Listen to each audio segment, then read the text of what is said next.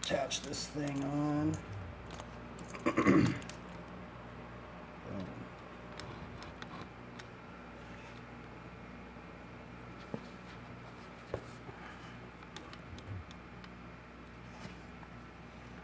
Greetings, travelers. Welcome to the hidden grove of learning the mysteries of flatland BMX, as well as learning more of the mysteries of God.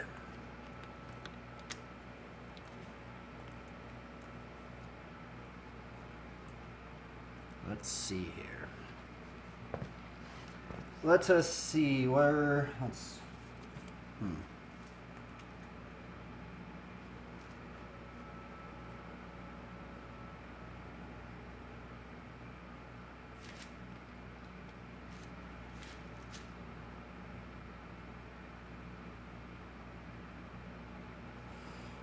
Okay, here's one right now. I'm just kind of, I have this one underlined.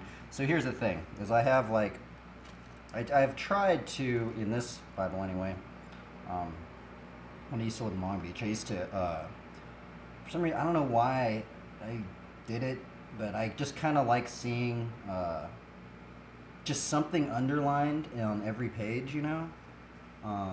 This is actually one reason why I do suggest, oh yeah, by the way, if you don't want to hear anything with pertaining to God's Word, I'd probably skip over the next 10 to 20 minutes. Yeah. Anyway, going back to what we were talking about, the one reason why I do enjoy and I like having the written, like an actual book, is because you can kind of like underline things, and I have little drawings in here, you know, like it's kind of funny. Like I have little illustrations that I put in. I guess that's something I could probably. I mean, I have this one. This one's kind of a funny one, you know, like just like really simple things. Let's see if I put this light on here. I mean, this verse is just so bizarre in of itself. I'm not going to start it off with this verse. See how they're like did little illustrations and stuff in it. That one, you know, just that top thing. Let's see, what other ones do I have up in here? Like this one, there's a little tree path thing. Darn, I just lost the place where I was at to explain this. But yeah, anyway, it's kind of nice when you have just so many things underlined, you know. It helps me to, I guess, better remember certain passages, because I have noticed, like, say if I don't underline things in the Bible, it's like it just kind of seems like just one giant text, you know, and it's harder for me to actually remember, you know, certain passages that I feel personally that I think I should be remembering, you know, for me personally. Okay, so we were going to start off, I just like, this is actually the first page I started off with. This is Proverbs 27:4. Wrath is cruel, anger is overwhelming, but who can stand before jealousy? Yeah, that's a very interesting one. Okay, so here's the thing about, you know, it's something to keep in mind, you know, jealousy. I think jealousy, from my understanding, if I remember correctly, is jealousy also is in the realm of coveting. Now, I have brought this up. See, here's the thing: is I will bring things up at times over and over and over again. But not only am I bringing it up again, but it's also something so I myself remember it, because I struggle with these very same things, you know. You know, all these things I I still struggle with this because a lot of this stuff is so subtle, you know. And I will say, there was a time when I was, living in Long Beach in my car.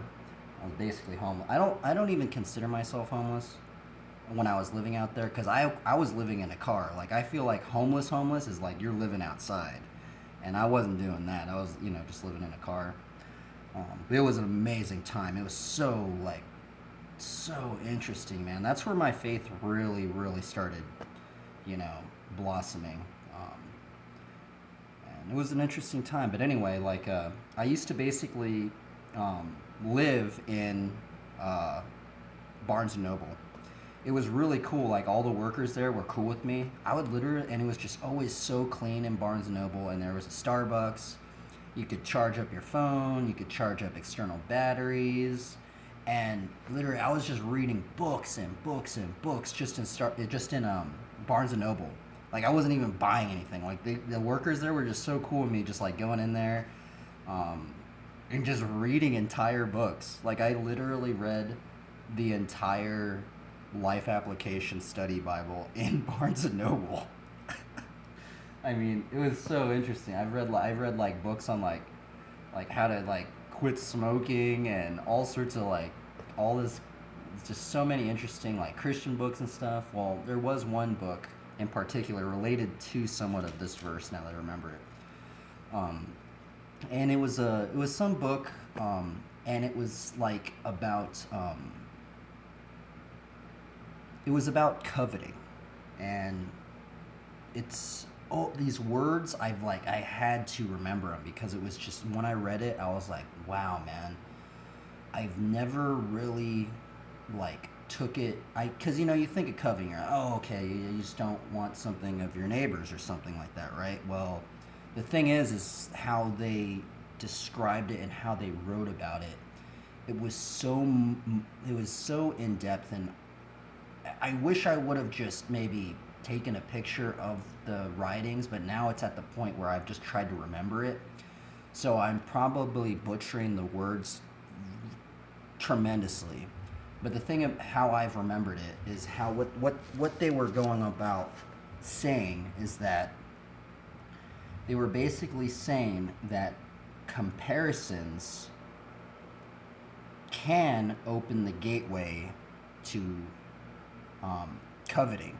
And how that can be so is that comparisons over time, you comparing your life or whatever, even anything really, you comparing your life with somebody else's, you comparing what you have, what someone else doesn't have, um, well, that can lead into feelings of envy.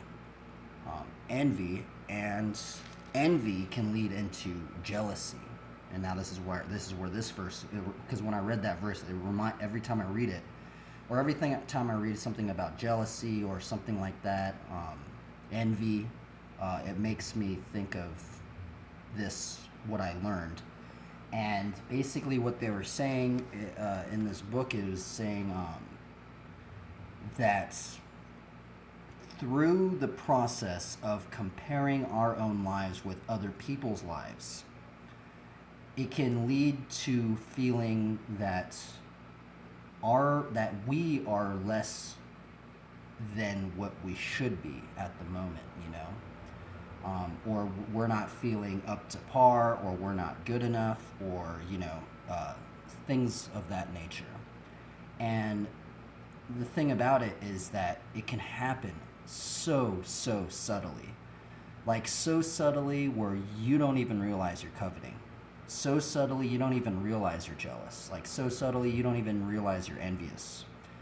And the thing about it is that what the book was saying is that coveting is the last commandment because it is a root commandment, and it is a commandment that leads to so many other sins. So we get back into like envy and jealousy and comparing our lives and comparing what we have with what somebody else doesn't have. Well, that can lead to feeling sad. Like we're sad, like, oh, I'm not good enough. I'm sad about who I am, or stuff like that. or and sadness over time can turn into depression. And what the book was saying is that this is something that is a vice versa. It can happen at two angles. So some people can become sad and depressed, but then some people can become angry and wrathful. Like saying, "Oh, why does that dude have that? I'm gonna, I'm angry at that. I'm pissed off at that. Stuff like that." And then I think what the book was also saying is that sometimes sadness and depression can turn into anger and wrath, and vice versa. Sometimes anger and wrath can turn into sadness and depression. And now, if we keep going down those trees of I'm not going to say I'm not going to say trees, these paths of these emotions. If we go deeper down into it, what causes murder? What causes like people wanting to steal things? It's because in some sense they are wanting something, or they maybe they've gotten so wrathful and angry that in order to feel satisfied, they want to murder, or because of envying something, they want to steal something of somebody else's because they feel like they need it or something. And so it's interesting because in our modern society, we are so filled with comparisons. Like I It's so interesting now that I think about it, is that it's so easy for us to compare our lives with other people's lives, especially with the internet. And it's something that actually I've had to take a great deal of thought about it, because I used to I have struggled with these things. And the thing is that the thing about coveting is that coveting can happen so subtly. And also, like, the thing about it is that, unfortunately, maybe intentionally and unintentionally, is that there are companies that, that we buy our goods from. Well, one of the things that basically some business models, in some sense, is to make people covet. To make people want to buy things that, like, say, like, I mean, say something like, like a car, for example, like, I don't know. It's good to keep aware of, because these things can lead into, like, envies and jealousies, just like, and it's kind of interesting because, like, wrath is cruel, anger is overwhelming, but who can stand before jealousy? Now, there's also some other verses I think there's even another proverb saying, like, envy rots the bones. Or is it? You'd think it'd be in the same chapter, huh? But it's watch. I'm gonna have to look it up. I don't remember where. I know it's something about envy makes the bones rot or something like that. Okay, here we go. I found it. Proverbs chapter 14:30. A tranquil heart gives life to the flesh, but envy makes the bones rot. Envy. Like, think about envy, man, and then think about, like, just rotting. Rotting is, now that I think about the word rot, it's like decay. And now, see, when I think about the word rot, it makes me think of, like, because it's not like rotting is like boom, you get hurt and you're just bleeding out and you're like, ah. Rotting is something that's like decay. It's very slow. It kind of almost like, like you might be even rotting and you don't even know about it, until you start smelling the putrid flesh of, rotten flesh. So, I don't know. So here, actually, right above this one, I have this one on top of this one. Whoever is slow to anger has great understanding, but he who has a hasty temper exalts folly. Now, see, this is a big one too, because now this kind of goes into, okay, what causes anger? What causes, and I've already talked about it, like 2 minutes ago, but So that's an interesting one, and here's the thing: is I struggle with these things. I've tried to. The thing about it is sometimes I will say, I'm not even gonna lie. Sometimes I do get inebriated. I try not. Well, here's the thing: is I've tried not to, become inebriated to the point where I've gotten like, uh, I guess what would the word be, drunk? Because there's like, you could, there's different levels of like inebriation. Some people have crazy tolerances. Like some people could take probably like 12 shots and they still probably won't even be drunk. They'll be like, like okay still. But then but then there is some levels where it's like, and the thing is that I feel like, me personally, um, when I've gotten very, very inebriated to the point where I've just forgotten all these words, because there is a point where I've realized now, because I try to keep these words in my mind, but there are times, and I guess it is a sin of mine, is that sometimes I do get flat out, fully, totally inebriated, where it's just like, I've forgotten all these words, and that's the thing, is we're supposed to not even be getting drunk, that's, like, and I feel like that's a level of drunkenness. Um, I think there's even one. Let's see here. Oh yeah, there's another one in James. We're gonna combo this out. No, actually, let me look at this one. This is actually the funny one. This this is such a funny verse. So it says, this verse is so hilarious. These verses. It says, this is actually the last proverb, chapter 31, but it says, "Do not give your strength to women, who your ways to those who destroy kings. It is not for kings, O Lemuel. It is not for kings to drink wine, or for rulers to take strong drink, lest they drink and forget what has been decreed and pervert the rights of all afflicted." See, and that's so funny because I literally, a lot of the, so now when I look back at my own life, I feel like a lot of the situations where I got in trouble, where just bad things occurred, was basically when I was like really inebriated, and then also just like girls were involved too.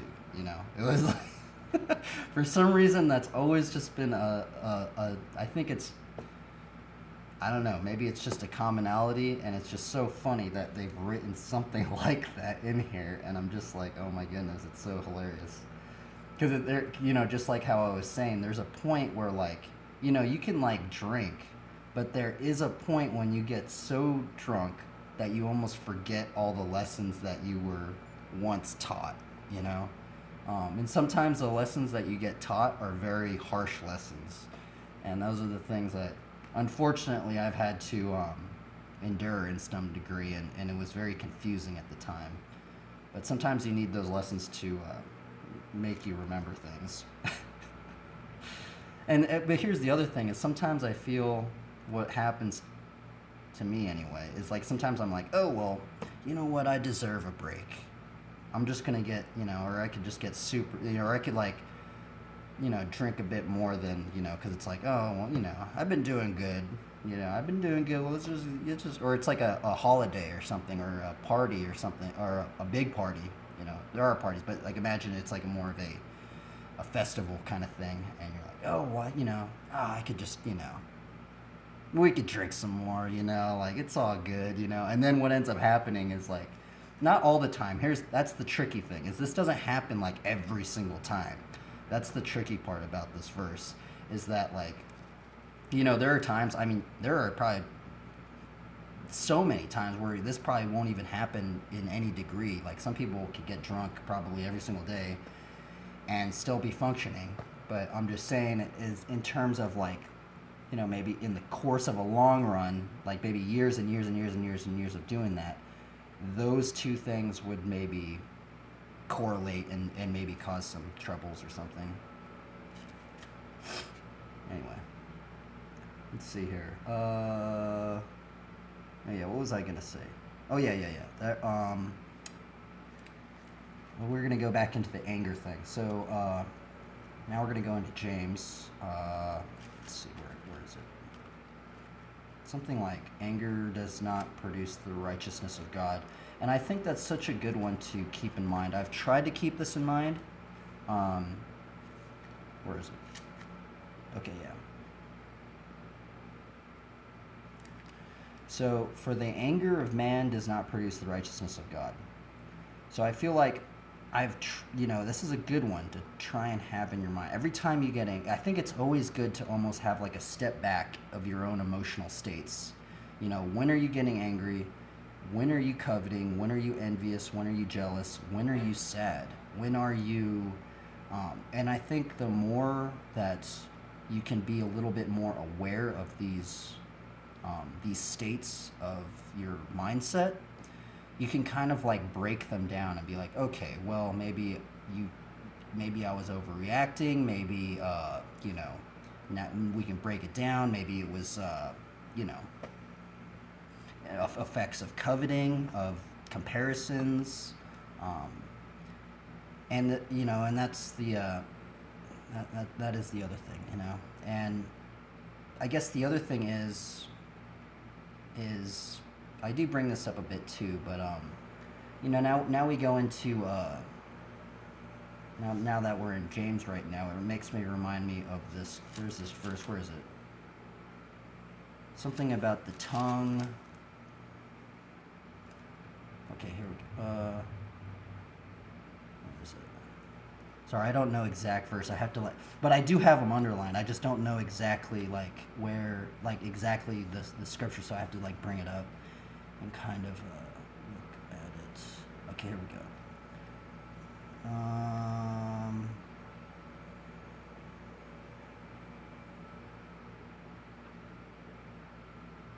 For we all stumble in many ways, and if anyone does not stumble in what he says, he is a perfect man, able also to bridle his whole body. If we put bits into the mouths of horses so they obey us, we guide their whole bodies as well. Look at the ships also. They are so large and are driven by the winds. They are guided by a very small rudder wherever the will of the pilot directs. So also the tongue is a small member, yet it boasts of great things. How great a forest is set ablaze by such a small fire. And the tongue is a fire, a world of unrighteousness. The tongue is set among our members, staining the whole body, setting on fire the entire course of life, and set on fire by hell. I haven't read this verse in a while.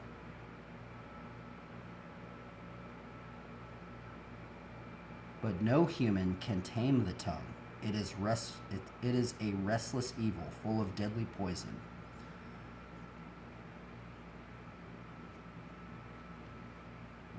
I guess that wasn't where is it?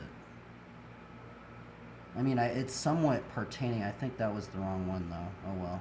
I mean, not the wrong one, but, I mean, it does talk about the tongue. Man, I thought there was a verse saying something like, the tongue brings life and death.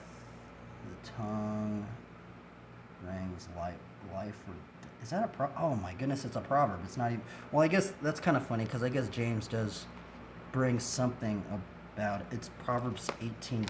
Okay, so we got in Proverbs 18:21. Combo it out. Let's just combo it. Okay, here, I already have this one underlined. That's weird. I don't have a pencil with me. I would underline it right now, but... Death and life are in the power of the tongue, and those who love it will eat its fruits. So, now here's kind of the weird thing that I feel if, say maybe mainstream churches would, maybe mainstream pastors or whatever, they would listen in to what I'm about to say. They'd probably say, it would be like, dude, why are you talking about that? That just probably shouldn't be saying. It might be kind of controversial. I don't know. But I did meet this believer in, now I brought this up many times as well, but I did meet this believer in Long Beach, actually by the Barnes and Noble. And he was really interesting. He had so many things to say, and I learned a lot from him. But he was based, now we're talking about the tongue right now. And the thing is that he was saying, well, he brought up to me because I was like, oh yeah, man, like the armor of God, like paladin and stuff like that. Well, he was like, well, do you know why they call the word of God the sword and the spirit? And I'm like, well, why? Isn't it part of the armor of God? Isn't it just a sword?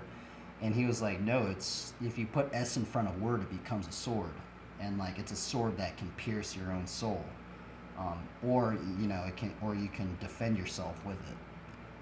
And in some degree, and then he brought into like spells or something like that. And I was like, what in the world, spells? You think of a spell and it's just like, okay, like some sort of like firebolt or, some sort of like spell that would, like I don't know, thunderbolt, firebolt, something like that, You think of it like a spell in a video game or something. But the thing is that sometimes, like how he put it is that in some degree the Bible teaches you these spells of spelling of words so that when, say, something occurs in your life, you can somewhat defend yourself or be protected by a bad spell, because there are bad spells out there. There's bad spells. Now we're going to go back into like the coveting. There's bad spells of making people feel envious, of anger, of depression, of sadness, of jealousies, and making you feel not good enough, making you feel like less worthy and stuff like that. And here's the weird thing is that sometimes we don't realize that our own internal monologue are using these bad spells. So in some cases we have a curse upon us because sometimes, because I think, didn't we just read something like that? Like, so the tongue brings blessings and cursings, right? Is that what we read? I take my word there, so maybe I got that wrong. But, so with the tongue, and the tongue kind of represents, like our words that we use.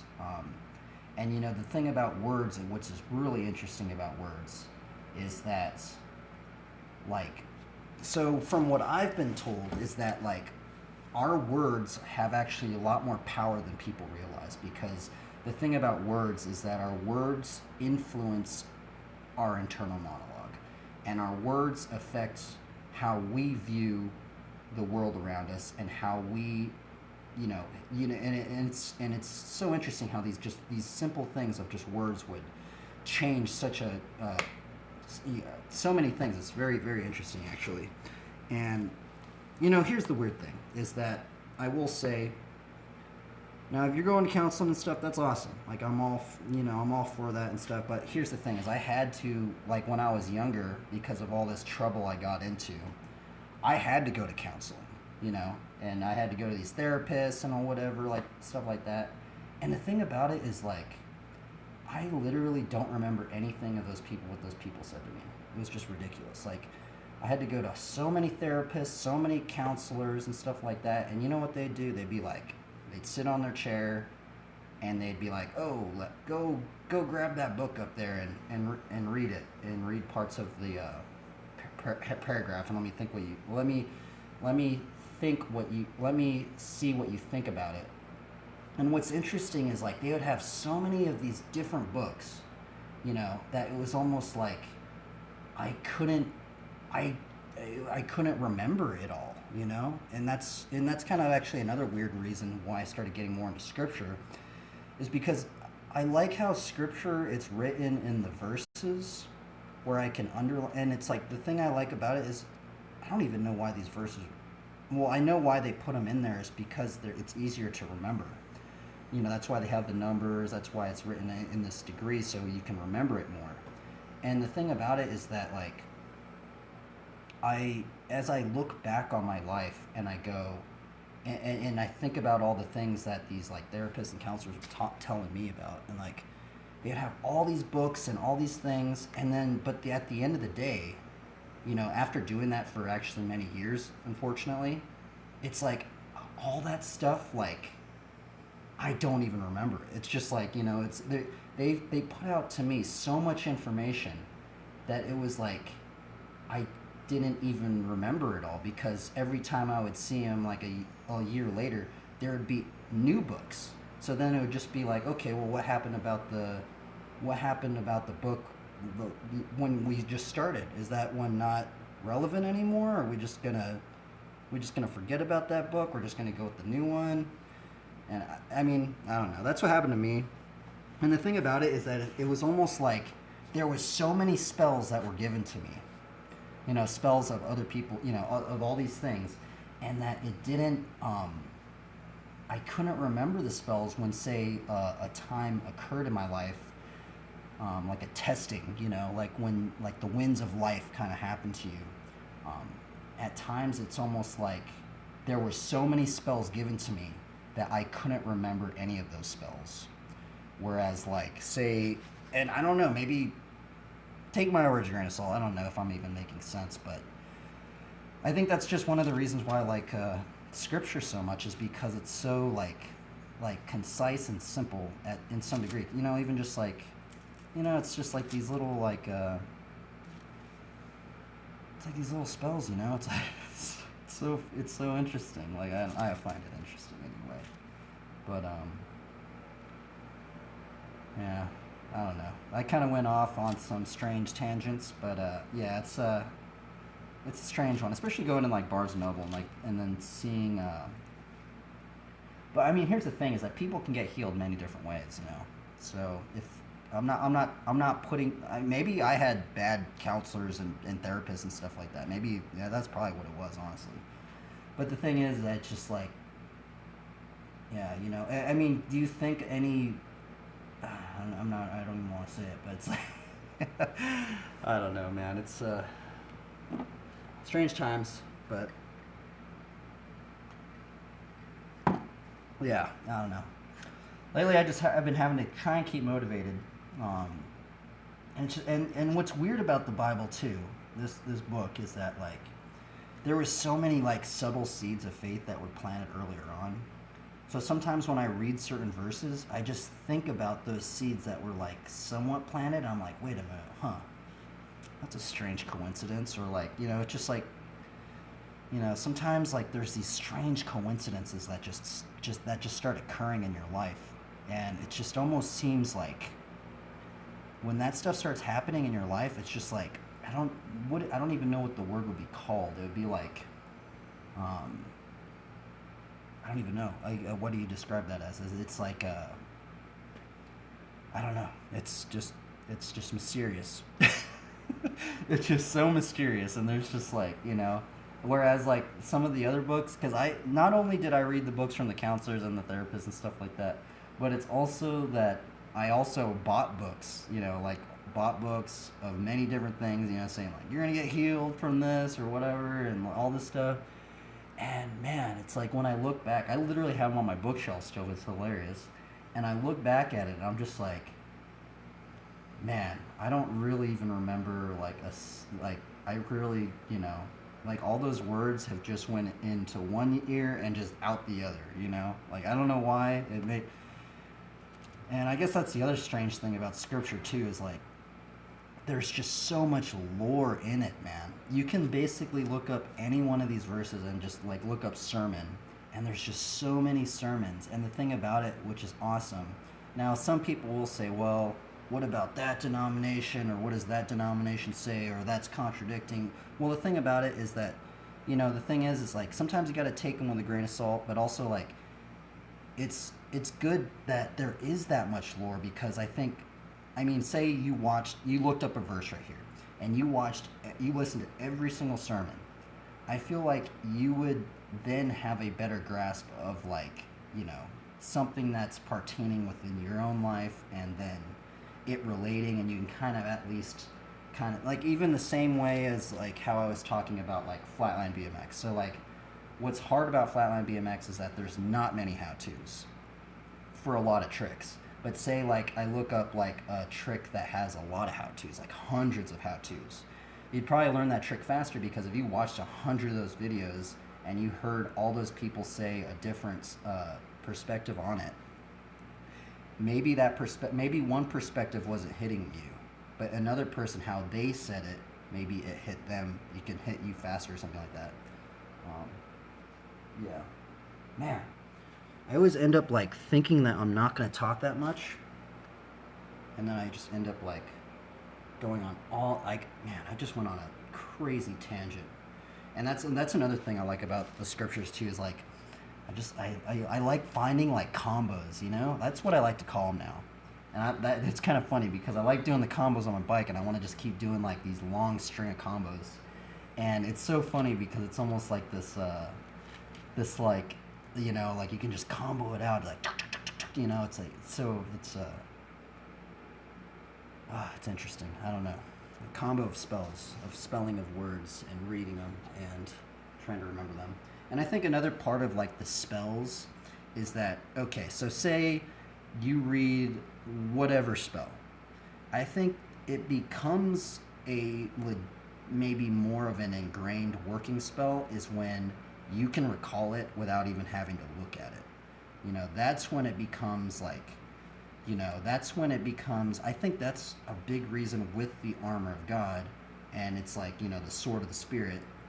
And so the sword of the Spirit is the word of God, and then so when these trials of life, or when these, you know, these things happen, because they will happen. There are things that will happen, and you know, things that it'll happen in such an unnoticeable moment, and the thing is if you don't have that, I guess, the spells already in your mind and ready to recall them at a moment's notice, then it's harder to really be protected, and you can be kind of engulfed by potentially even bad spells that will affect the psyche in negative ways. But I don't know. That's just how I view it. Maybe I've played the Paladin a little bit. Maybe I've gotten too much into the lore of the Paladin. But I mean, that's the other thing about the Paladin, which I think that what's cool about the Paladin is you can like bless other people. You know, that you can bless others, and how. So okay, so I think there's subtle lore things in the Paladin to learn from. You know, so with the Paladin, like how do like now if we think about a Paladin. Okay, so in basically most Paladins that I've encountered in RPG games, Paladins can bless other people. And they can like, they have auras. You can have an aura of a Paladin. And I think in some degree they've gotten that inspiration from like maybe like our own spells of word usage that we use. You know, like, I don't know, something like that. Until people just forget the words that you even said. I don't know. But yeah, I like Paladins, and I like the nature classes. I like, you know, anyway.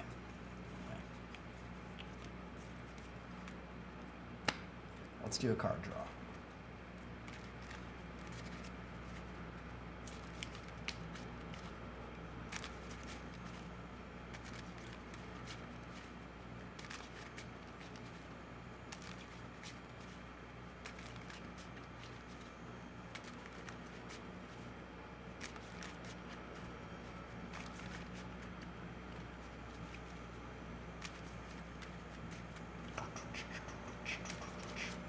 This was trying to talk, actually. It's so weird. I always like go, I'm like, okay, well, it's weird because, like, I don't know, I haven't really been, like, writing anything. Well, I have written a lot of questions down on the internet and stuff, but it's like, you know, lately I've been going into these, like, because I have so many of these verses underlined that I just start off with a verse, and I just kind of just let it, you know, just take off or something. I don't know, really, but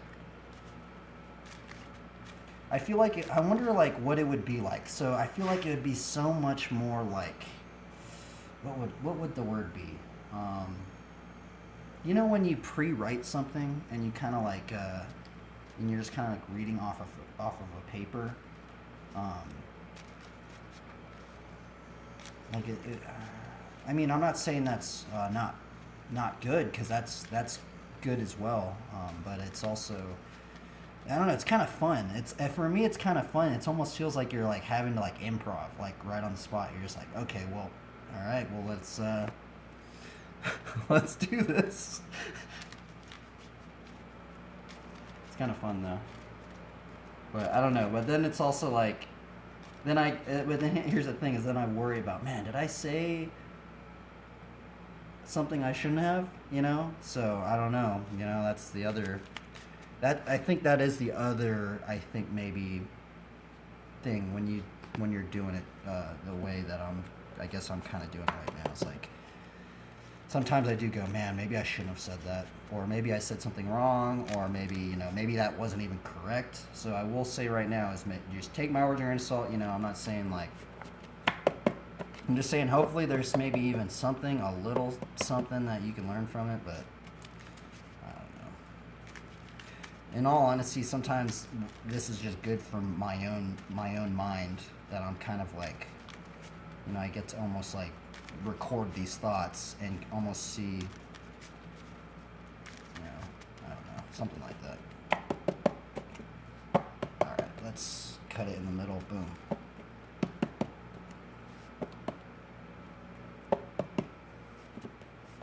And let's see what we draw.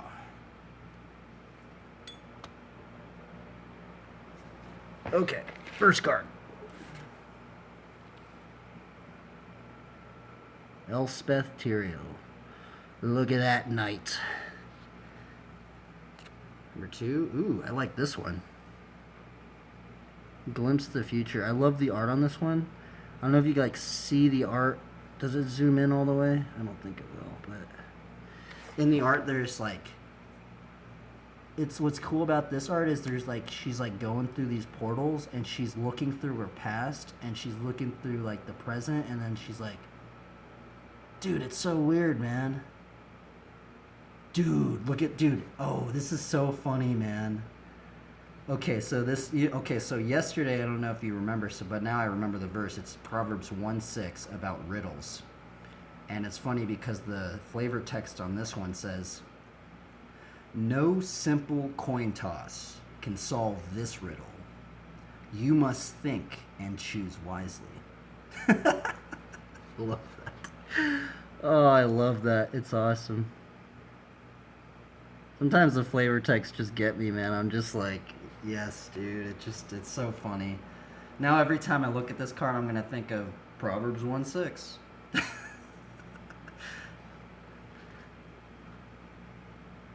Call to serve. You know what this card reminds me of?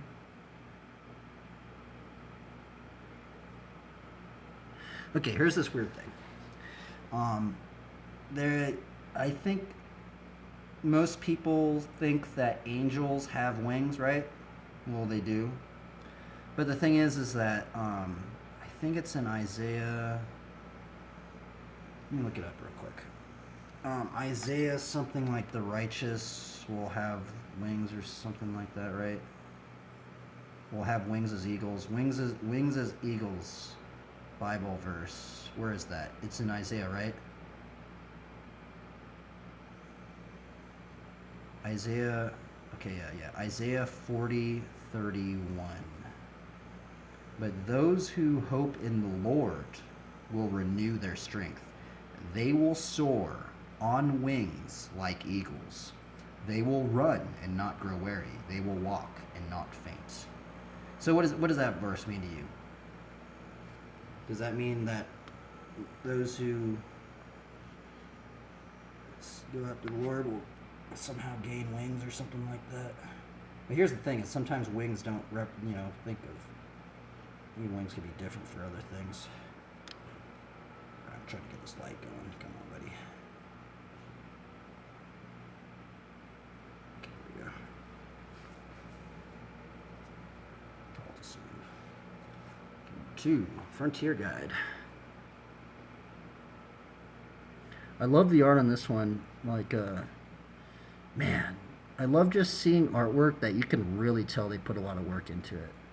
You know, I mean, here's the thing: is I do like abstract art too, but man, there's some abstract art where I'm just like, man, it's dude, like, I've seen like, I mean, not, I don't want to like put, I shouldn't even be saying it, but it's just like sometimes it's just strange when I see some abstract artwork and I'm just like, man, it looked like you did that in like 10 minutes, man. you know, and I don't know. It's just like, but like when I see some well crafted artwork, man, like where they put a lot of work into it, and like it's like you cannot draw that thing and paint that thing in 10 minutes, dude. Like that person put in a lot of work to paint that out. It's also Wayne Reynolds. What's cool about Wayne Reynolds, I've said it many times, but he's actually one of the few magic artists that I've seen that's actually trying to like proclaim the faith in any degree. It's very strange. I never thought that Wayne Reynolds, out of all people, would be an artist that would try and do that. So, and he's a pretty big staple as well. So, it's very interesting seeing somebody like that. I think that is another very very interesting thing, is when you see somebody that has a very big platform and they've never proclaimed the faith in any degree, and then they start doing it. That takes a lot of courage, I think, because in some degree, I think like that takes a lot of courage. I think because then you have to like, because then you're thinking about, oh, what are all the other people going to think and all that stuff like that, and that's it's interesting. I think there's a lot of, I mean, I can only imagine because how I felt. So on some of my other platforms, to be really honest, I don't even want to proclaim the faith because I'm like, man, dude, what are all these people going to think of me? Like, yeah, this is not going to work or something. I just have these thoughts in my mind because people can leave comments and stuff like that. And that's what's interesting about Twitch, which I talked about yesterday actually, is that like, since people can't really leave comments, I mean, unless they're in the chat right now and like, or they tell me or something like that, I really don't even know what the viewers are even thinking. So, maybe people think I'm just crazy. I don't know. But I don't know, man. Sometimes I don't even like, sometimes I feel that my words might not even make sense. That's kind of the, I don't know. Screw it. Let's just keep going. 1, 2, 3, 4. Oh, man. Ooh, Master Transmuter. I love this card. Awesome. There's actually a new one I put in there. I like that. This is the flavor text on this one. Wasted potential surrounds us. Lend me that bauble and let me see what it can be made to be. Oh, that's cool. 2, 3, 4, 5. Okay, Samite Blessing. Samite Blessing. 7. Mistveil Plains. The last card of the draw of today. We have Elvish Visionary. The flavor text in this one is, from a tiny sprout, the greatest trees grow and flourish. May the seeds of your minds be equally fruitful. I like all the art on these ones. It's been a good art day. Welcome to the gallery, everybody. Welcome to the gallery.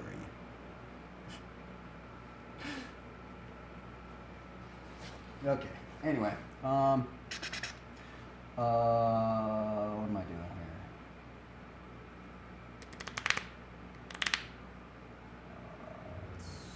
I'm trying to think, like, what have I been working on?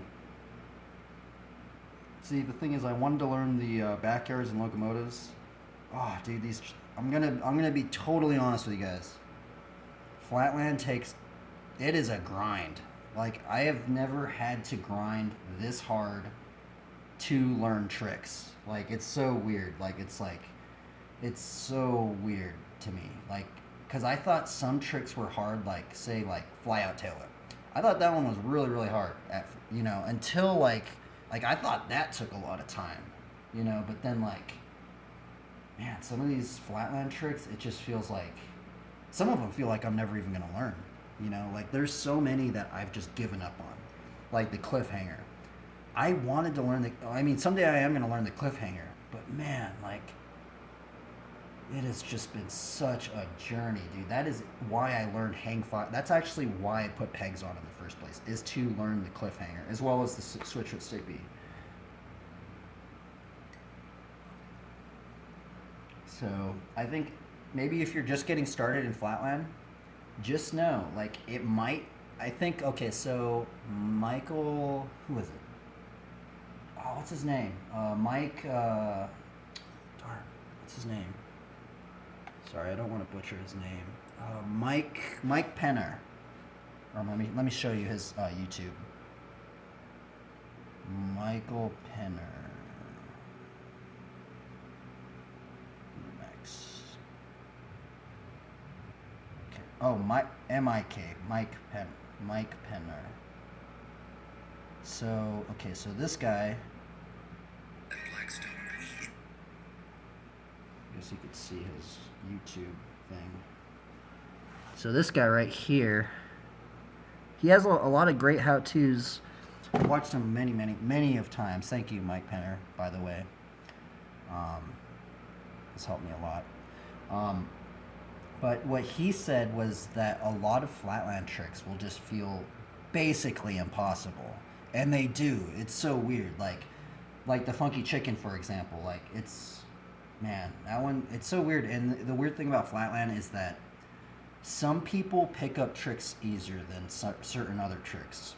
Maybe it might be due to body composition, maybe bike geometry, stuff like that. But the thing is that it's what I've been enjoying about what I think one of the other reasons why I've been getting more and more deeper into flatland is because kind of like the more deeper you get into it, you can actually start seeing the paths that people go down, because it's almost like you can't learn every single trick. Well, maybe you can if you're crazy, but it feels like there are certain paths that I see certain flat riders go down.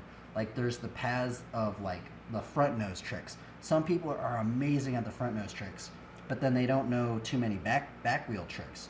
Then there's some people that do know the front wheel and the back wheel tricks, but then they're not really the masters of like one or the other. They're kind of like good at semi good at a lot of them. Some of them anyway. But I don't know. It's just interesting. It's interesting seeing like because with flatland, it's like the more time you spend in a certain path, the more combos just start opening up at times, and it's like it's so weird. It's strange seeing like what flat riders really picked, and it's actually very, it's like an RPG game, like an RPG game. You have the trees, and so you can like what spell do you, or not, maybe not well, yeah, I guess kind of is like what ability or spell do you want to learn, like which one do you want to like put your point in, and put your time in, and that's what it feels like, and just it's so weird because I used to play a lot of WoW. I still do play WoW. I probably should just start streaming it, but it seems like nobody watches that for some reason. I don't know why, but anyway, but like yeah, it kind of feels like that. But the flatland almost feels like I guess just BMX in general. I guess anything in general that you want to get good at, but it feels like you're like grinding in an RPG game. Like you're grinding and you're just leveling up.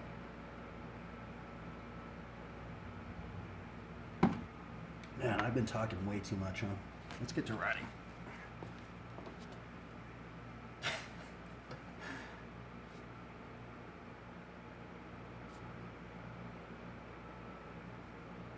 Let's get to riding.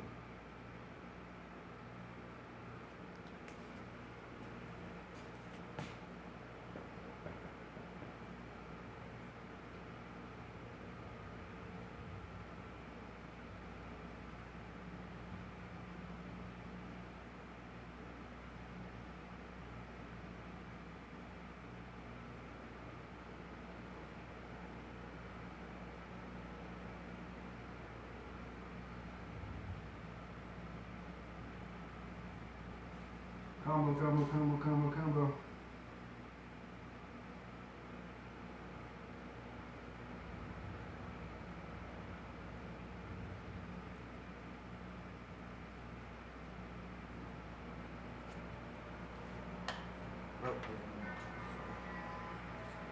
Okie dokie. Let's ride our bike now after that long, arduous stop.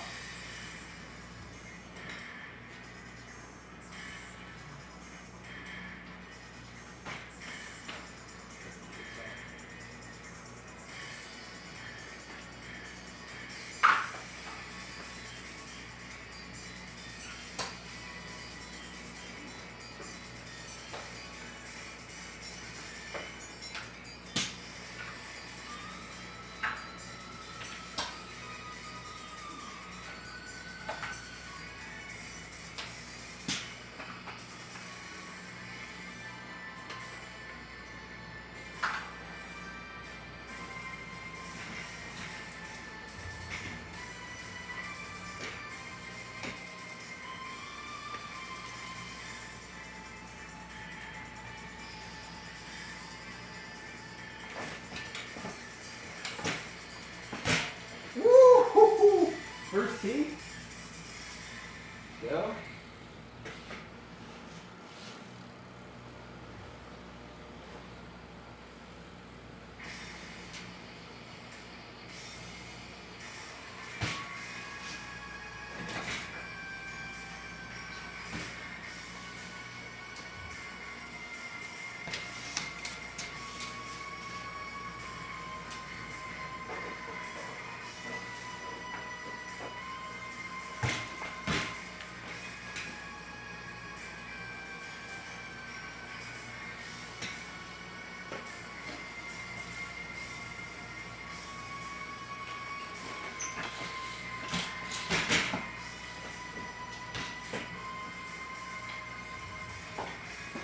Oh, I knew I wasn't going to land that one. Going too slow. Got a good little line there, though.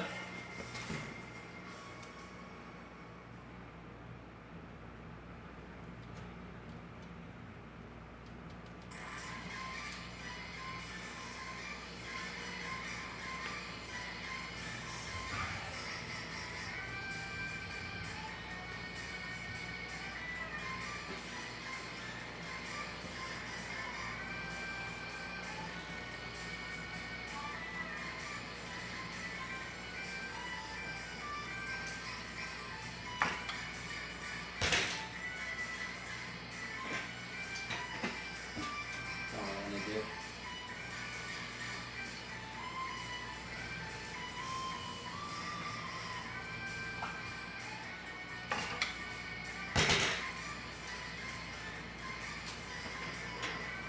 Ah.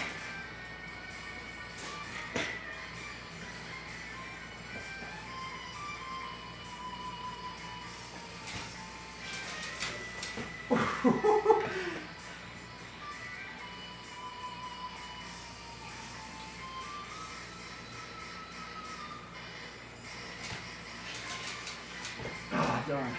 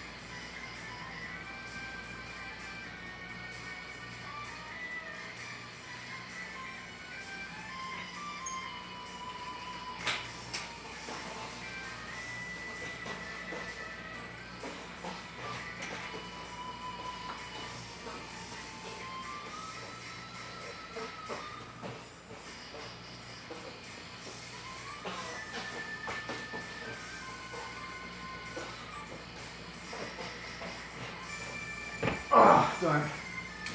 Too many.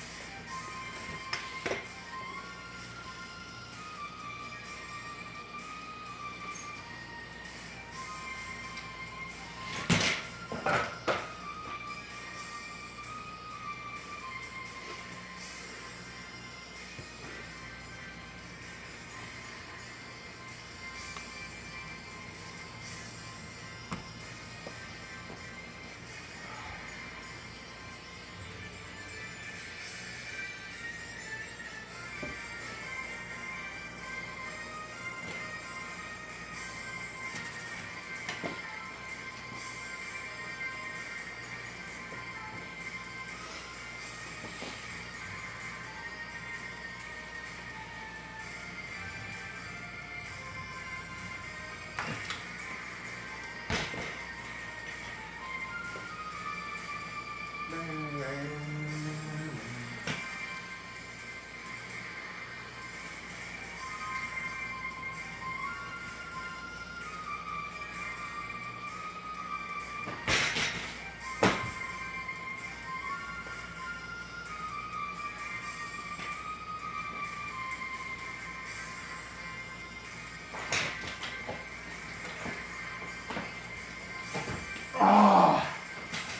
almost did 4 right there.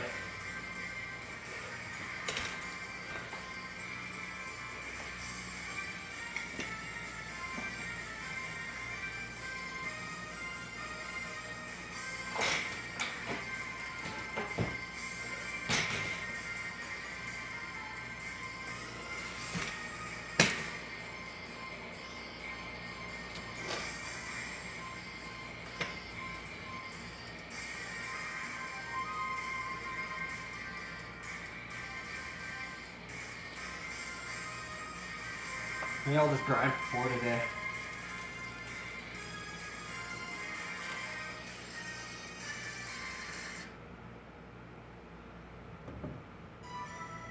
I like this OST because it's not on copyright.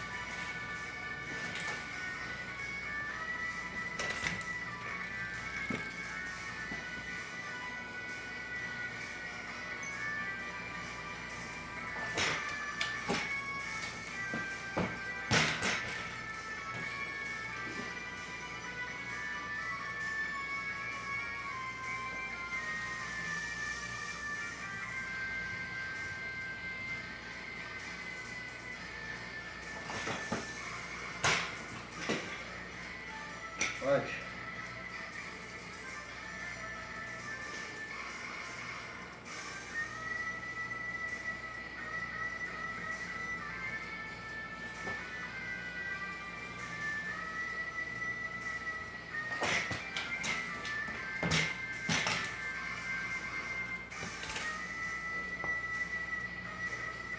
Shit, my crank's loose? Oh, darn it. I need to tighten that.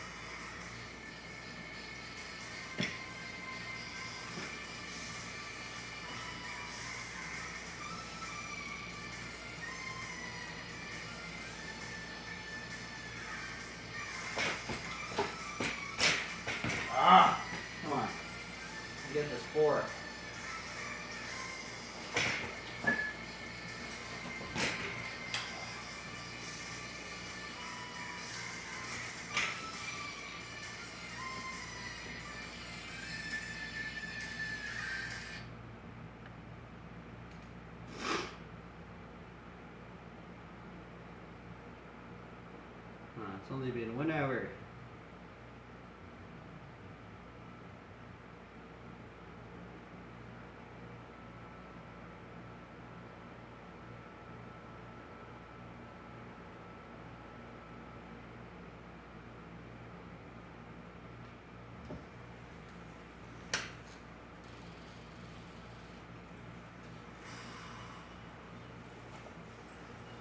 See if I land this new combo.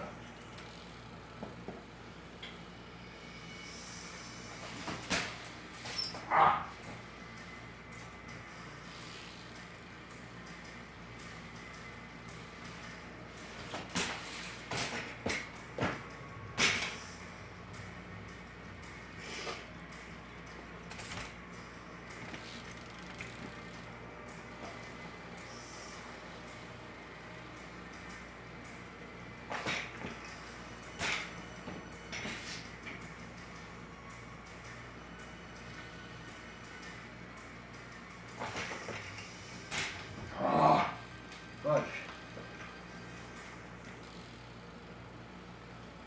Why don't you just come easy? I don't know why.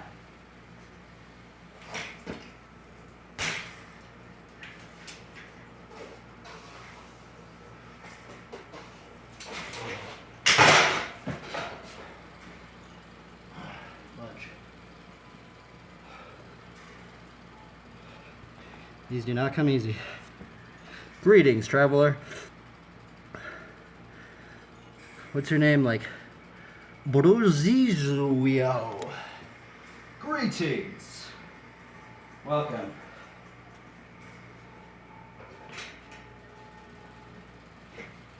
How goes it, travelers? Welcome to Paladin Training.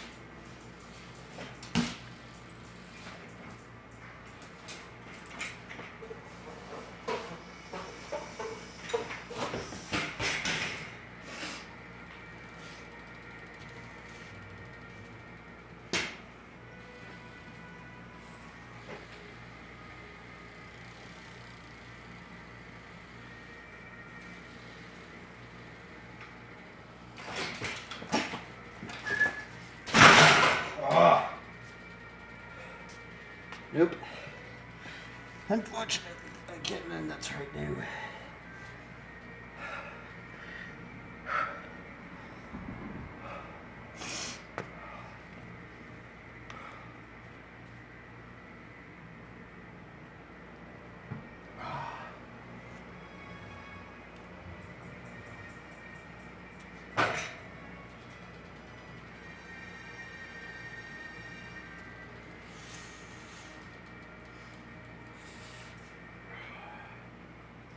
Pretty hot in here. Why does it always get so hot in here? Ugh.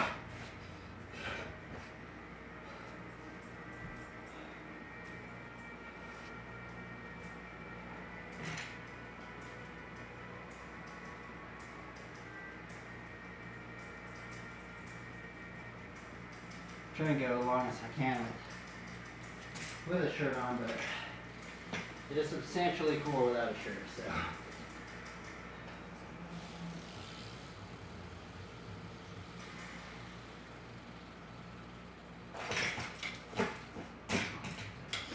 You know what I should probably be learning? I should probably be learning the fire hydrant to back squeaker. So that's what we're going to be doing.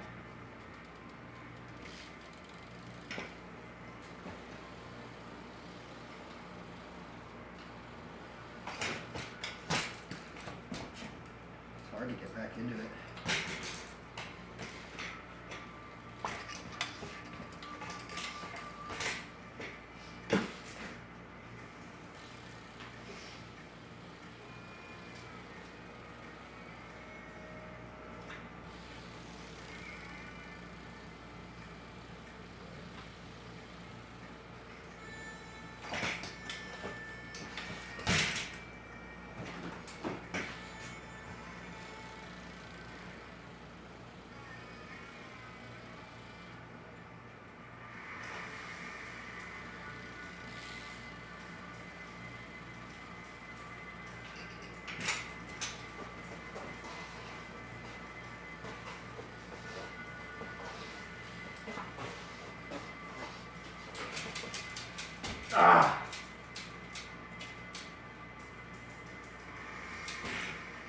I haven't landed one of those in a very long time.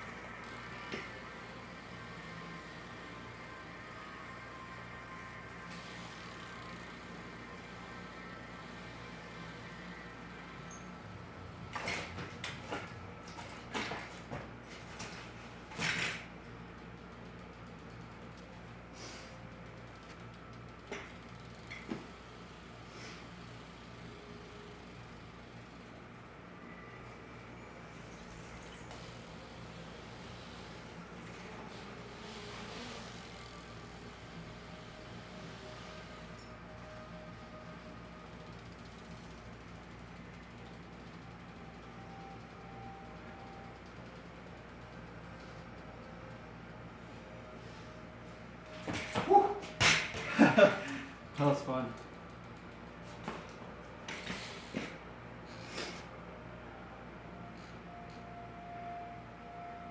I like this.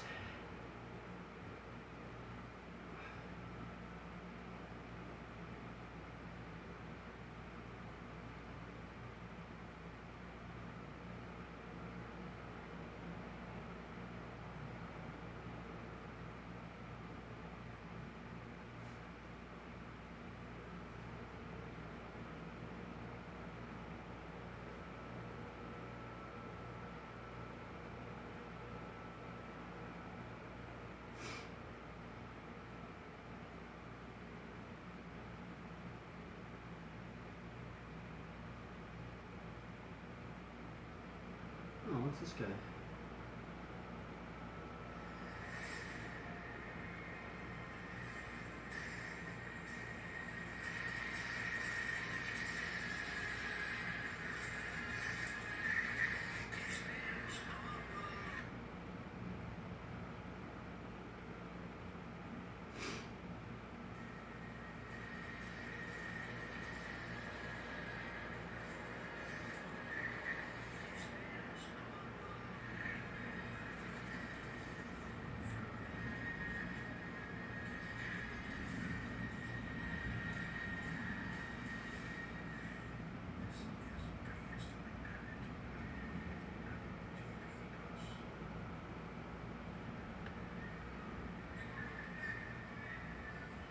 I like this stream. It's like gymnastics.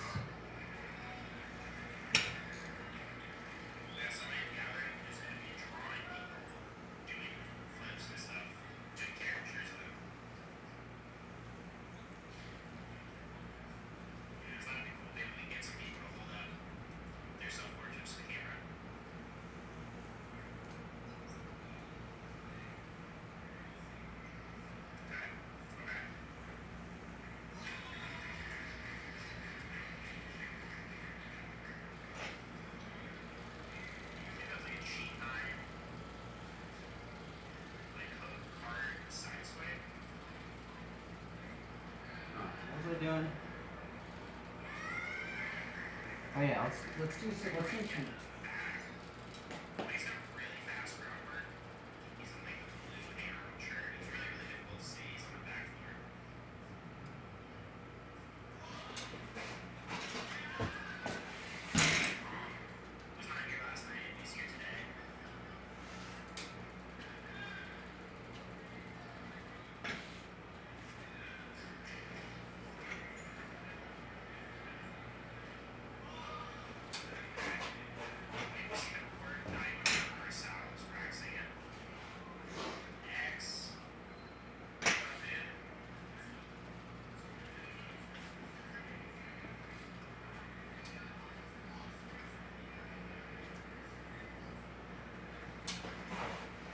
Oh man, I'm the card series.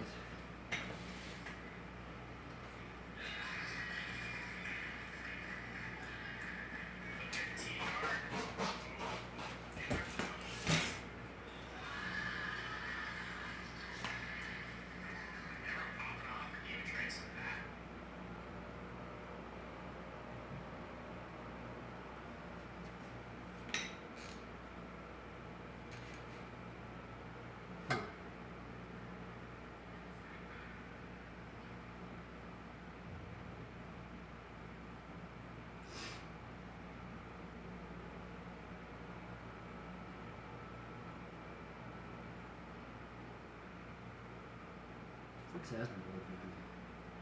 He planned to kill all of them.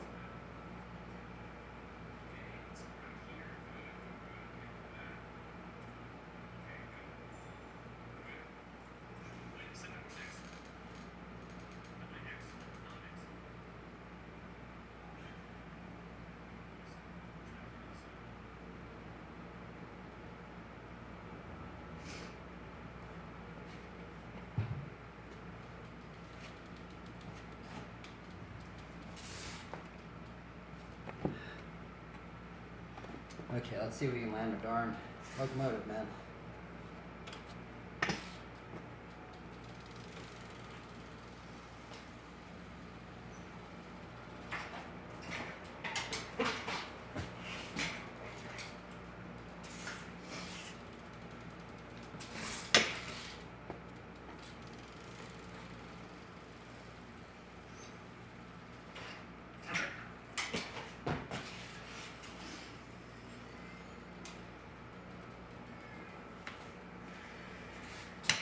That, practice funky chickens.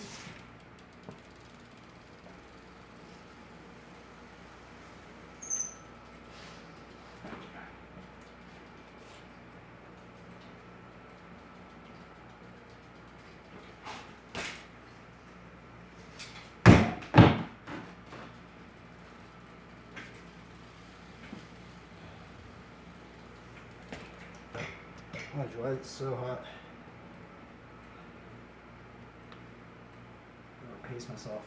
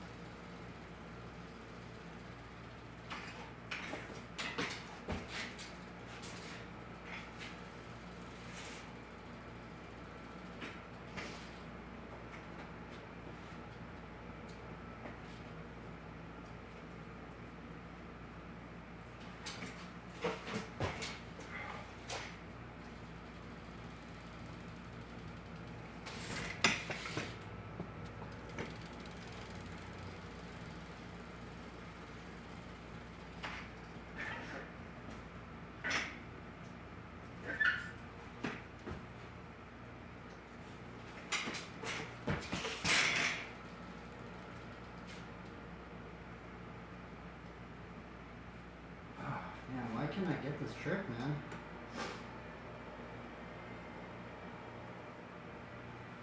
It's brutal.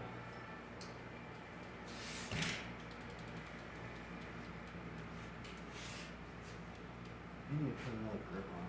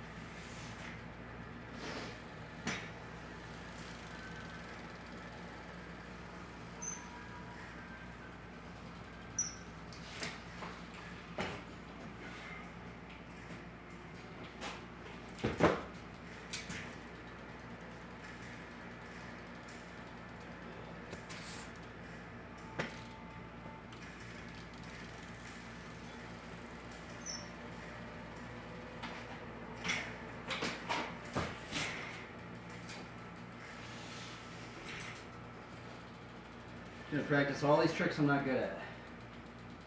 That. And regular foot. I'm starting to get the regular foot here.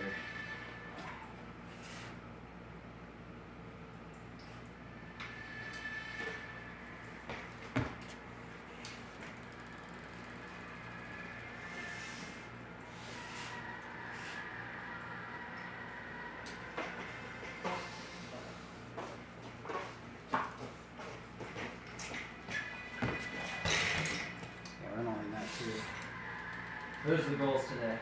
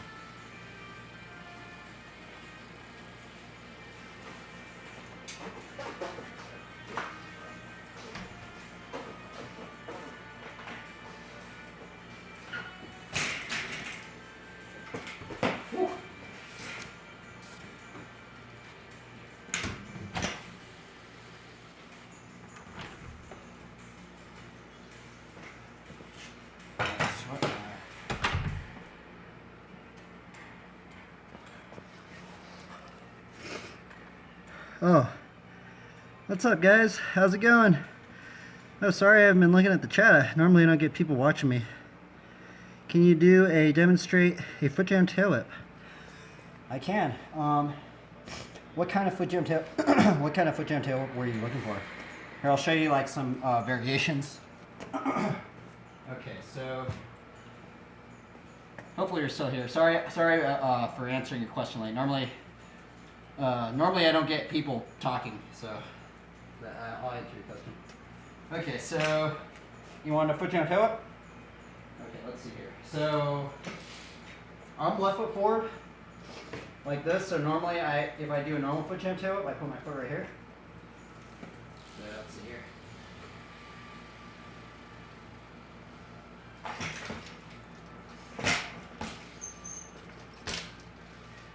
So there's that one, that variation of the foot jam tail whip.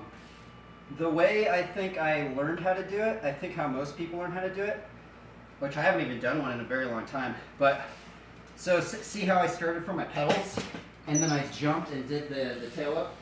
Just see like how I started from the pedals and I jumped into that. Well, I think how I learned it at first was you start off on this side with your foot on, I think, this pedal, and instead of having to jump, you can kind of just, you know, it's actually kind of weird because I haven't done it so long that I kind of forgot how to do it. So you start off with your foot over here on this side, and you kind of like, I honestly find it harder doing it that way. There's that.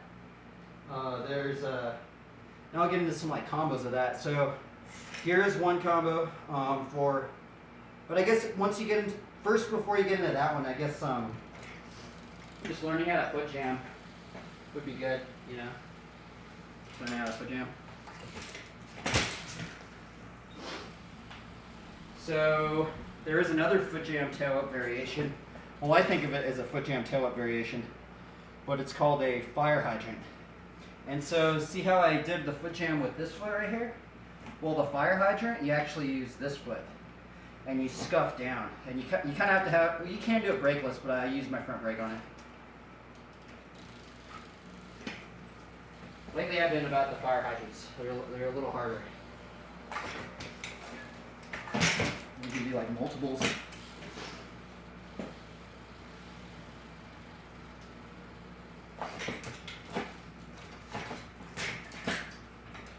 Yeah. I've been trying to do 4 of them. I almost beat my record yesterday.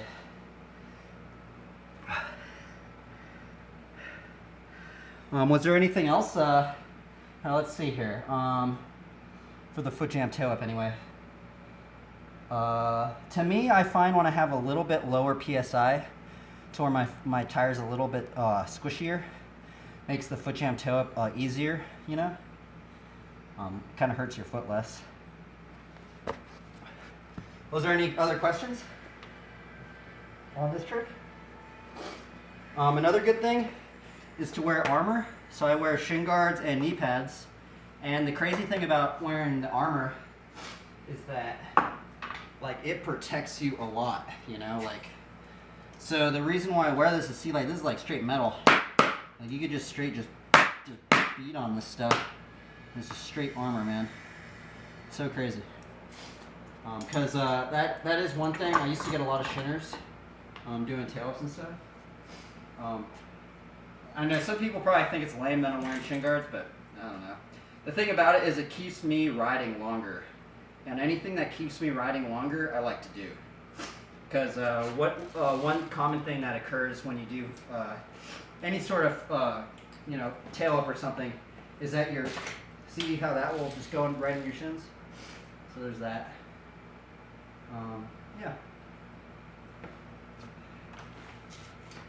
See if I can do a foot jam tail up variation.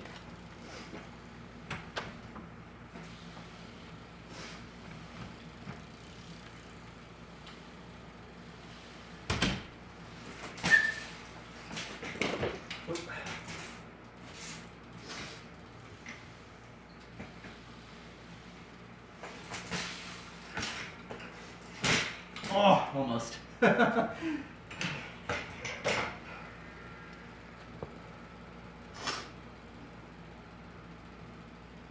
man, for some reason I'm sweating a storm up in here, man. I feel like a rain cloud. Okay, here we go. Yeah, boo. You are a regular? I just found his channel a few days ago. It's cool. Wow, that's good quality. Thank you, man.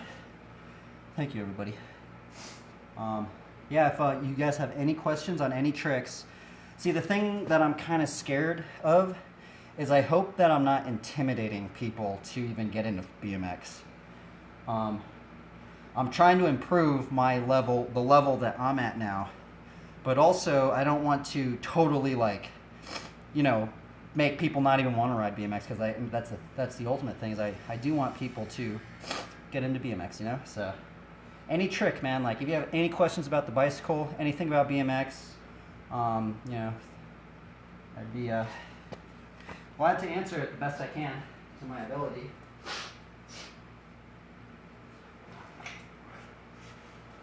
My bike might look kind of weird compared to a lot of other bikes because right now it's kind of in flatland setup mode. I run, a lot of people are brakeless, which I don't have any hates on that. It's just the thing about it is I do so many tricks with brakes, you know, so.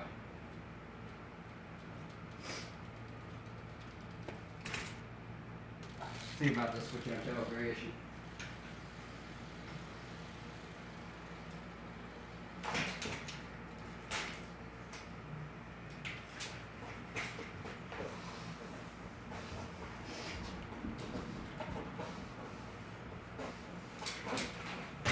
Oh, so close.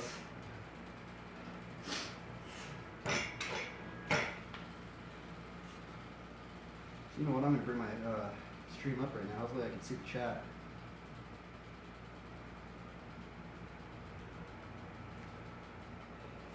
For some reason my chat's been a little strange. Like, for some reason my chat works behind this phone but not on that one. What got you into BMX? How do you keep that passion? Huh, that's a good question. What got me into BMX? Well, I guess the thing is I guess my dad, when he was really, when I was like 4 years old, he got me a bike, and it kind of like, I guess ever since then, man, I got kind of hooked on the bicycle. I mean, what also keeps me into the bike is that, man, it just out of anything I've ever done in my life, to be honest, besides like, you know, trying to seek the Lord and stuff like that. Besides that, it's really like, I don't know. It's made me feel pretty rewarded, you know, because like, I mean, I guess they probably call it a runner's high, you know, when they say that, runner's high, but it does, like, I don't know.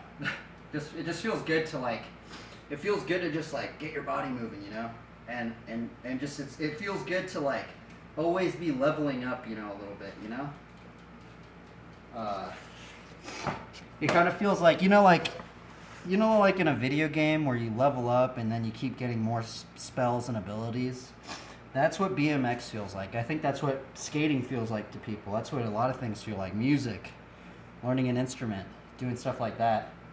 But, man, it's just the people that I've met riding the bike, the friends that I've met, just like, it's so cool. What's cool about the bike is like, you can basically go to any skate park, and if you see other people there, you're probably going to be cool with them, you know?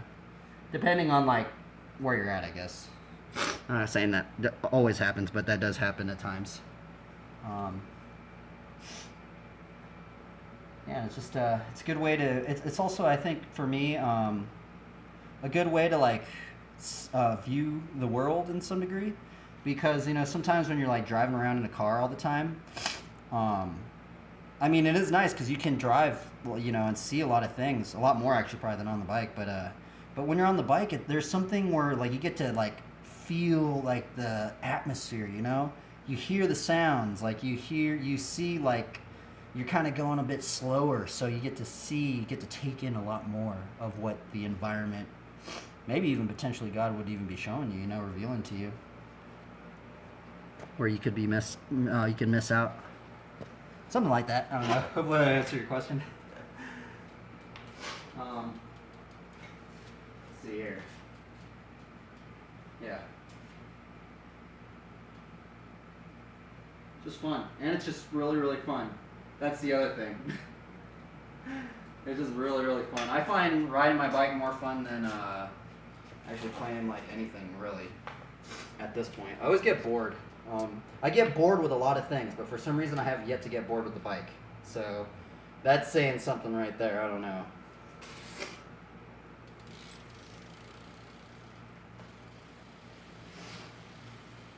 Yeah, if there's any tricks you want to learn, or you're interested on what bike you should get.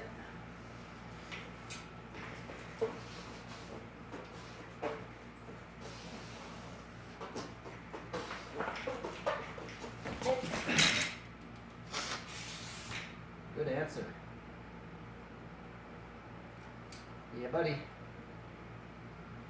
Yeah, there's kind of like a realness to the bike too, like, especially like kind of like when you go to the skate park and stuff, like it's just like there's what's the word? It'd be like authenticity. There's an authentic character that people bring to the table. Because sometimes when I play some video games, it's like, man, people are just hating, man. There's so much hate, man. There's so much just negativity at times. And sometimes, like, I don't know, for me personally, I just try and stay away from I say I try to stay away from it, but sometimes I'm even caught up in that whole thing as well. But, it just, there's a lot of, you gotta be wary of the toxicity. The toxicity of our city. Of our city. Gotta be aware of the toxicity. Because it's out there.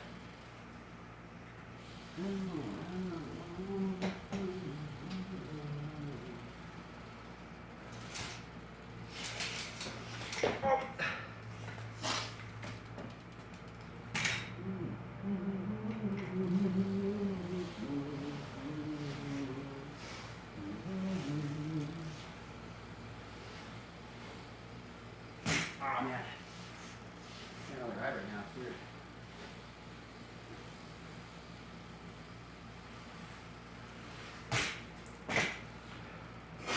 I'm a little tired right now. I'm not on my zeal game, however back any moment is.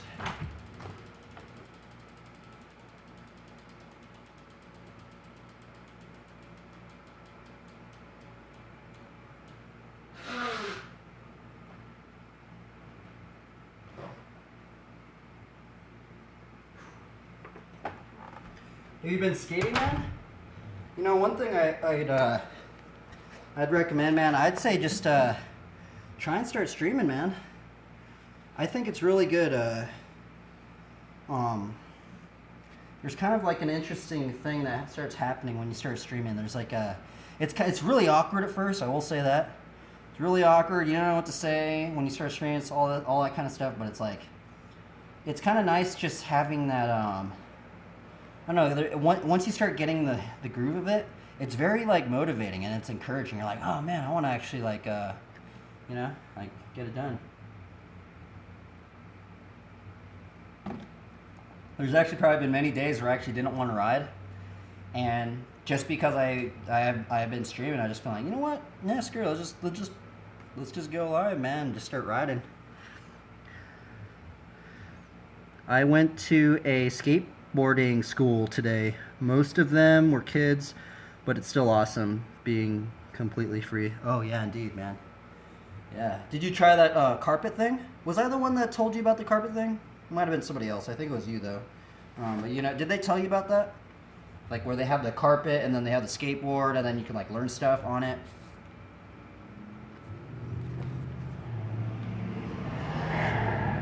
I should get a skateboard. It would be really cool. I should probably get a skateboard.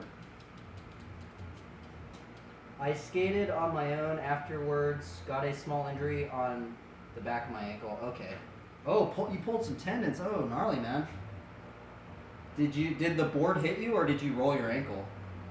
So, I mean, one thing seems kind of like, I don't know, I think like if you, I don't know, there's kind of like a weird consensus of like people that say, oh, don't wear any armor. Don't wear armor, it's not cool or whatever. But if you look at Rodney Mullen, watch early Rodney Mullen stuff, and he's wearing full armor. I think he's wearing a helmet, elbow pads, shin guards, knee pads, and freaking ankle guards. Because right now I'm pretty armored up. It probably might not look like it, but I'm wearing an ankle guard. I got this ankle guard at Walmart. And the ones at Walmart, they don't have an ankle thing, so what I did is I got another piece of like leather, and I made like an ankle thing. So this goes all the way down to my ankle. So this helps me not get hurt. And then the shin guards are just, dude, they're a lifesaver. If I didn't have the shin guards, I probably wouldn't be riding every single day. I'm just gonna lay it flat out right there, because I'd just be like, I got a shinner, oh, I don't want to do these tricks, you know? Because it's not like shinners hurt. The thing is that, you know, I'm okay with getting a shinner. You know, I've gotten so many shinners. It's just the thing is that it makes me hesitant to do certain tricks, and I don't like being hesitant. So, and then I'm rocking the knee pads.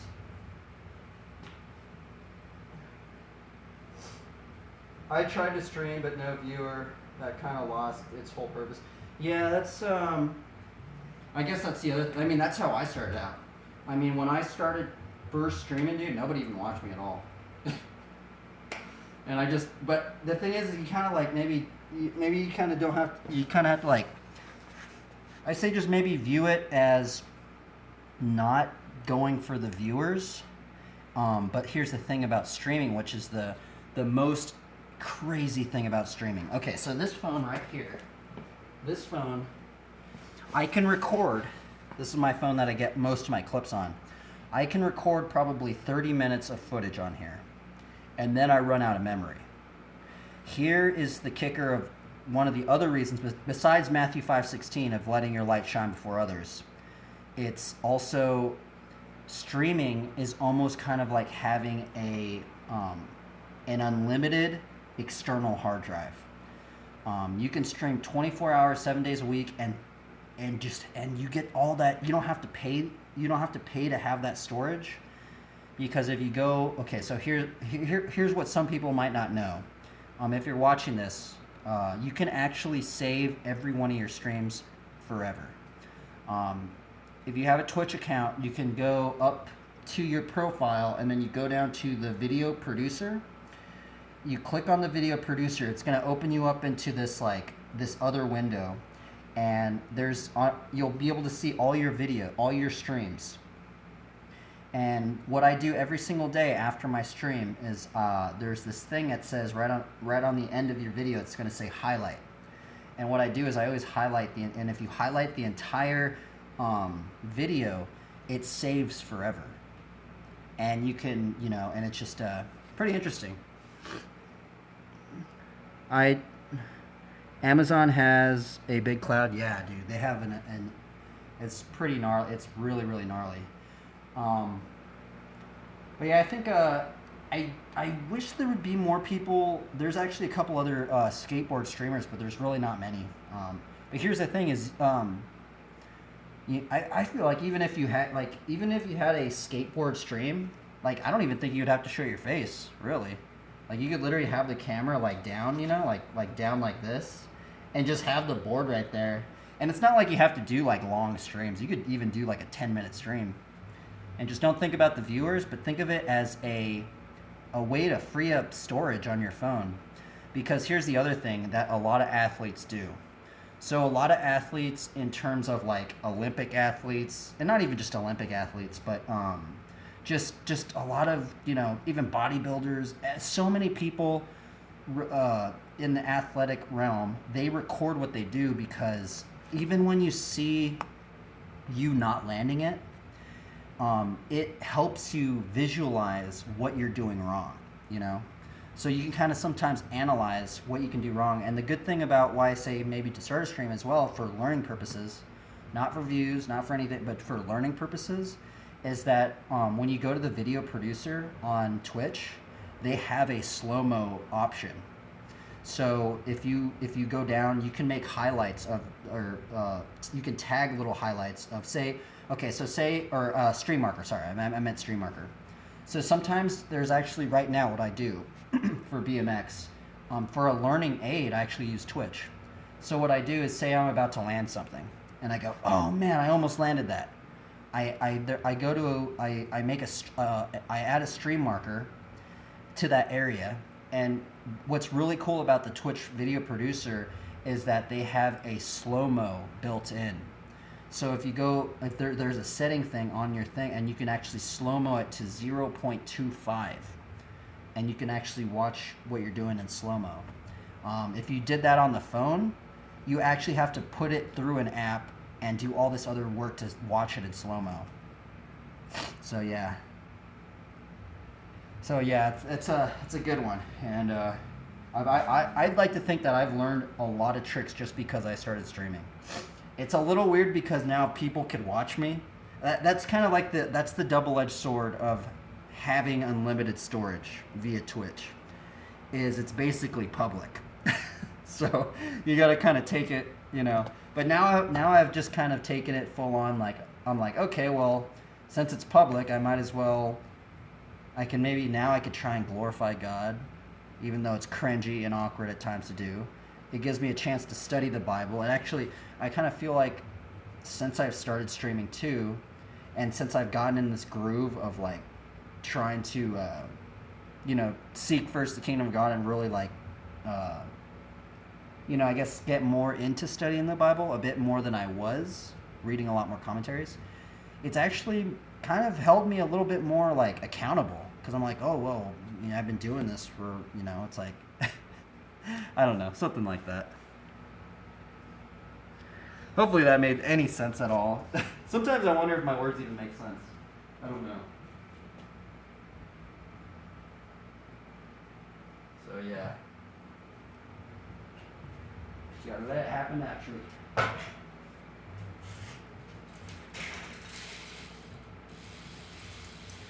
kind of wondering, like, what other stuff? I mean, for skateboarding, I know.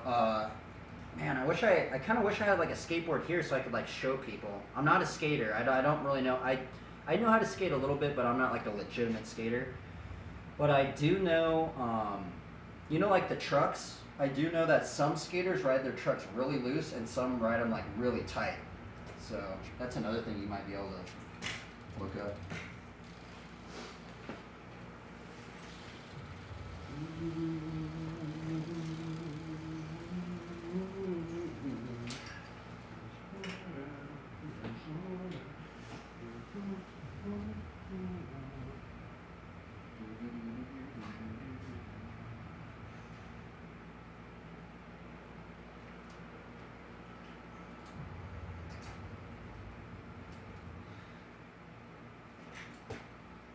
Oh, I missed it. Nope.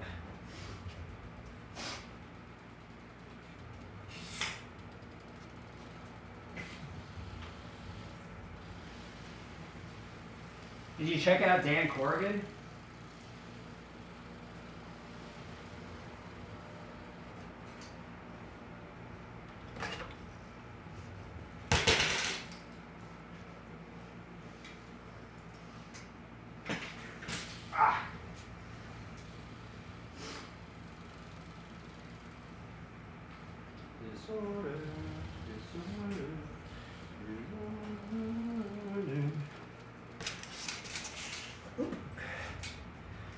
I'm like running out of energy already.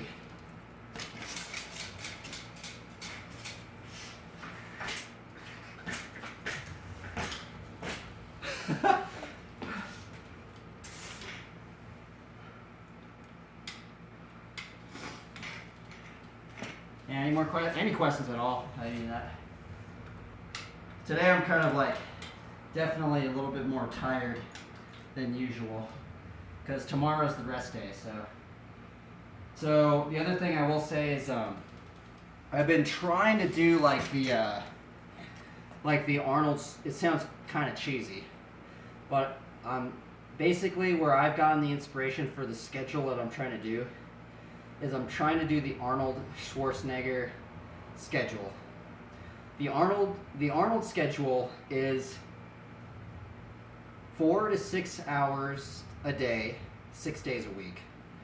It's ridiculous, actually. It's pretty brutal. I've been doing it. I think it might be maybe 3 months I've been doing it so far. But yeah, I do think it's. I mean, some people were talking about it, and they're saying like, you follow that schedule, and you'll just be good at anything, really, what you do. With that long.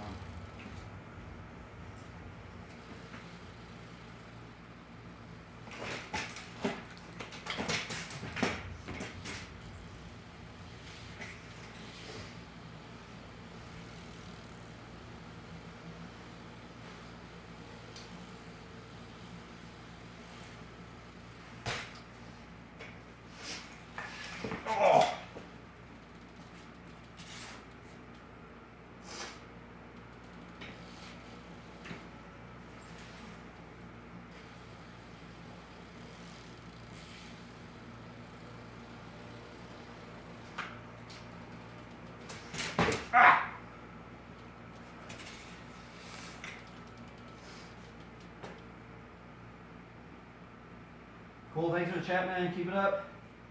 Later, bro. Continue becoming the strongest version of yourself and never give up. Never give up, man. Don't give up, brother.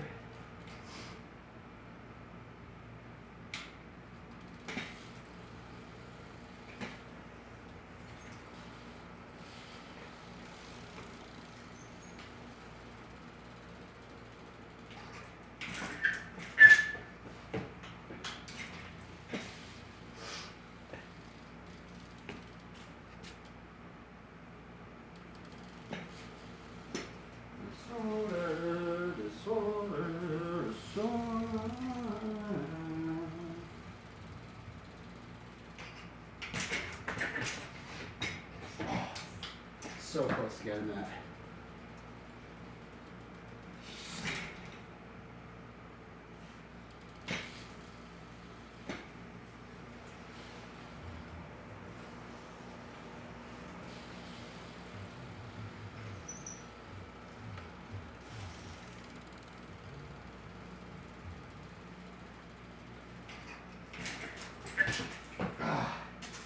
Freaking hard. Try to do that into the new trick I've been trying to learn.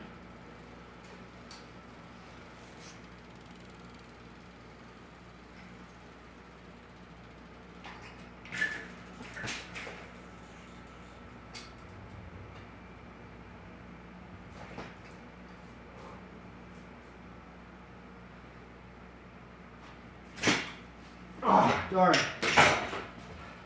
That was so close. So close.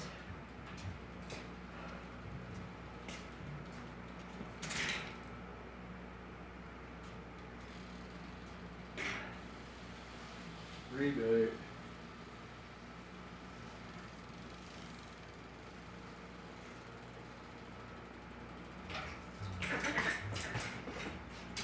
Ah! Nope.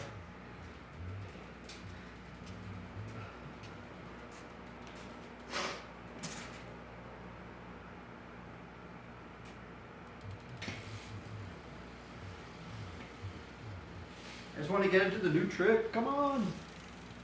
Let me learn the new trick.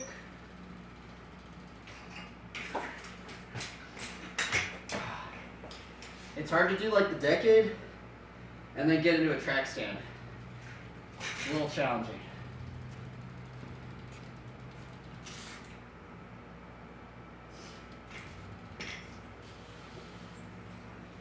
Okay, let's try a different track stand variation. That one I don't think it's working out very good.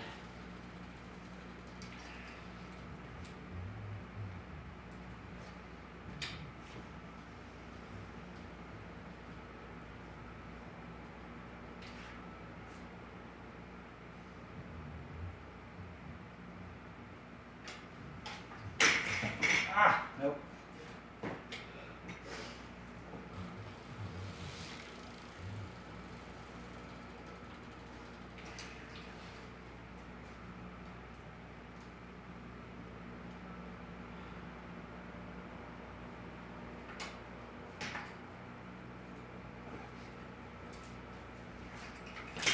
Ah.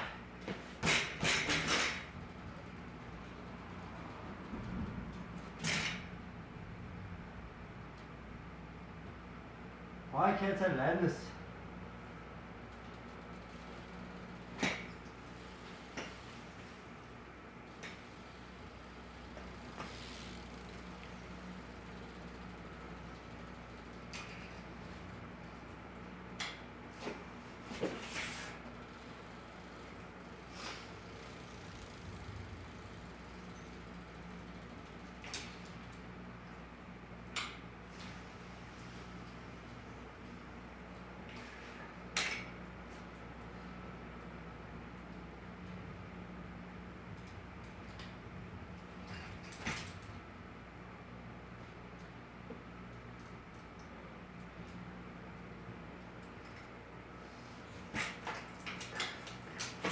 Oh.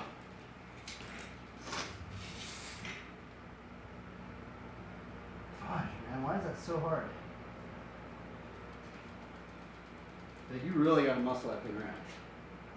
For some reason I can't like get it. I've done like one, but I can't get it into the position that I want to get in. Into.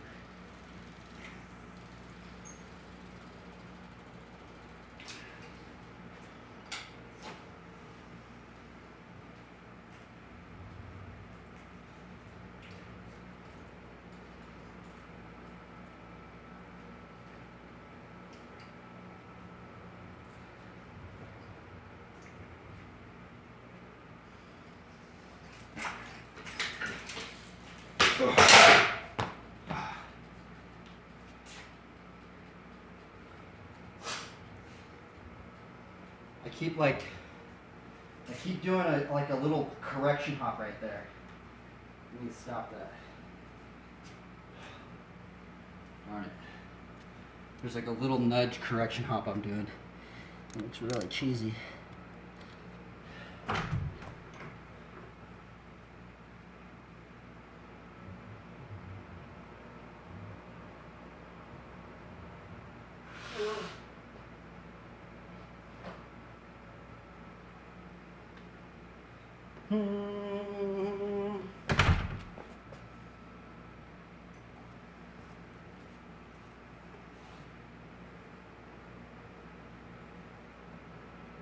We gotta put some music on to land this line.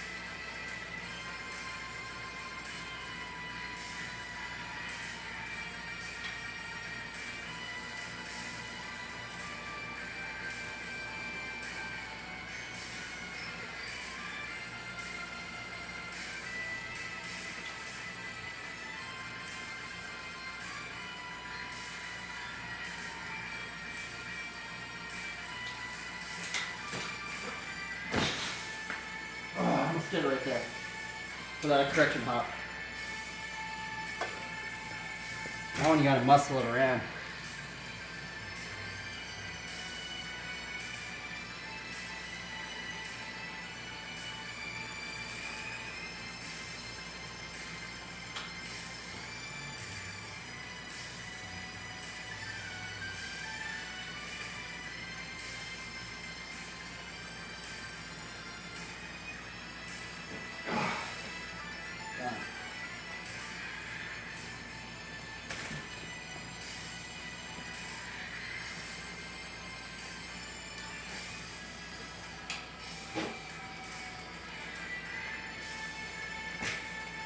Too fast. Sorry, this is kind of probably boring to watch. Oh well.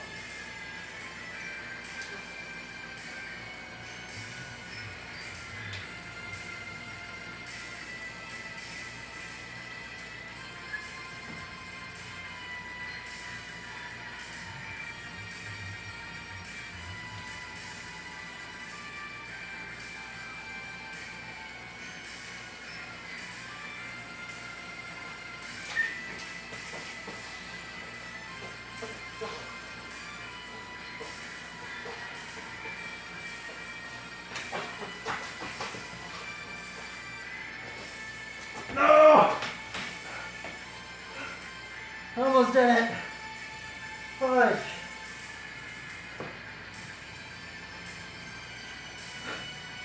Oh, so close.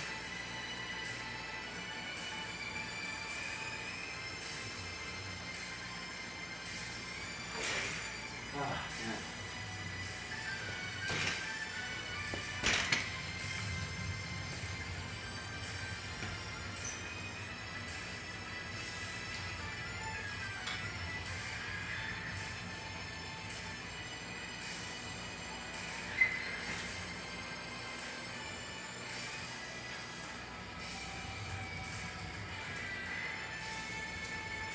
No, I did correction hop.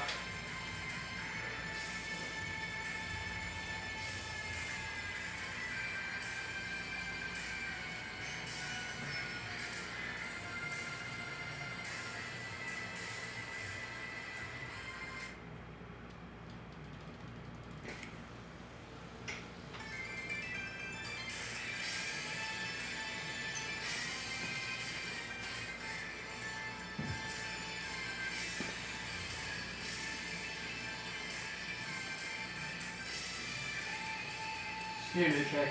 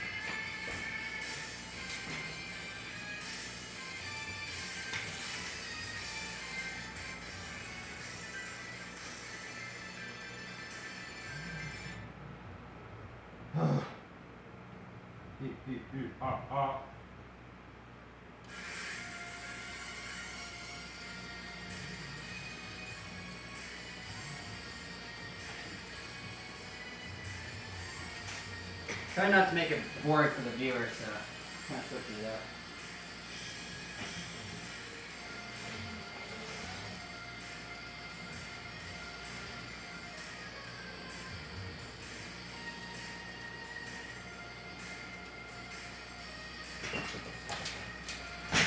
Ah!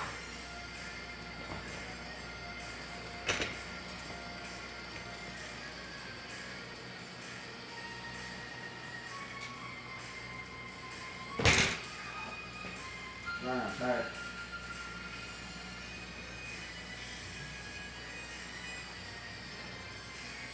I wish there was just like, I wish there was something that would just not make you tired. That'd be awesome.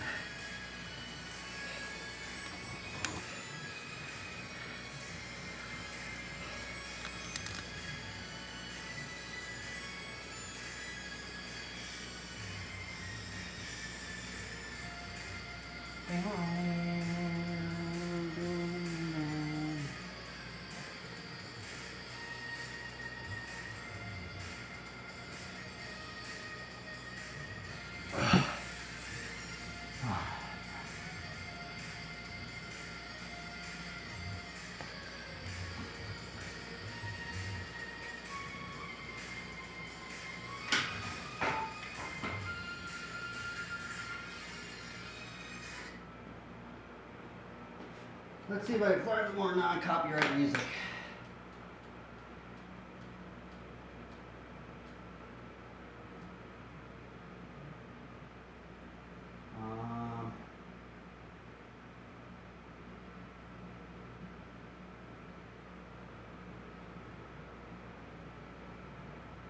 Is this on copyright? Yep, it is on copyright, darn it.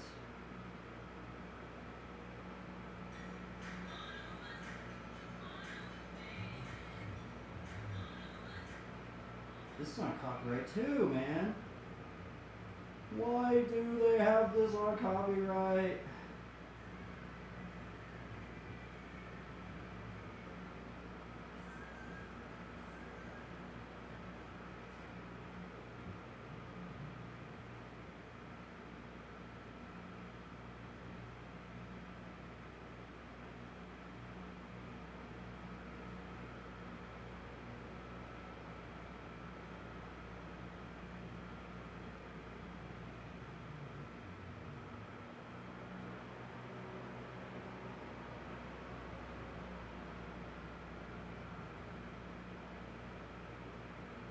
What about this? Is this on copyright? Let's see if this is on copyright. I don't think it is, but it might be. Okay. I think we found something. Not on copyright.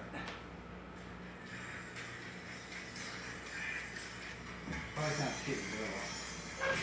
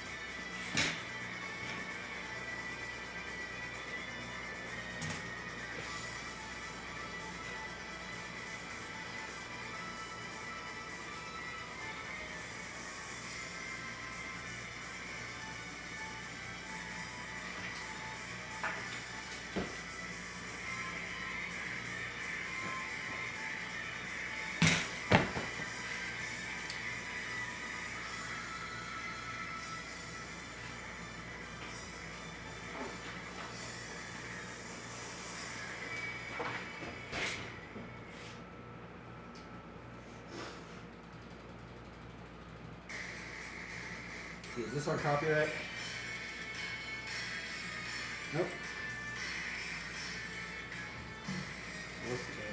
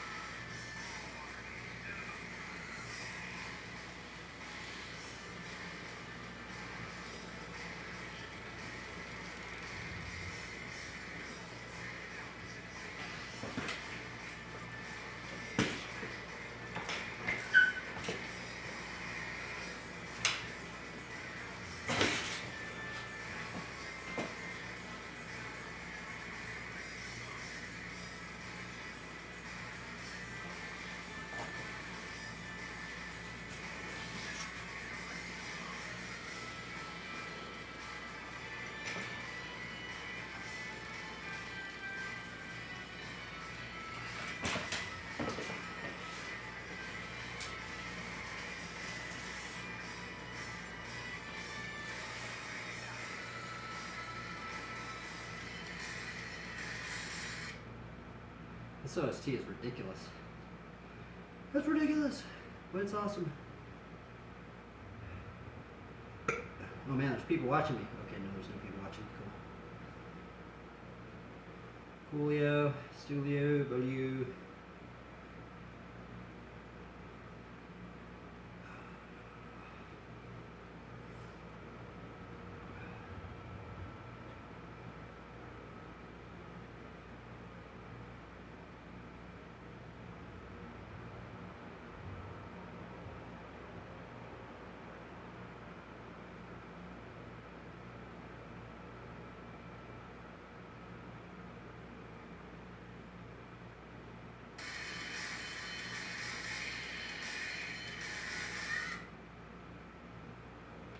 The soundtrack's like weird.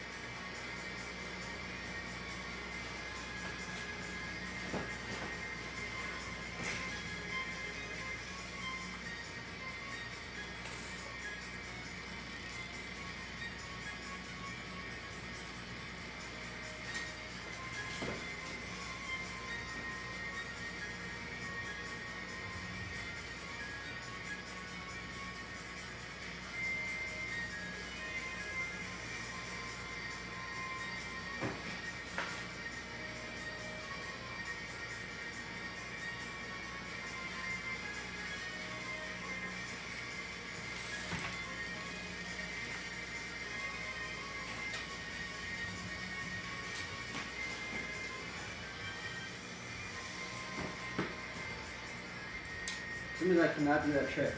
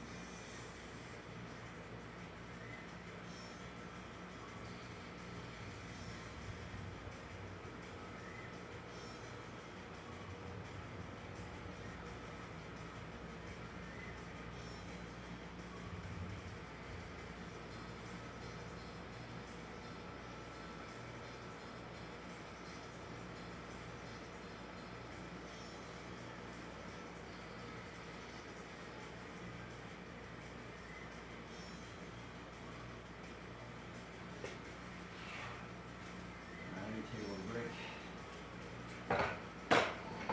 You're a little tired now.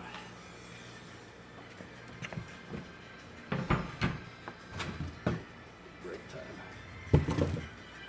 Get some energy back in me.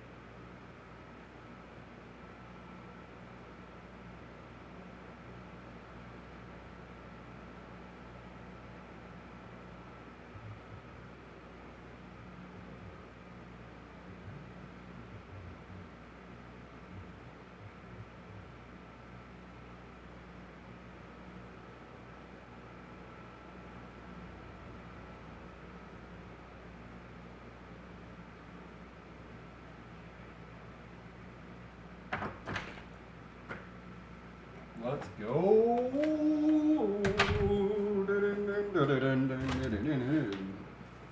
And tomorrow is going to be a good rest day.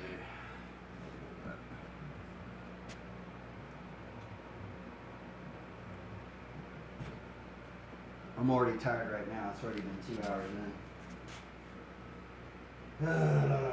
Let's get going. Let's do this. I think I'm just going to work on some like tricks that are like I'm not good at, so not really gonna be pushing. I don't think any really like crazy lines today because I just don't have the zeal right now. So we're gonna.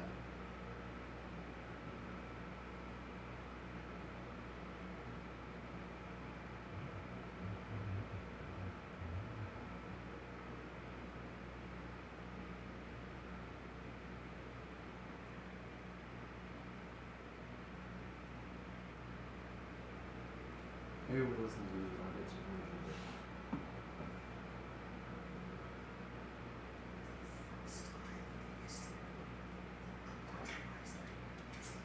So it's probably going to be a boring stream, so if you're tuning in right now, I'd probably watch something else because it's just going to be me grinding these tricks that I'm not going to land.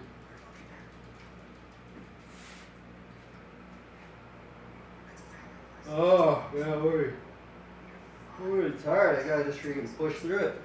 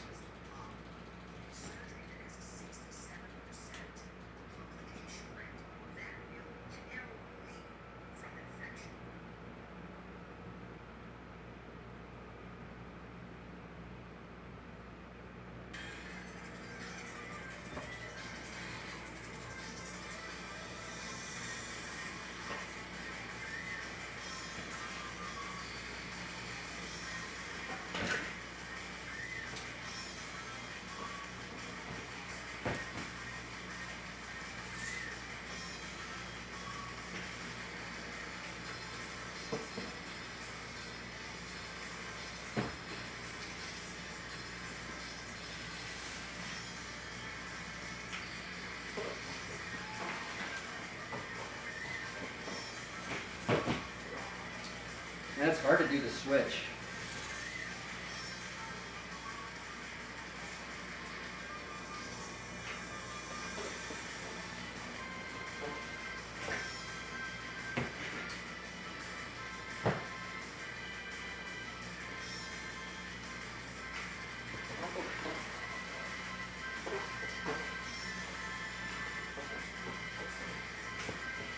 Oh, I almost did it right there.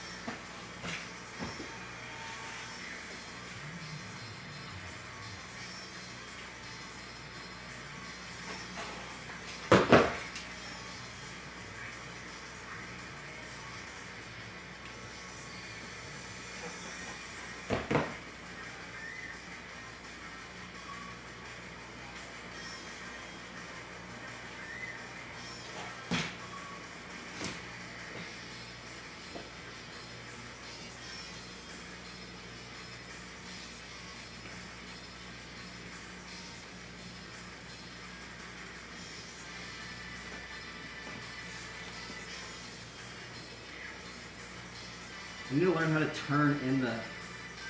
How do you turn in a funky chicken?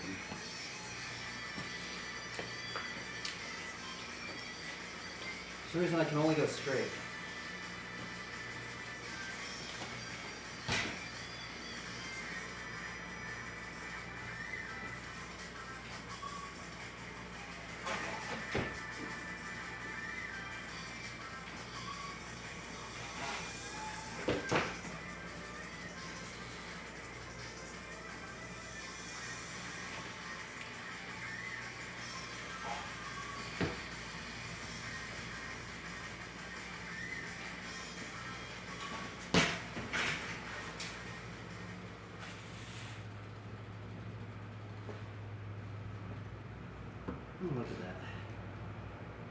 they turning? How to turn in a funky chicken.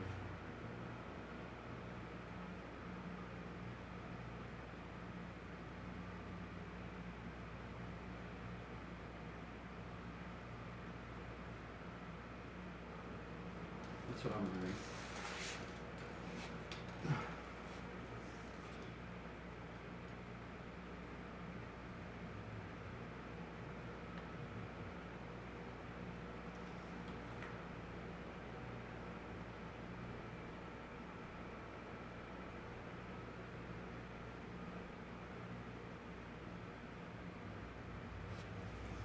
How to funky chicken.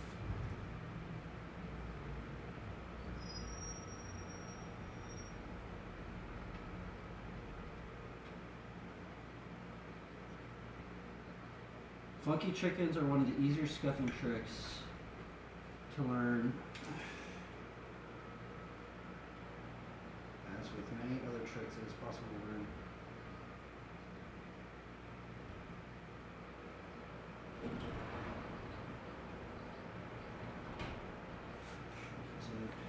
I'll be right back. I think we gotta go get some stuff.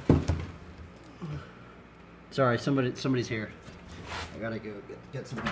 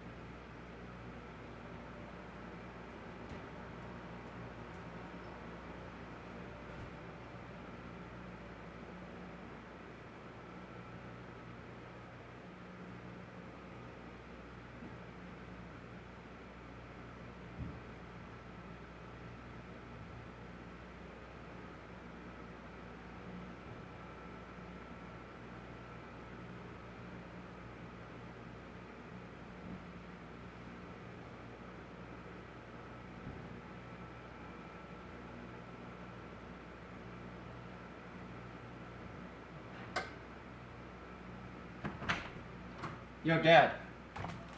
I think your stuff's here. Yo, Dad. Your stuff's outside. You need to go get it.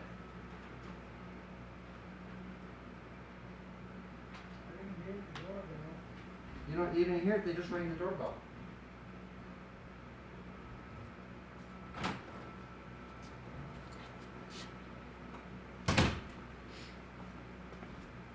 Oh, I got back up to,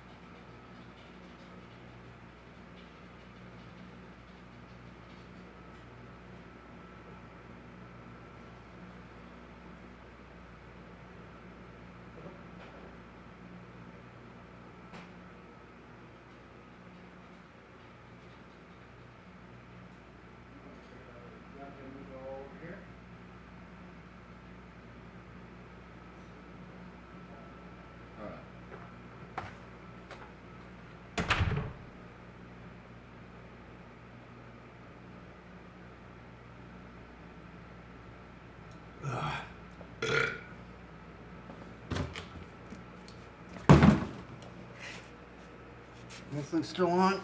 Oh man. Heyo. What up, Aaron? Sorry, bro. I haven't been around. Today is my last day before tomorrow's my rest day, so I'm pretty stoked. Pretty tired today, I ain't gonna lie. So I'm gonna try and do some funky chickens.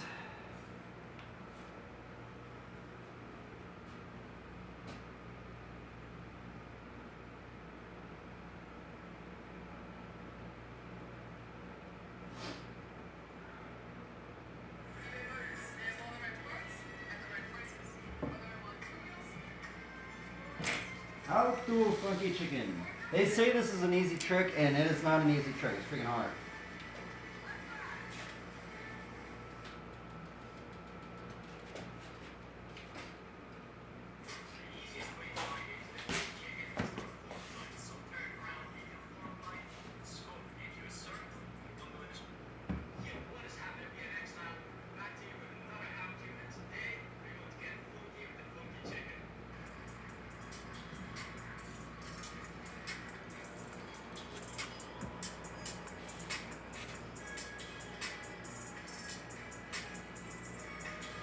Oh, it's fixing.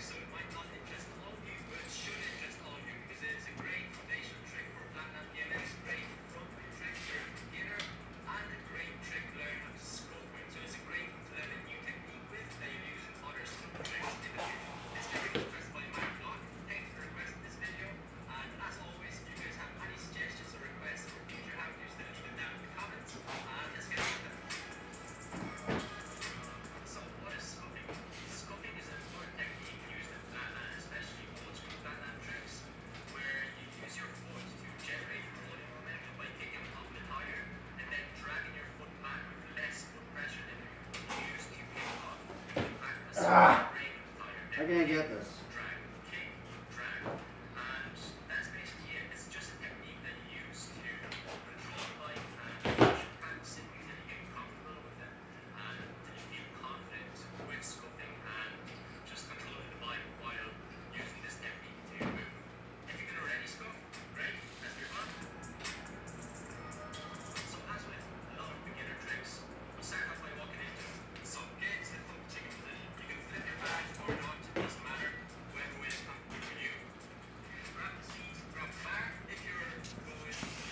Anyway, this darn trick. First, keep it on the floor for now. And you're going to grab the seat with your right hand and grab the bar with your left hand. You're going to put your foot on top of the tire while keeping your other foot, your dominant foot, on the floor. Just let me get some space. You're going to jump onto the front peg and pull up on the seat and keep your hand stable. Hold on to the bar strong so that the front wheel doesn't move side to side. You can keep it stable. And kick off and scuff. Try to get moving and just try to find a balance point. Try to roll for as long as possible and just keep trying until you get it. So, like this. How does he do that? I don't know how he's doing it in a circle.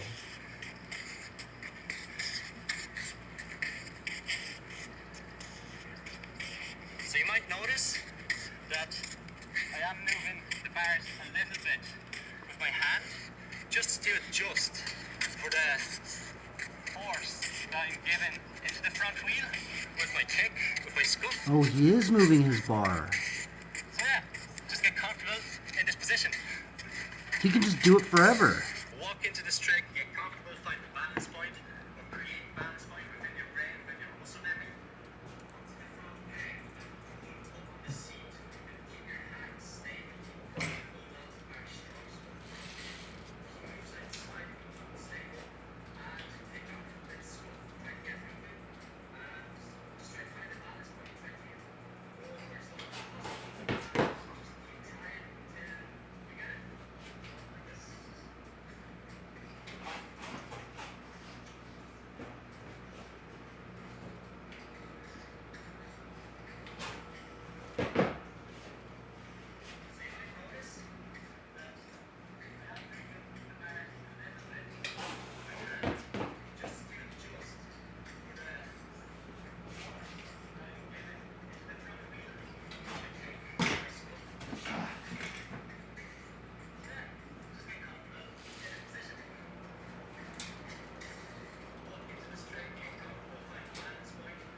How is he moving his bars? I don't see.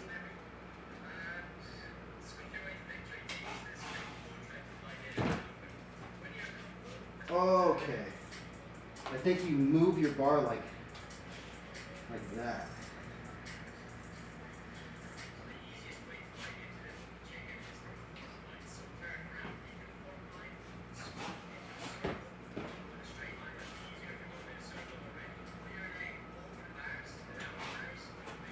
Oh my god, dude, what the heck?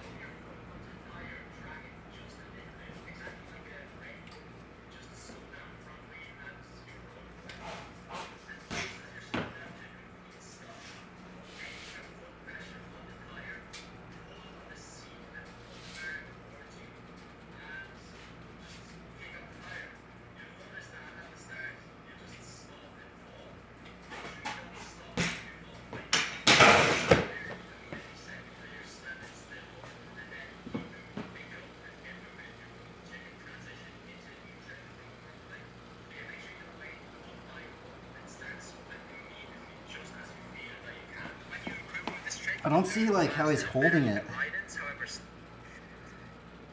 It's really hard to like keep it going. Hold on to the bar strong so that the front wheel doesn't move side to side. You can keep it stable and kick off and scuff. Try to get moving and just try to find a balance point. Try to roll for as long as possible and just keep trying until you get it.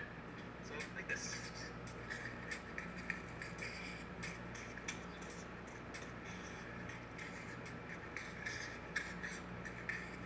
Oh.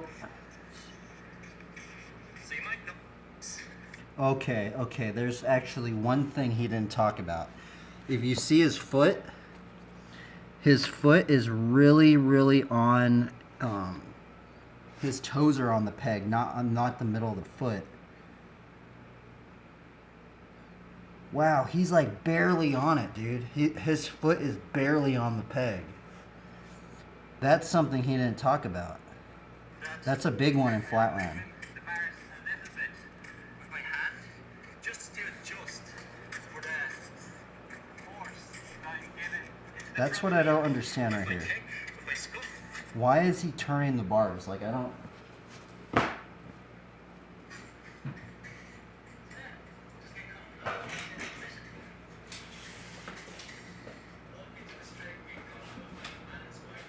Okay, so he was like this on his toes.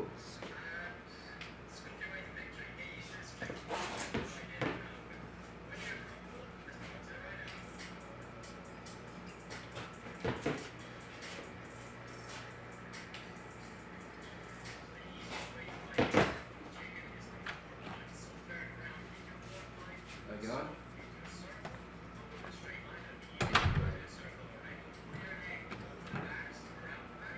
We got more food? Really? Yeah, it was a bonus for the orders we generated.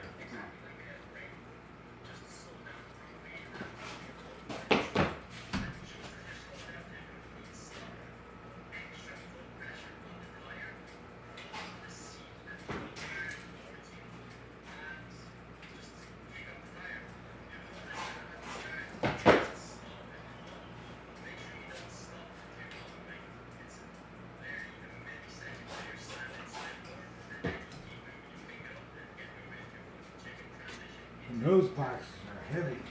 Yeah, those boxes are heavy. Huh? Those boxes are heavy.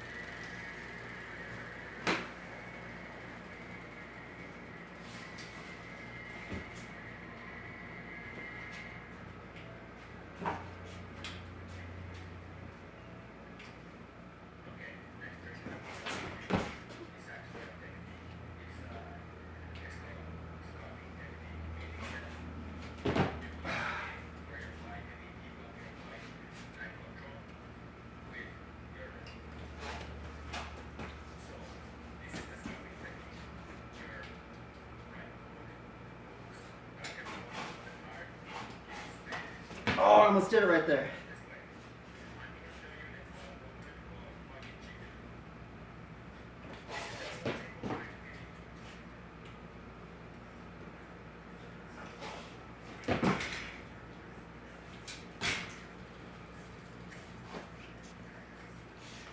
Dude, he's doing a really tight circle.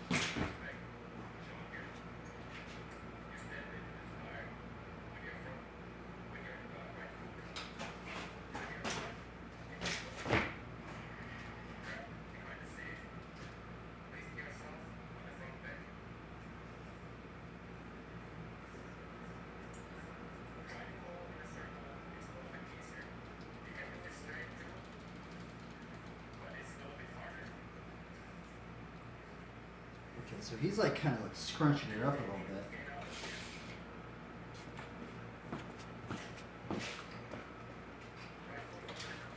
He's like this. That.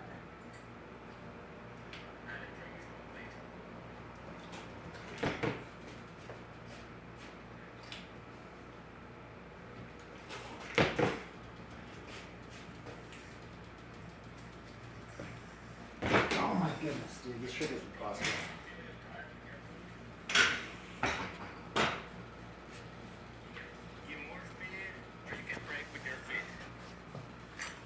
Dude, they make this trick look so easy. What's weird is that people are saying that this is like the beginner scuff trick, and I just find it so hard.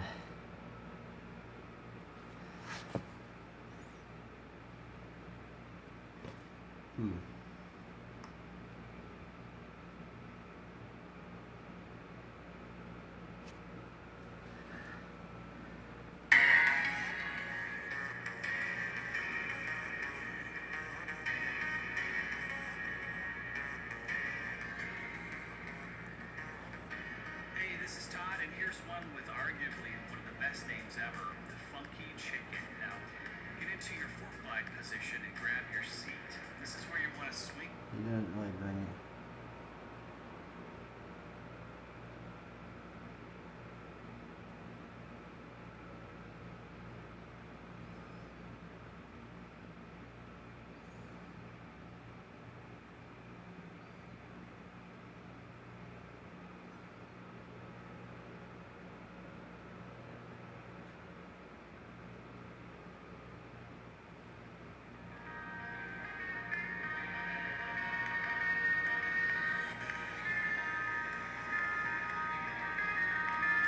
Dude, this is what I'm trying to learn.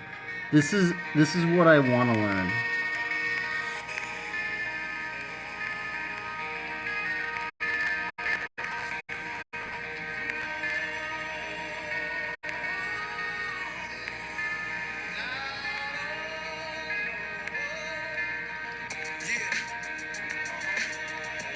Dude, that was amazing. Dude, this dude's ripped, man. I don't even know how he got so ripped.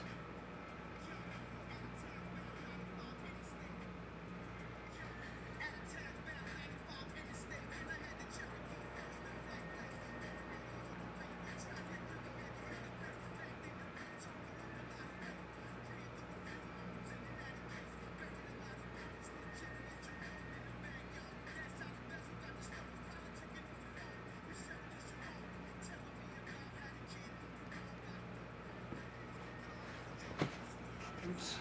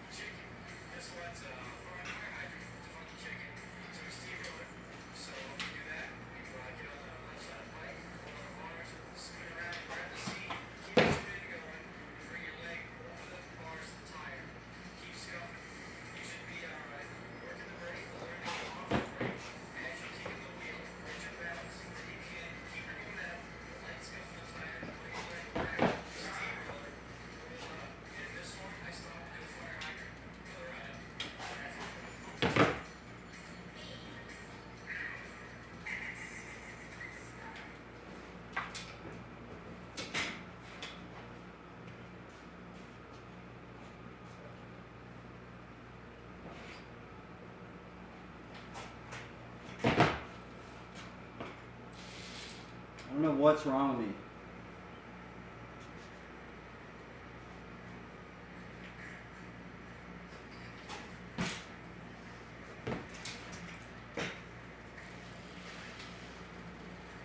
I'm so bad at funky chickens.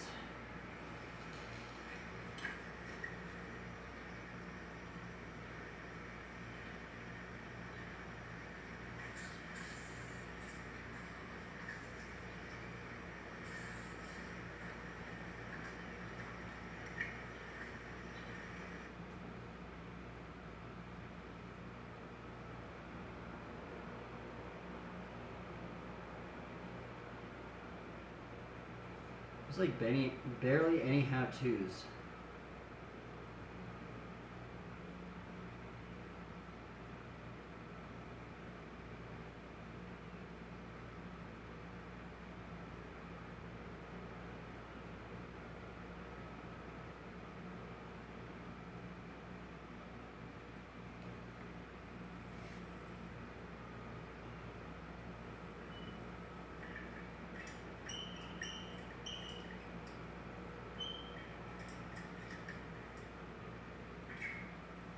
Wow.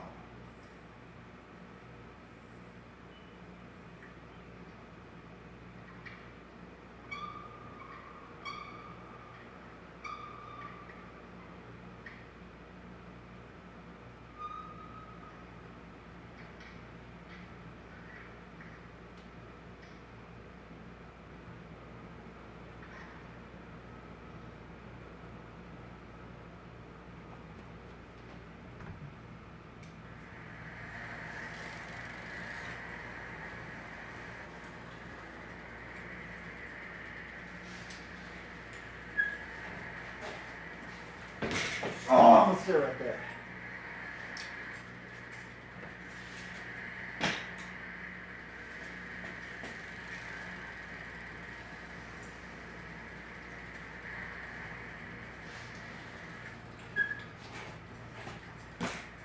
Oh, I'm starting to get it, dude.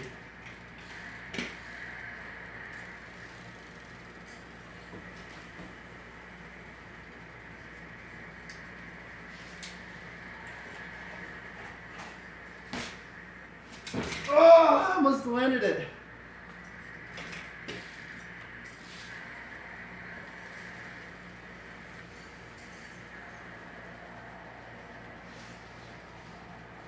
Fudge. Fruits get caught.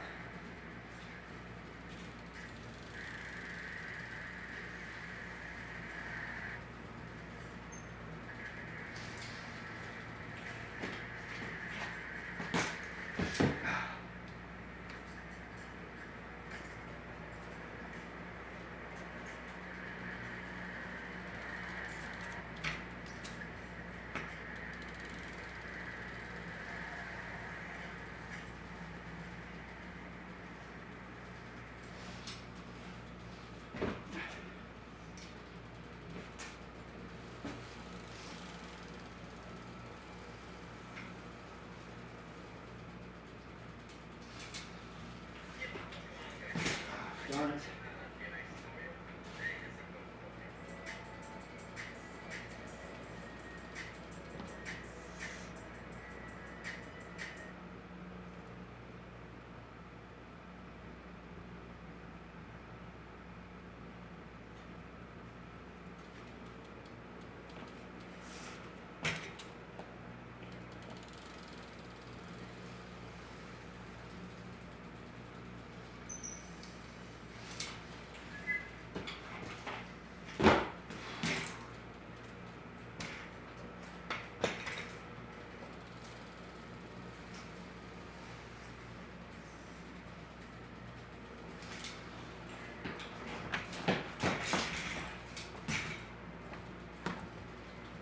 Didn't get all of it.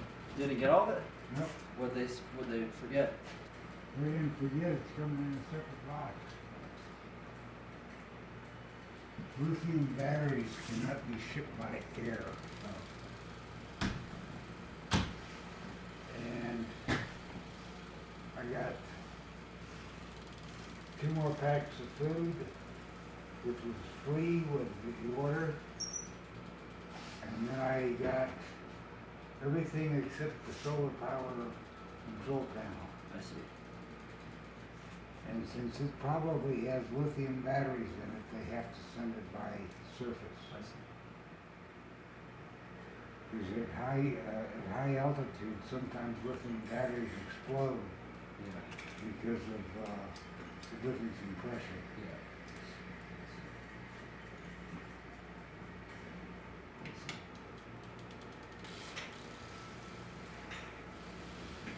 Trying to learn a new trick here. Oh, chicken.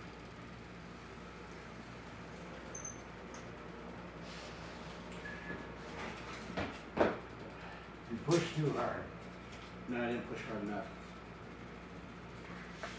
Because if I'm going back like this, that means I didn't push enough in this direction to keep going.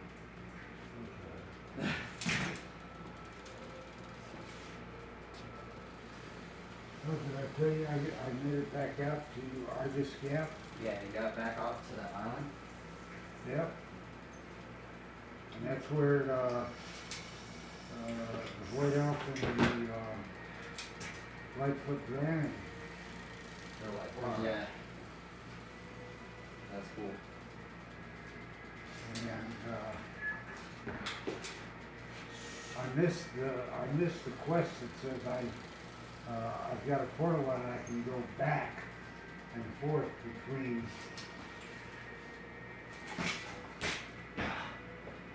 Pretty hard. the major city and back out there. But I got the quest, I found the portal this time, so I can jump back and forth now. Okay.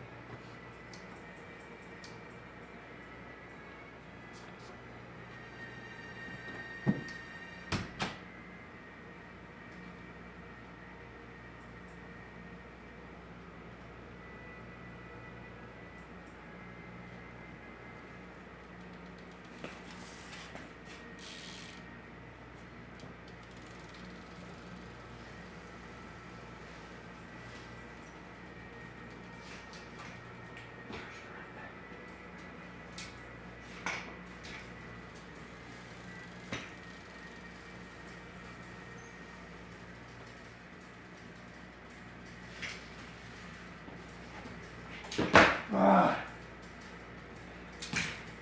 I don't know what's wrong with that trick now. I like almost just did it, now I can't do it anymore. That trick is hard. Anybody that knows how to do a funky chicken, I'd love to hear some tips.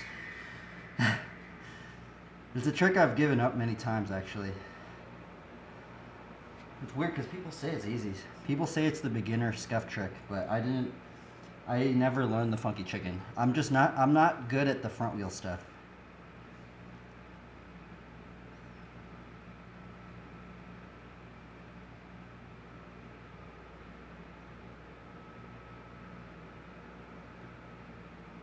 I guess I should see what I'm doing.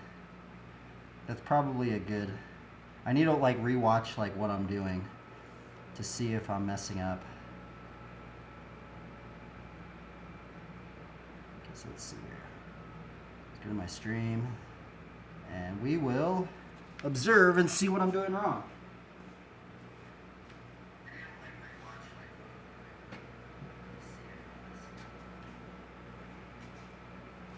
So we're trying to learn the funky chicken. The funky chicken. If you want to learn how to... You don't even need brakes to learn this trick. You can learn this trick on basically any bike. You can learn this with the seat all the way down. Basically, you have your cranks like this. You just learn it just by doing this. You just put your foot right here, or you put your leg right here like this, and you just jump to the peg. You just learn your balance point.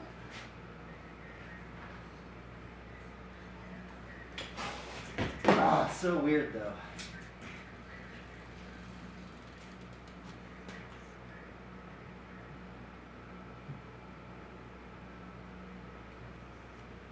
How do people say this trick is easy? This trick is so hard.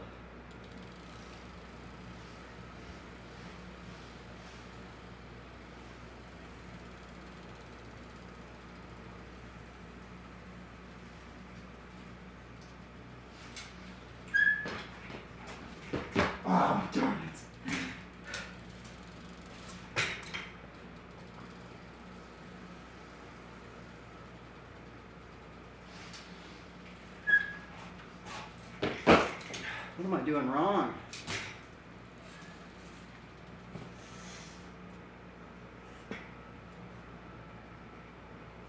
I don't think I'm doing hard enough scuffs.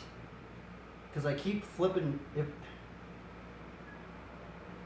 I keep looping out. So if I'm looping out, that means I need to scuff harder.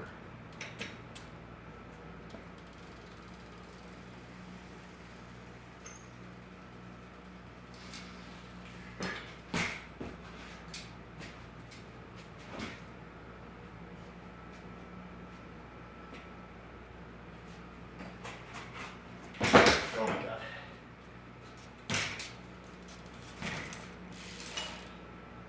We're not giving up this time. I've given up on this trick like 3 times already. Slowly, I think, starting to get it.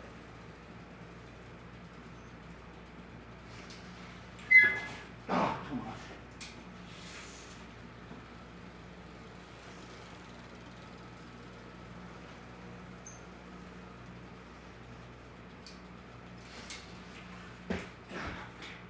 Kidding me, man. It's challenging. People make it look so easy.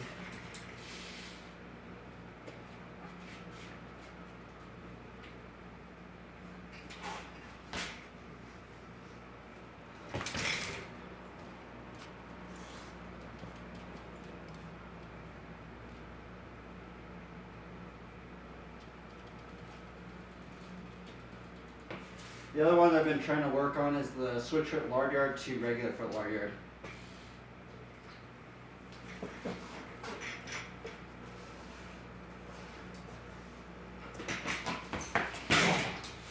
That was so close. I want to see how close I got on that.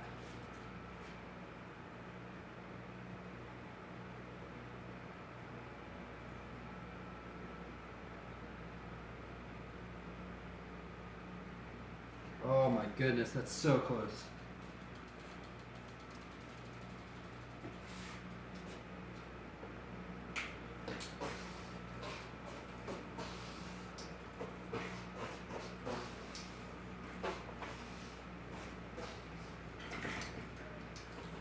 Oh, I almost did it. I'm starting to get closer on that one.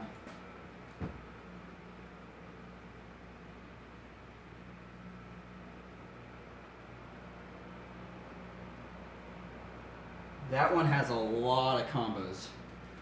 If I learn this one, this is gonna open up like 1,000 new combos if I learn this one.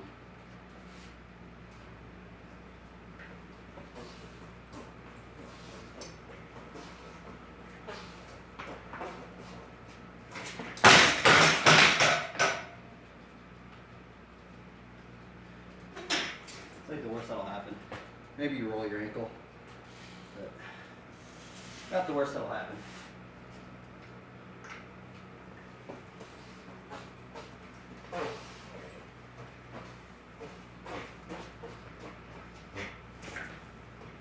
Oh, I almost did it right there.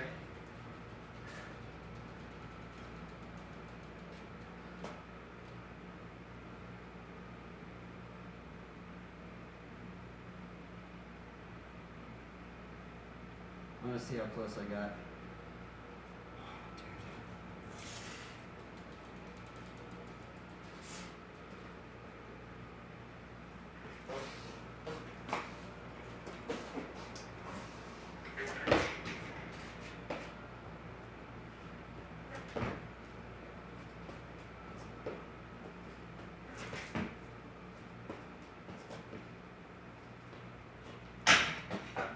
That's what I'm basically doing. I'm trying to do this.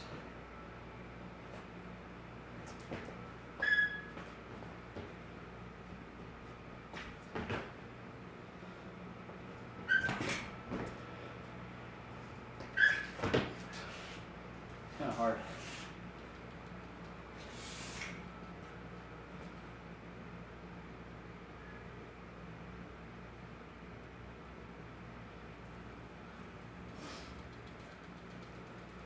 It's kind of strange. People start watching me when I'm like not really, I don't know. This is like stuff that people probably shouldn't be watching, but oh well.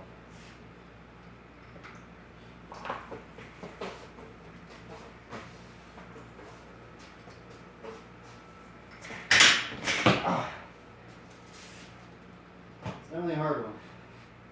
Alright, I'll kind of switch it up. I'll do like the funky chicken and then we'll work on this. So we're gonna work on two things at once. Work on that. Work on the funky chickens. Because I'm not good at funky chickens.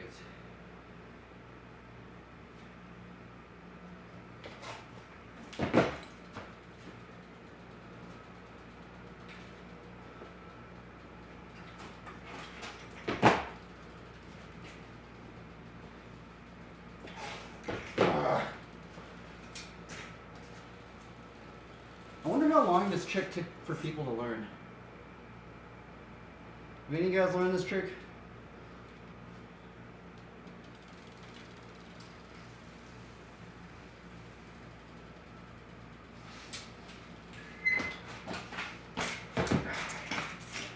I can almost get into it.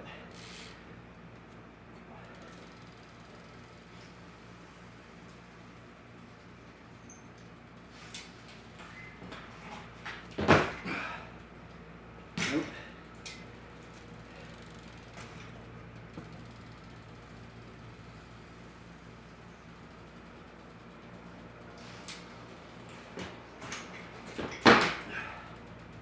But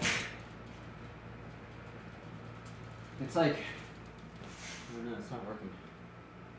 It ain't working, man. I guess another trick I've been working on the double boomerangs. So I haven't landed one yet, but we can. I guess we could try that too.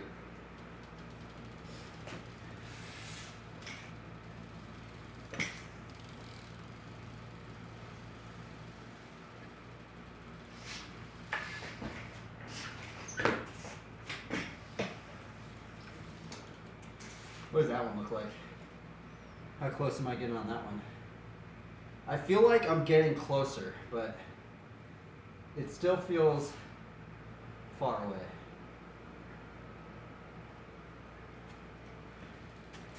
Yeah, the double boomerang is I've been after the double boomerang for maybe a year and a half now, and I haven't landed one.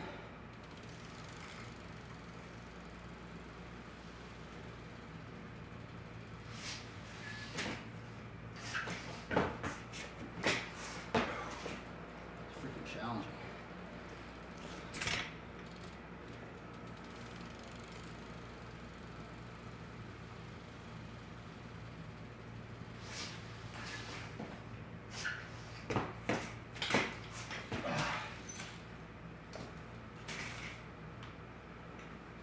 If you guys ever learned this one, any tricks that I'm doing, has anybody out there learned them? Because there's no how-tos on the double boomerang.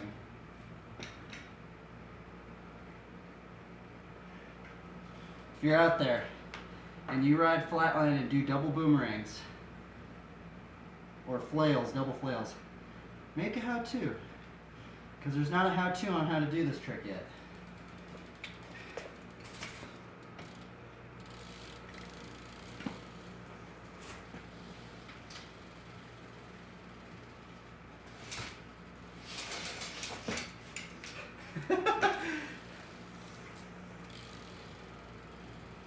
Watch this, X up triple bar.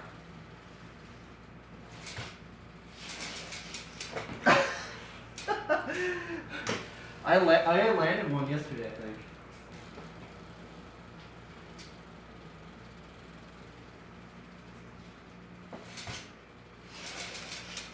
Oh! That was almost 2.5, I think.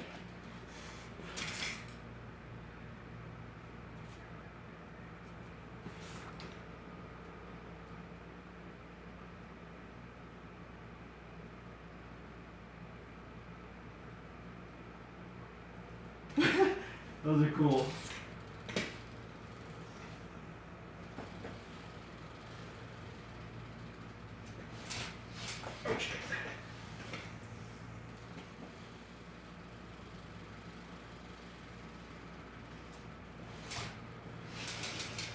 Oh, darn it.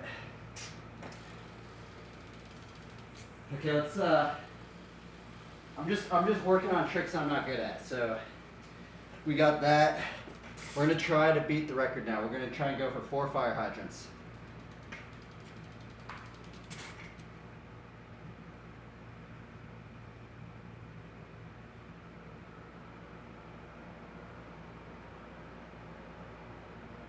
Okay, we're going for 4 fire hydrants. See if we can beat the record. My personal record. My personal record is 3. We're going for 4. We're gonna get a quad, hopefully.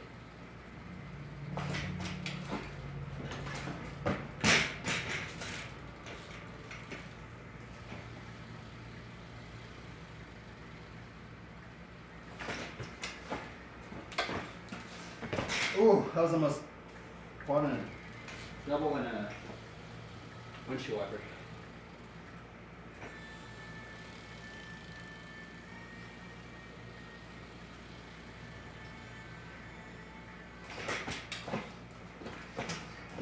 Ah!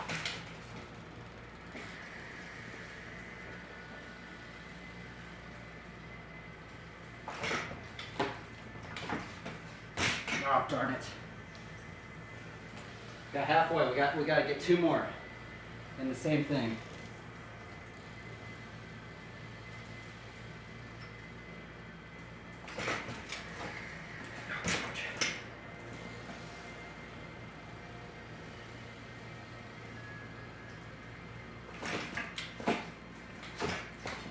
Ah! Almost a triple. Almost a triple. Alright, let me see if anybody said anything. Okay. You guys have any questions? Feel free to ask anything.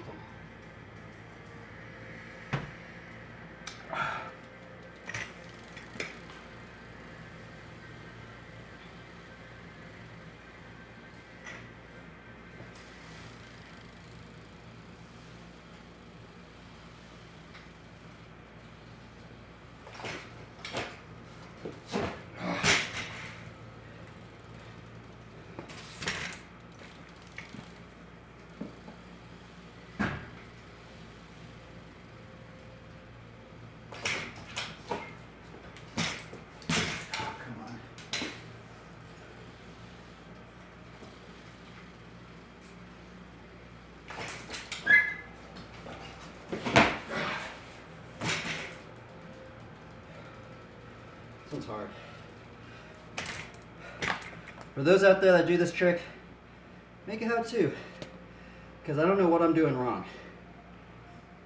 I just want to do a bunch of them. Yesterday I almost beat my personal record.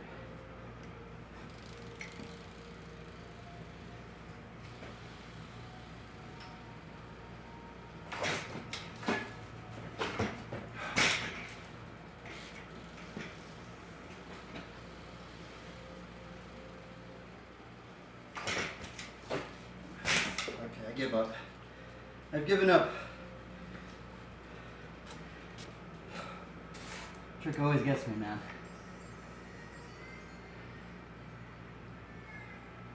What other tricks am I not good at? I guess I'm not good at the switch with stick beat bar spin.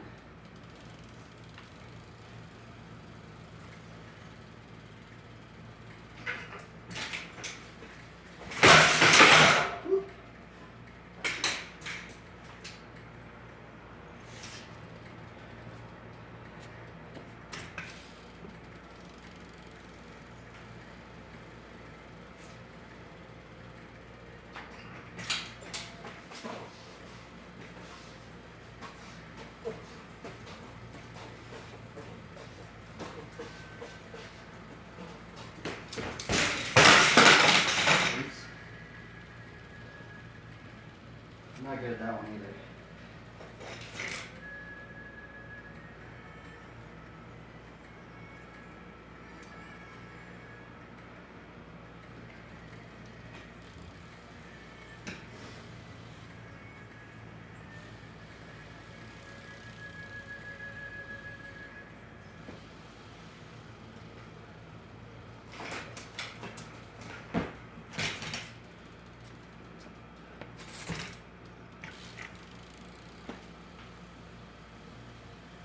Ooh, I got a new one. I got one.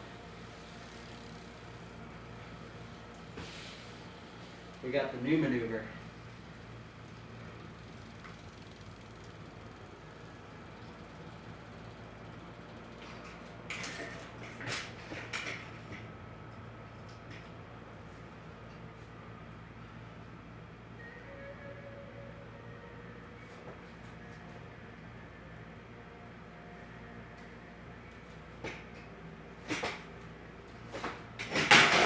Fuck.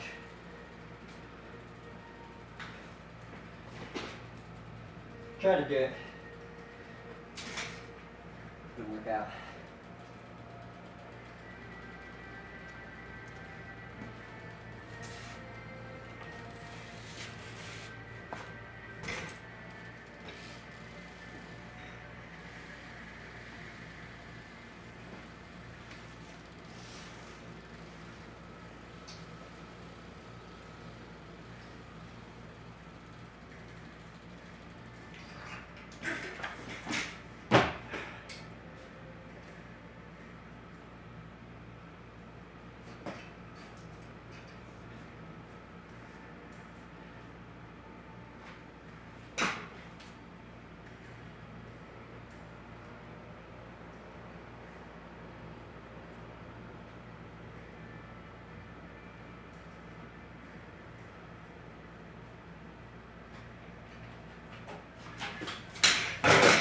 Nope.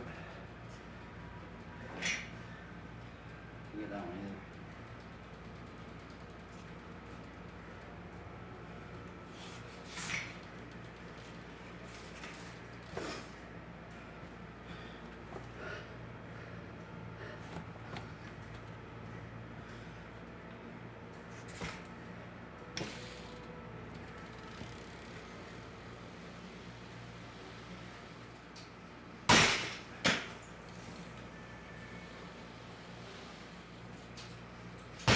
Oh man, I'm really out of it today.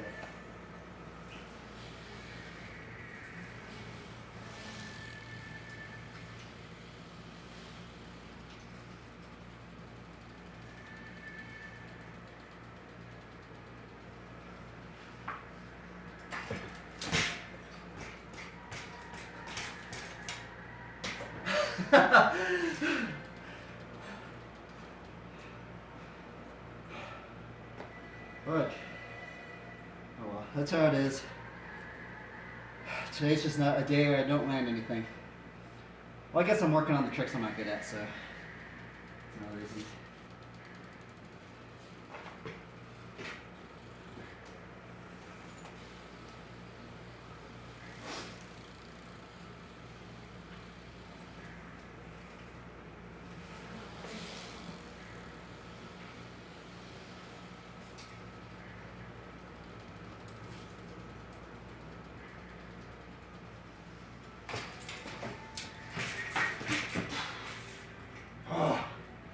So close.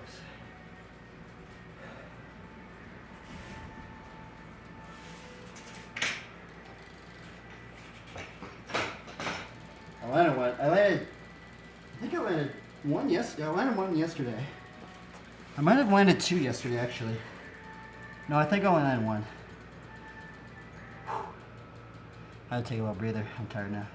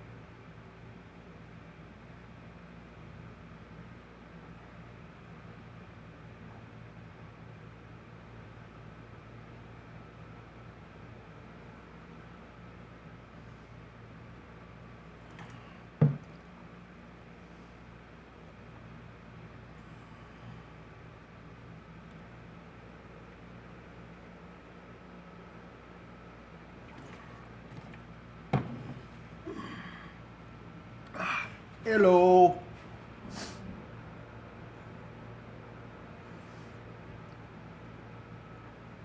This is the price to pay if you want unlimited data. Unlimited storage is available to the public. To the public eye. Ugh.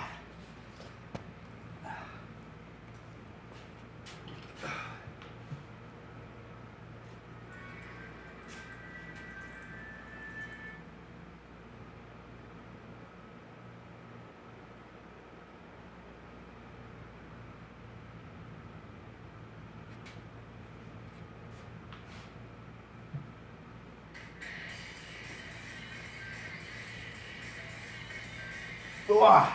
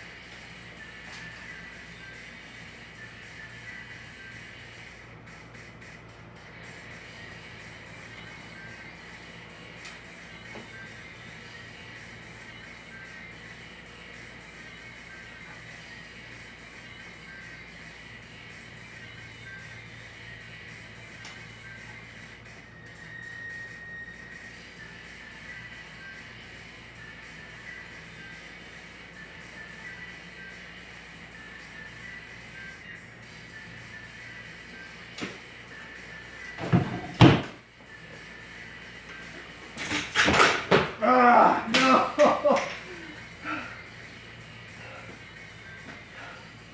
I freaking messed up the line.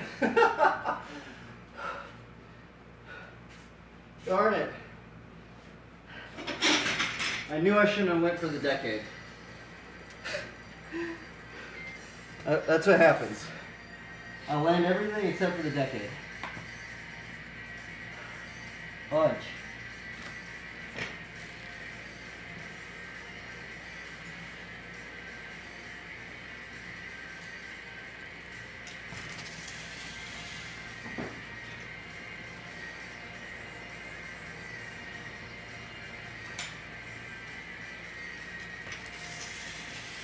Oh, darn it. Come on. This one's a little challenging.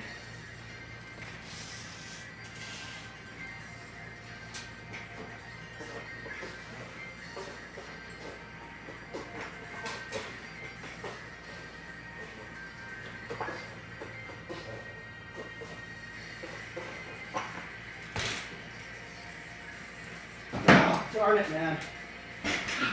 Darn decades, dude. I just got rocked on 2 decades.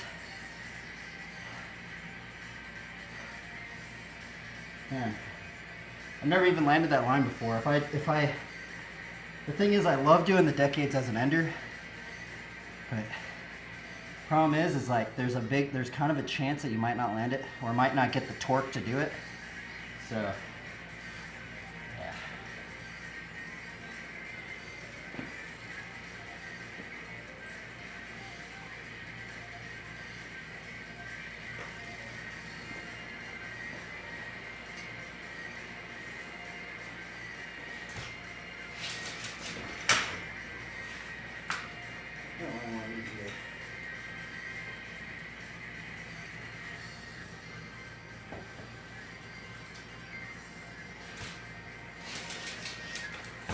There we go.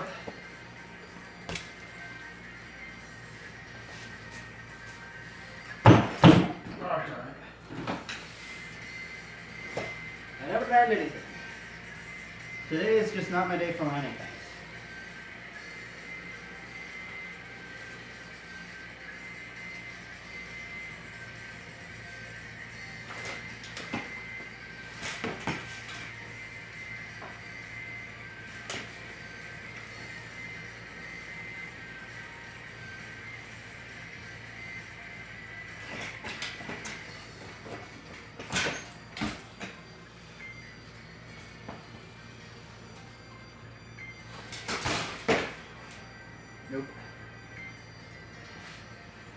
what's wrong with me today.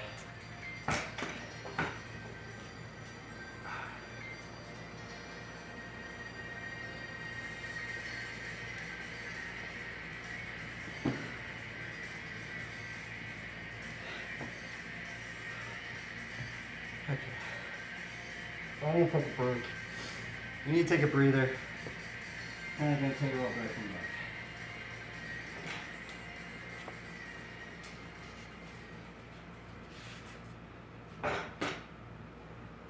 What we're going to do is we're going to do the shepherd sling.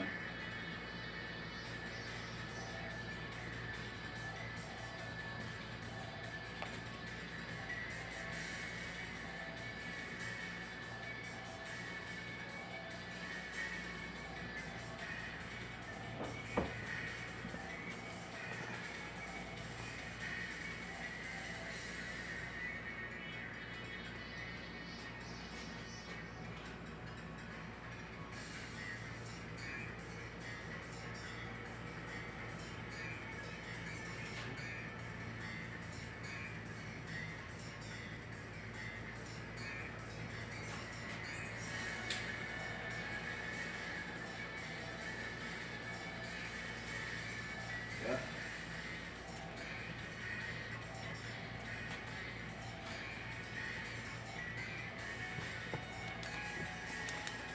I'm going to do some shepherd slinging.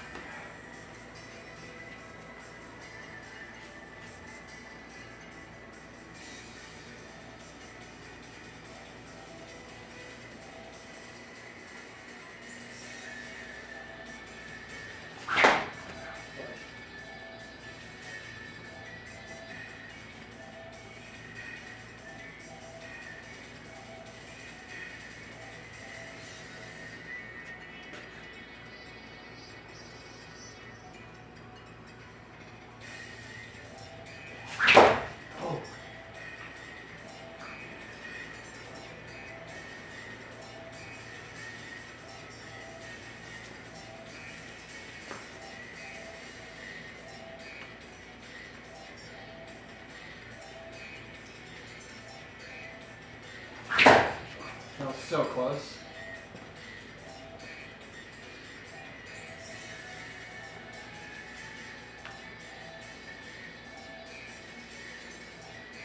Oh, darn it.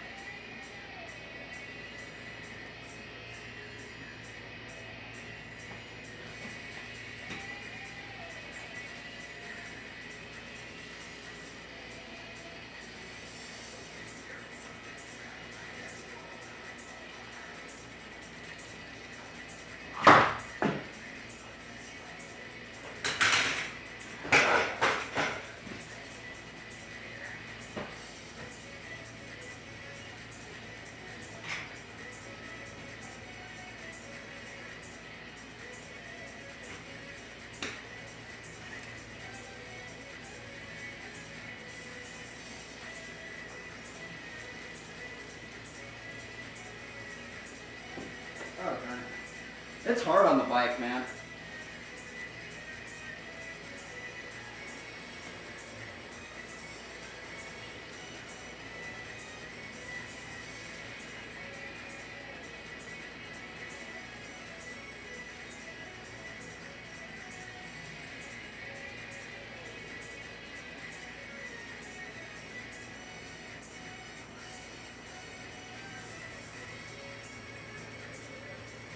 I think that's how you do it. Yeah, that's definitely how you do it.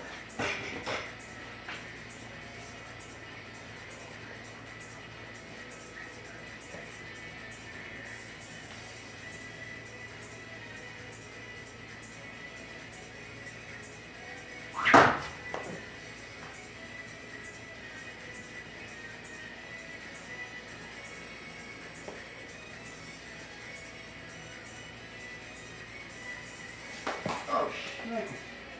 You hit me in the head.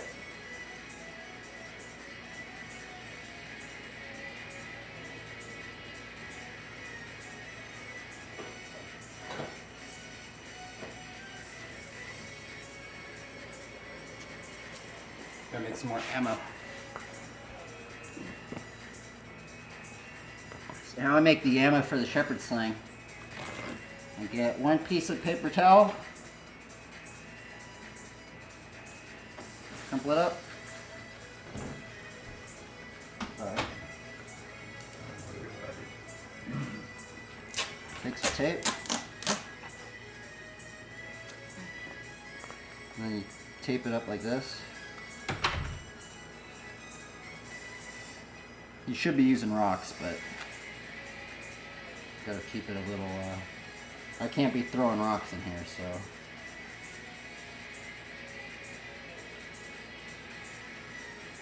Look. Get 'em out of here. This is one piece of paracord.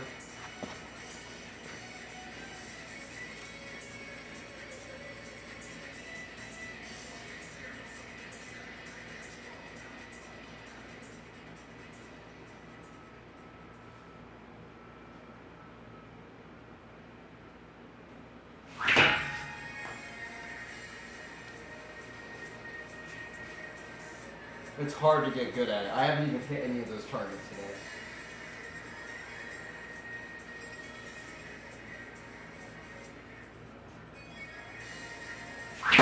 Ah!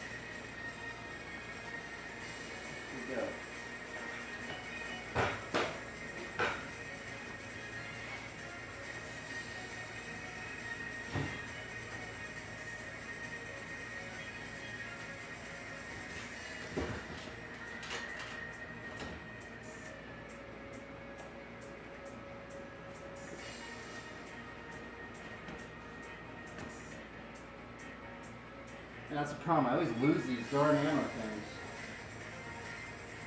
Oh, here it is. You can also use it behind the shield. You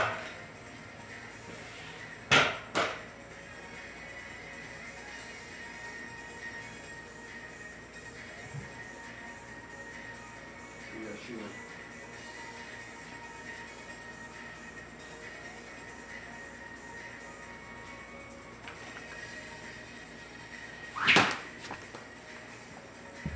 What are you trying to do, hit the light? Yeah. Just paper towel. Might break the bulb with an LED in there. I've hit the light before.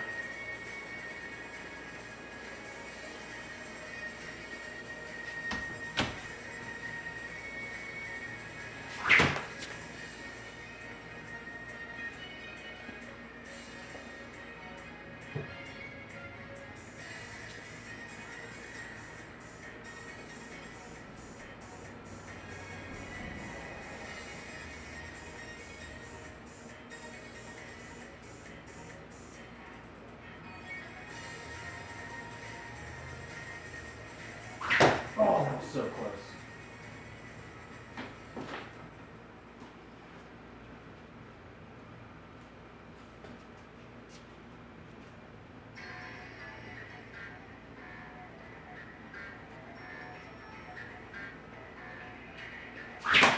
Fuck, she went outside. Oh well. I lose so many of those ammo things. That's why I just started making them out of paper towels. Anyway. If you're wondering what the knot I use to make a headband, there's not a YouTube video on how to do it yet. So if you're interested on making so this right here is actually one piece of paracord. This is how long the shepherd sling should be. The thing is that most depictions of people with a shepherd sling, they actually wear them as headbands.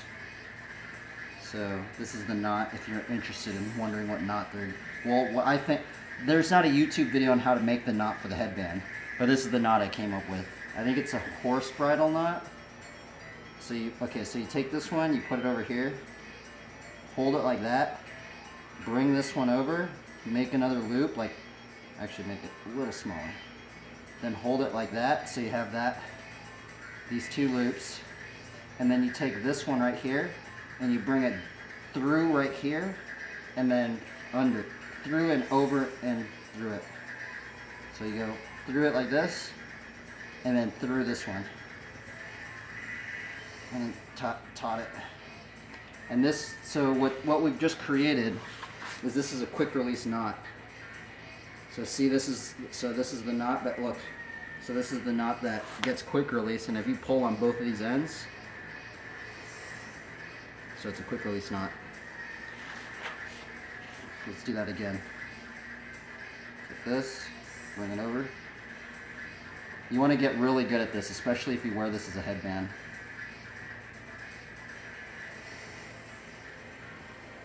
And since we have this like this, we just bring that down a little bit. We take this side, we put it in here, like that. And then this is this thing right here. Where is the headband?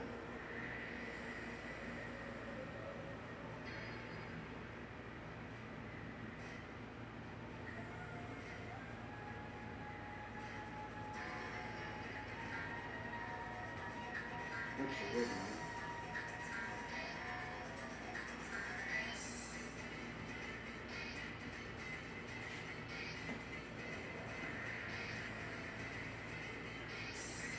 I think I might have made the knot wrong. Okay.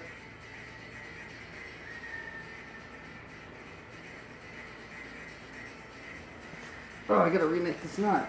That was the wrong knot. The heck? I must have did something wrong because I tried to do it fast. Okay, so we do it like this. Bring it over. Like this. Bring that one over. Bring this one through. Yeah, there we go.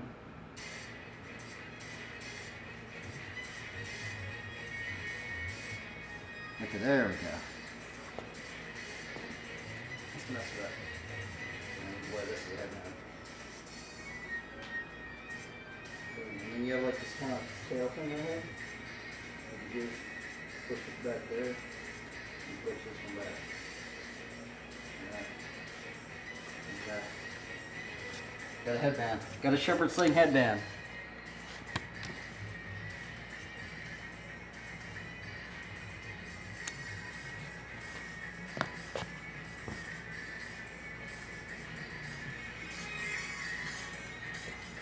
Ugh. I think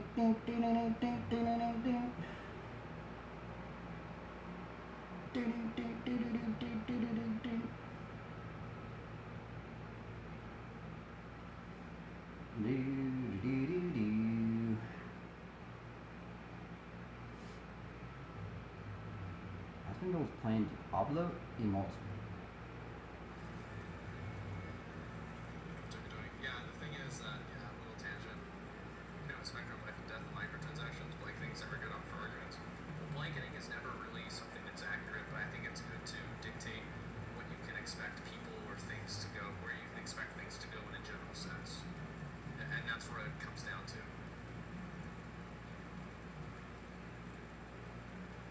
What the hell? He spent $622 For you, not on yet. this game.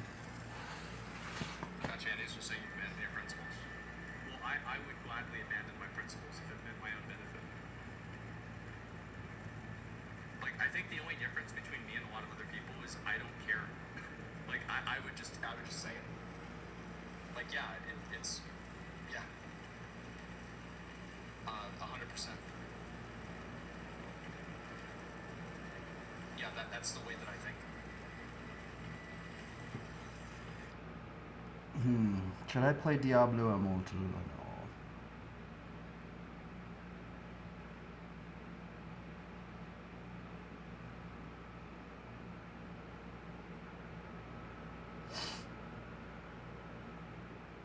Let's see who else is playing Diablo Immortal. Darn. I need to be riding my bike.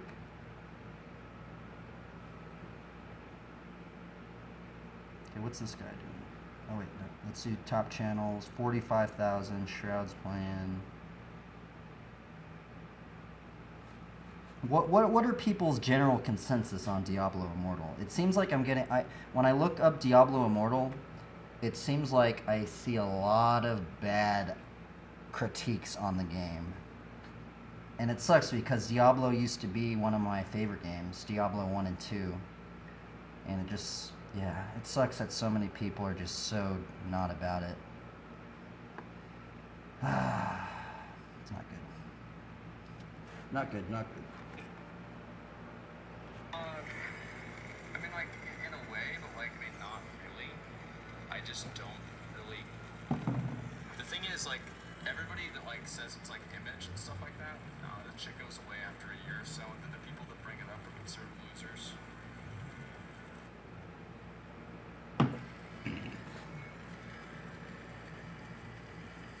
For example, if you don't like it because it's bad, that's a principle. I think I don't like gambling because I know I'm going to lose. That's why I don't gamble. It's because I know I'm going to lose. Like it's programmed to make you lose.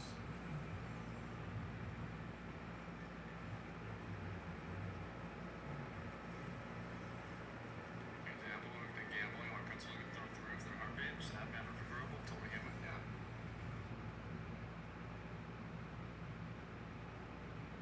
Wow, there's 80,000 people viewing Diablo Immortal though.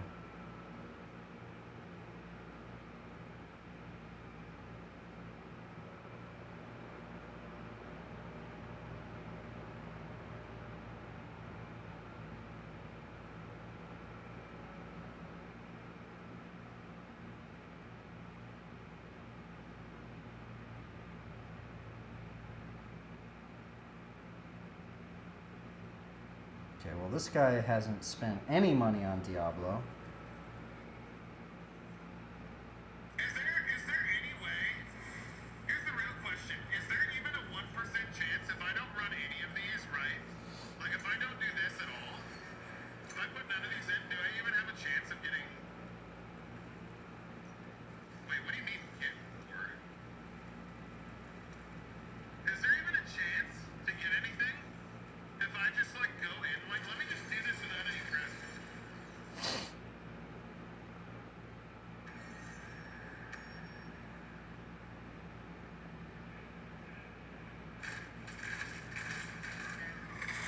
I'm just gonna clear a level without putting any presses in.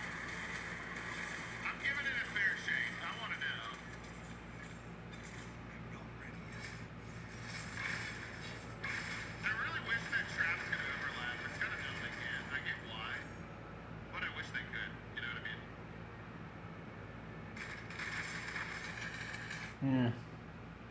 I probably shouldn't put my time in. I need to be writing. Working on some other stuff. I do kind of want to play it though a little bit.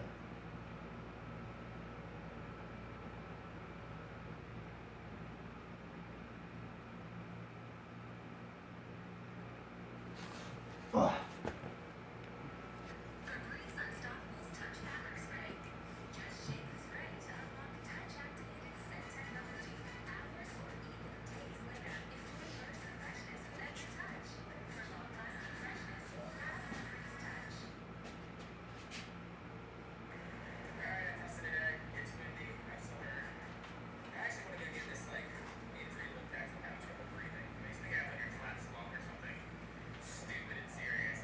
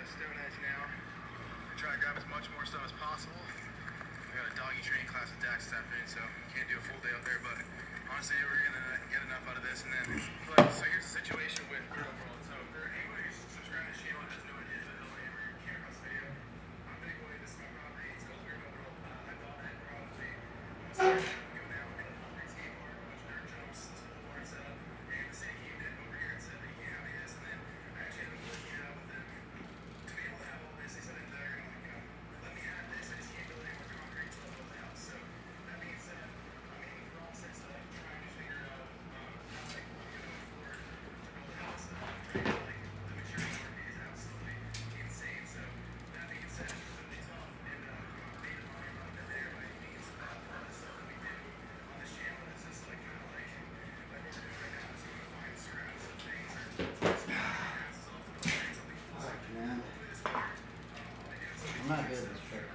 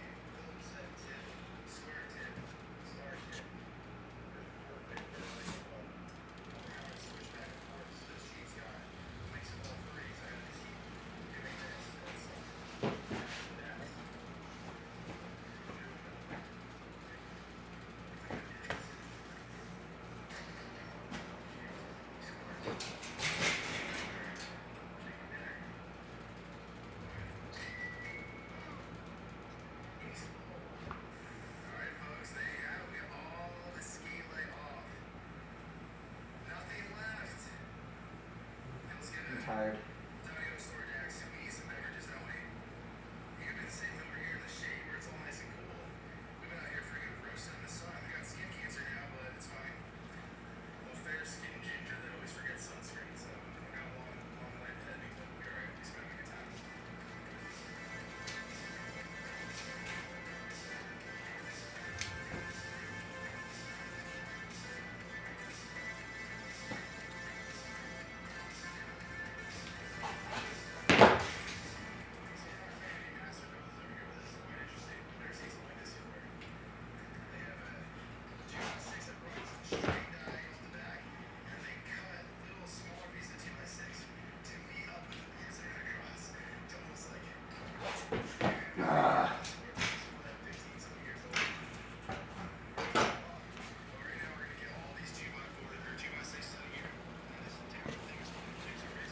I don't know how to do that trick, man.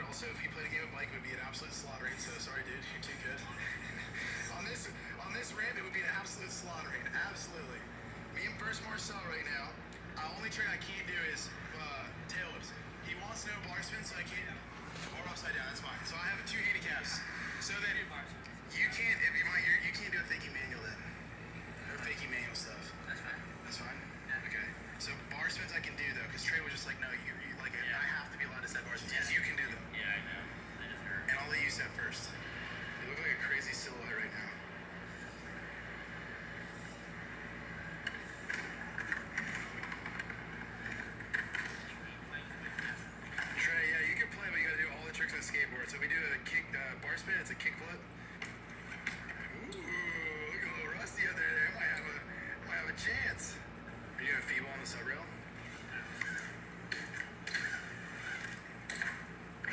Oh, that looks so fun. I used to replay that freaking front tire. That thing was lit on the edge, for sure. Alright.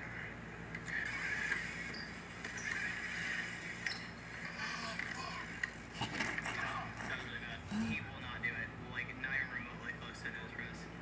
Not even remotely close. That will literally fry his brain to try nose press. Also, you're gonna do nose press on that right now?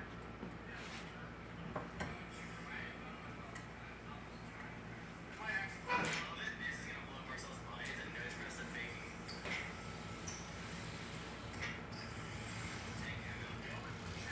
He's doing it quite too. One twitch your crook.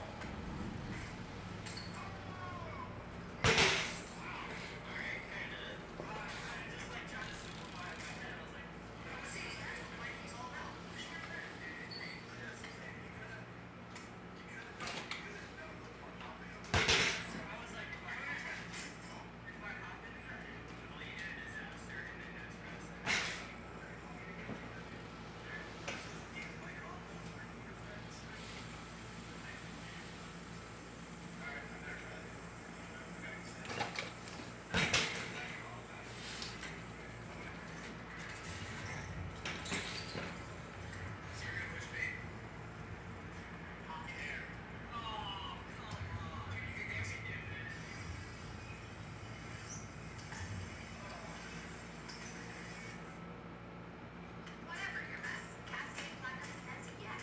Now with 50% more clean power.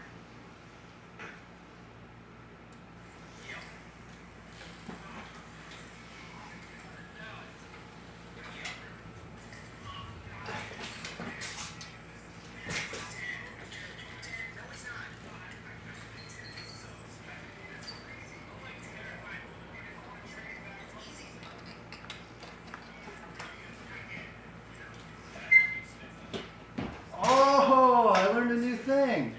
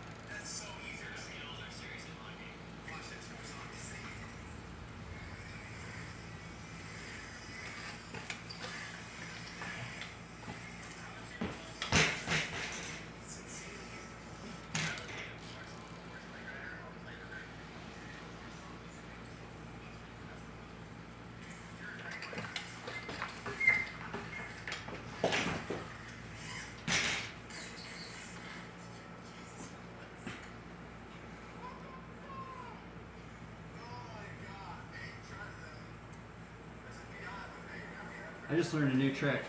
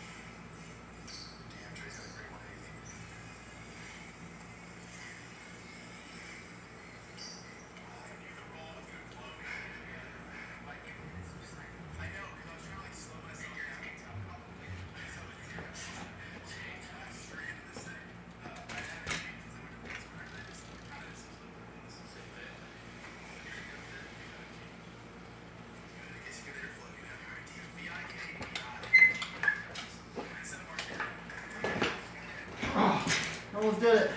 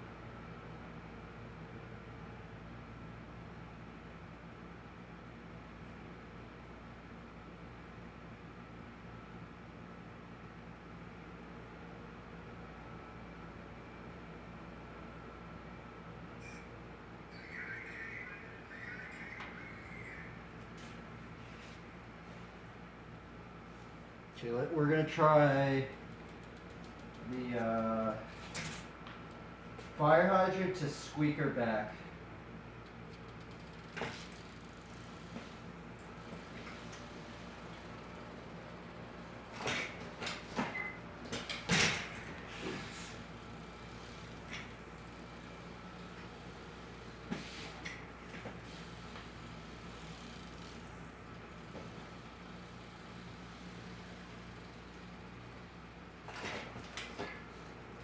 Oh, that one's hard.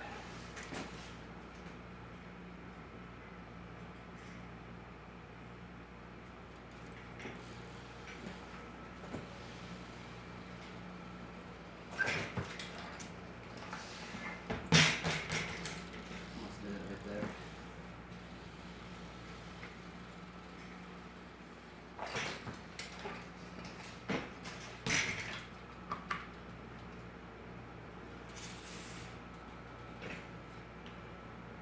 That's a close one.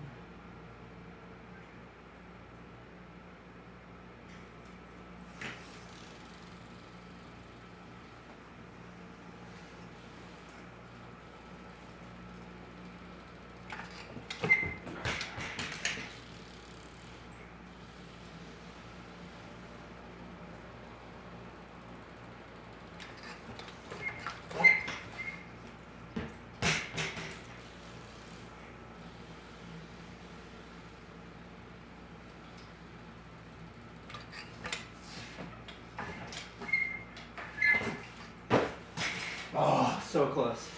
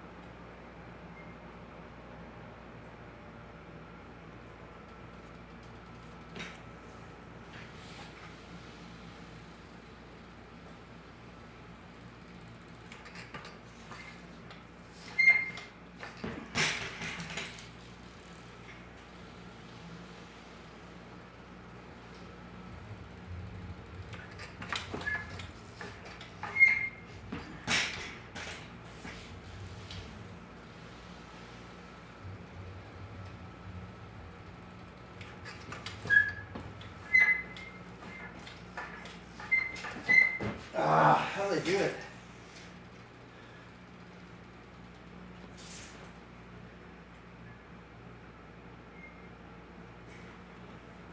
Try and fire hydrant variation.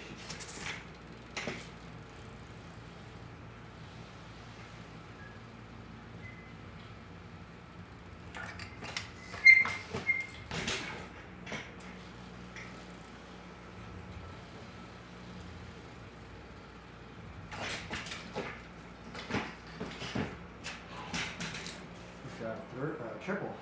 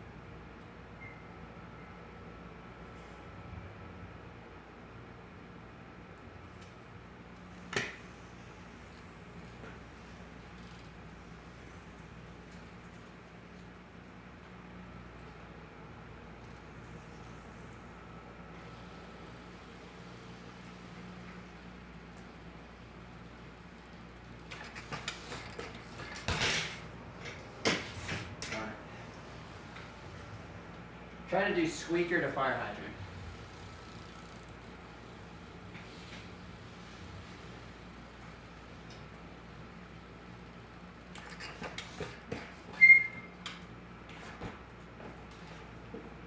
It's kind of hard. I don't know why I can't land it.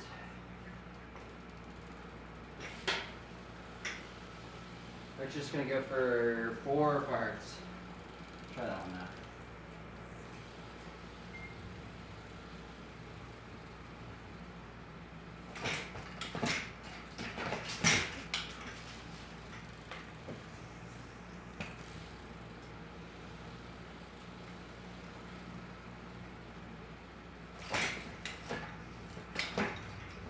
Oh darn it, that was so close.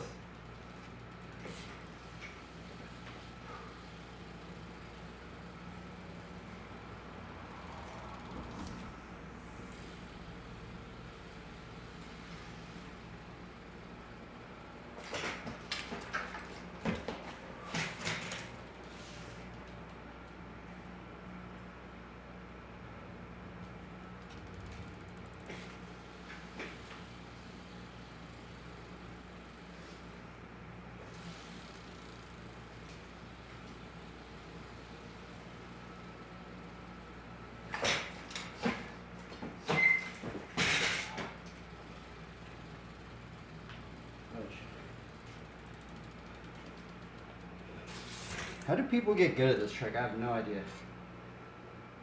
How do they get it so consistent?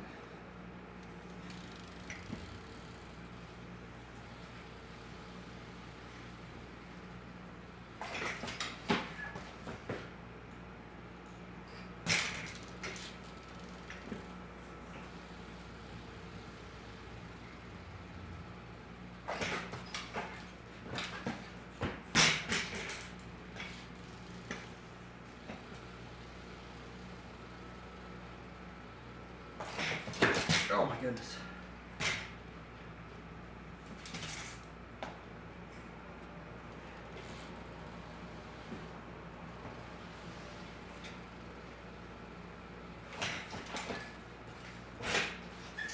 Ah.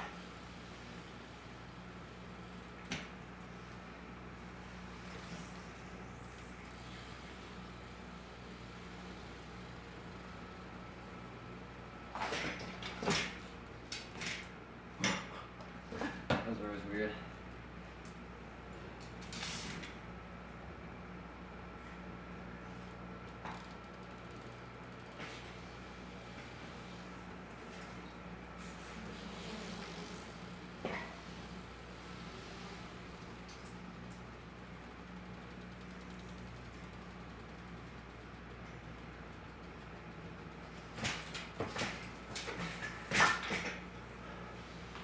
There we go.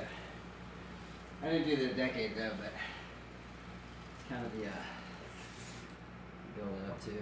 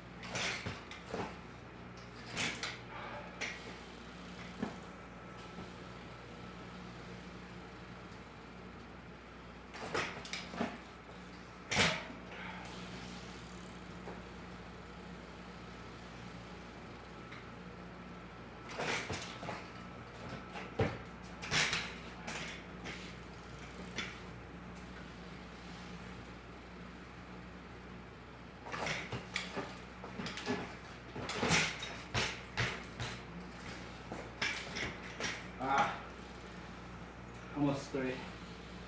And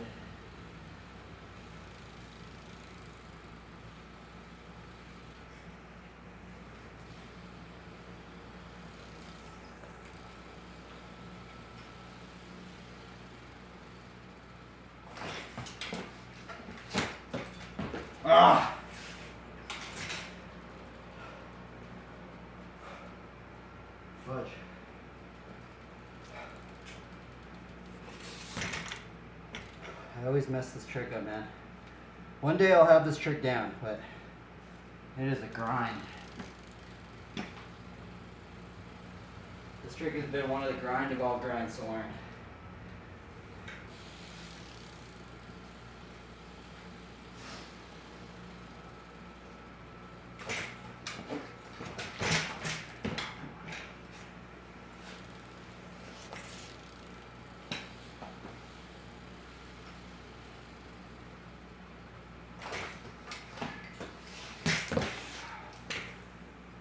No. Sorry if it's really boring to watch. Basically doing the same thing over and over and over again, trying to get it dialed in.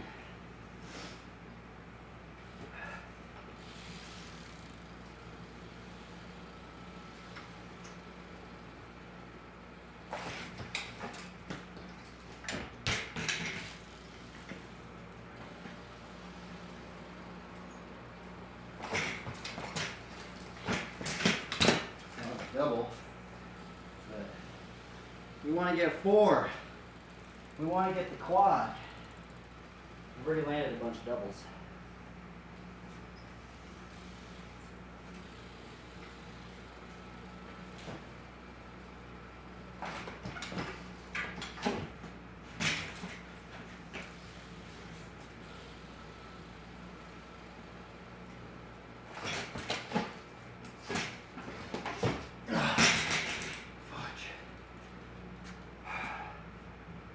This trick's so hard.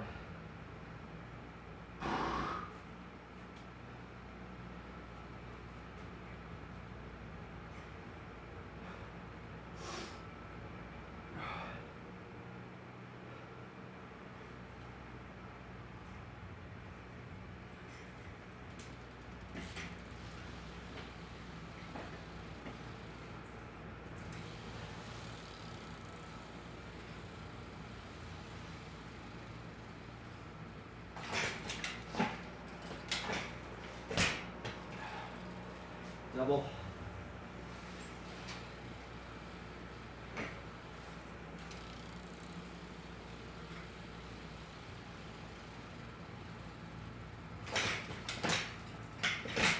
Single.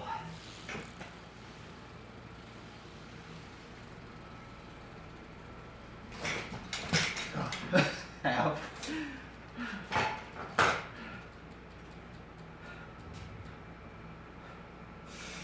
Oh, my fingers just burn from that trick.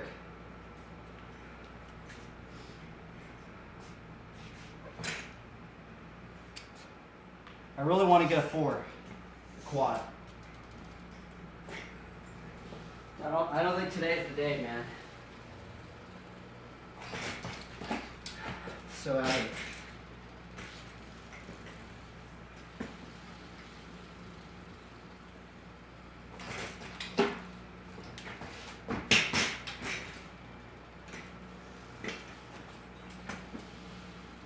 Alright, last one. Yeah, that ain't going down today.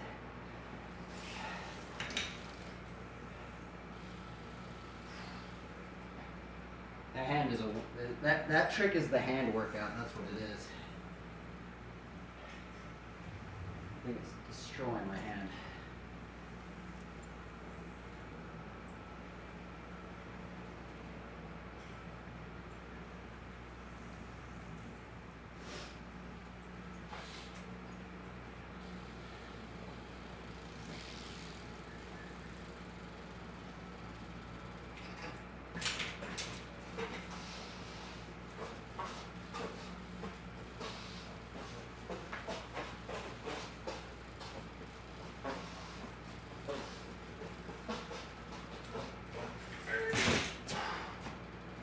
So close.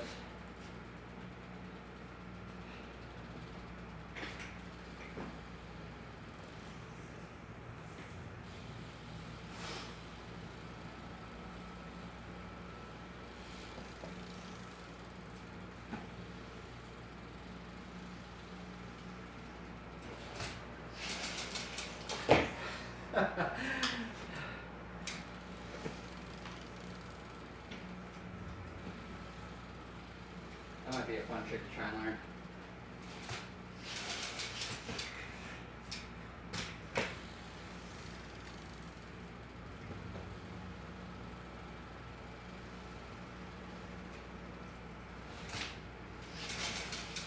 Oh, I want to just get the 3. Exit the triple bar spin. Let's just try the double. Exit the double.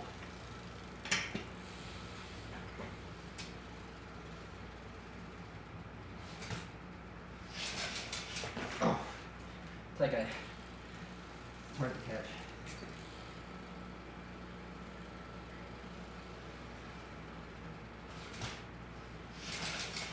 Oh, fudge.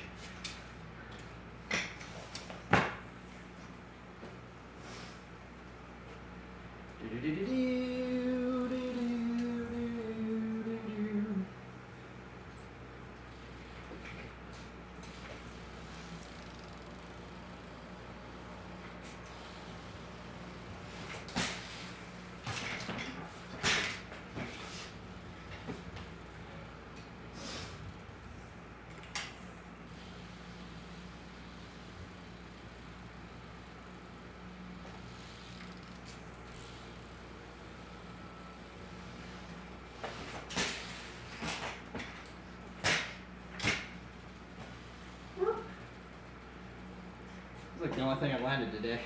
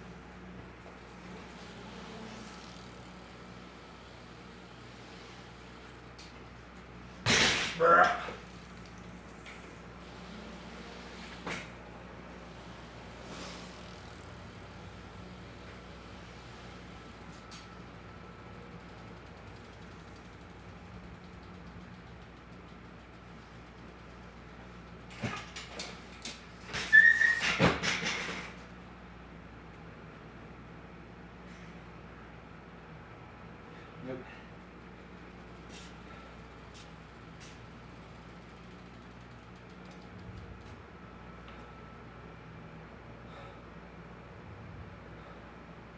Oh, someone asked a question.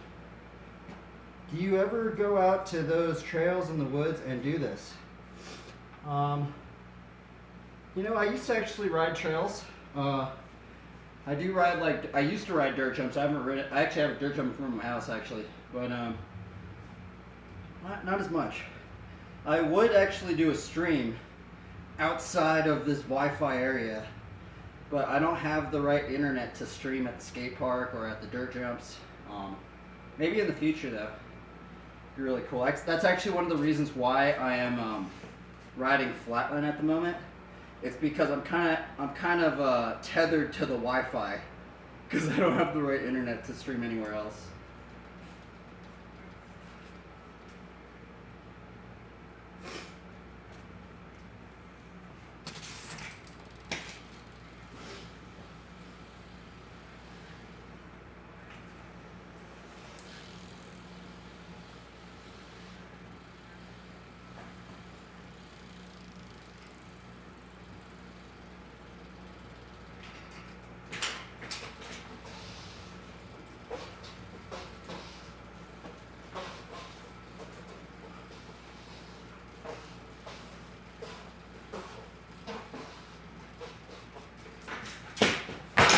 Oh.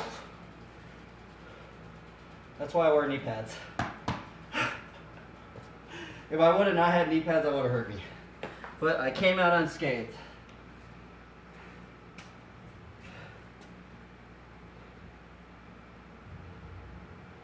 I almost landed it right there.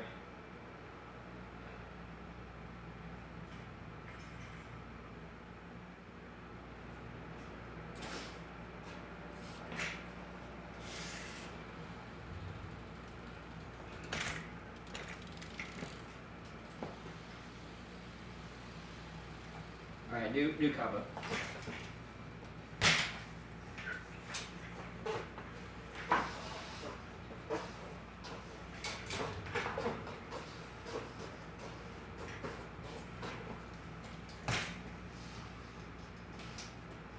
Oh no, it didn't do it. Supposed to do a decade out of it. That was pretty close though. Sometimes if you hesitate on the decade, you don't get that torque.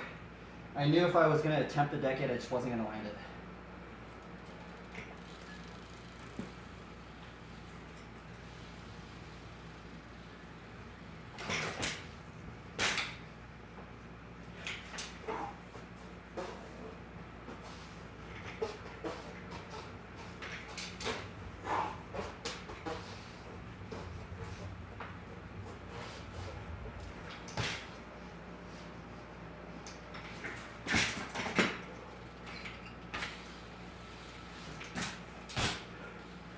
Dude, anybody that's watching that, you just saw me do a combo I've never done.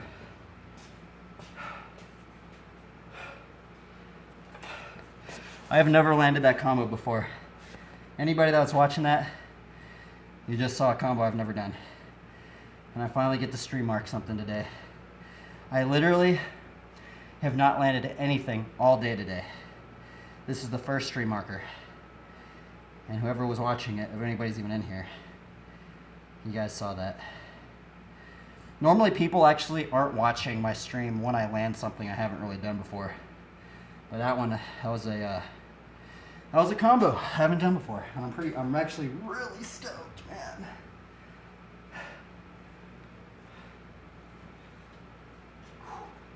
That was good. Dude, I'm so happy. I've been after that one I've been after that one all week.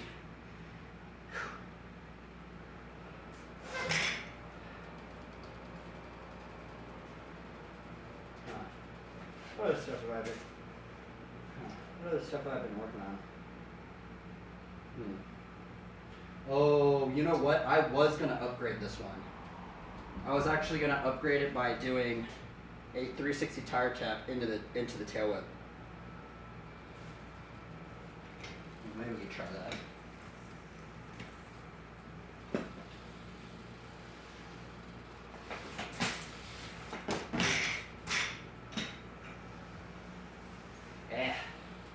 Kind of tired. I'm just stoked that I landed that one.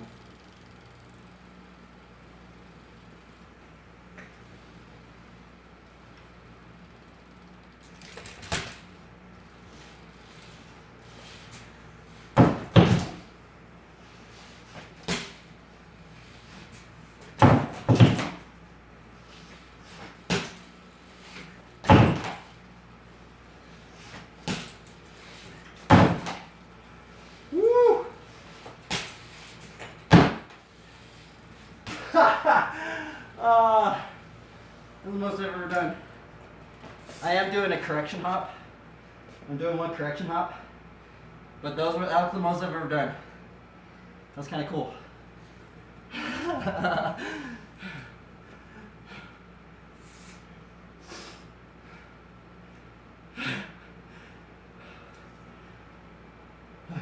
I need to take a breather. It's just breather time.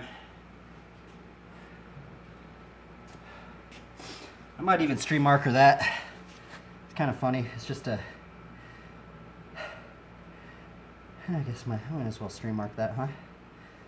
See if I could ever beat this record. No, but I'm like doing a correction hop. Yeah. Yeah. Okay. Hopefully you guys... Oh, wait. Someone's saying something. Oh, wait, never mind. Cheers, everybody that watches this.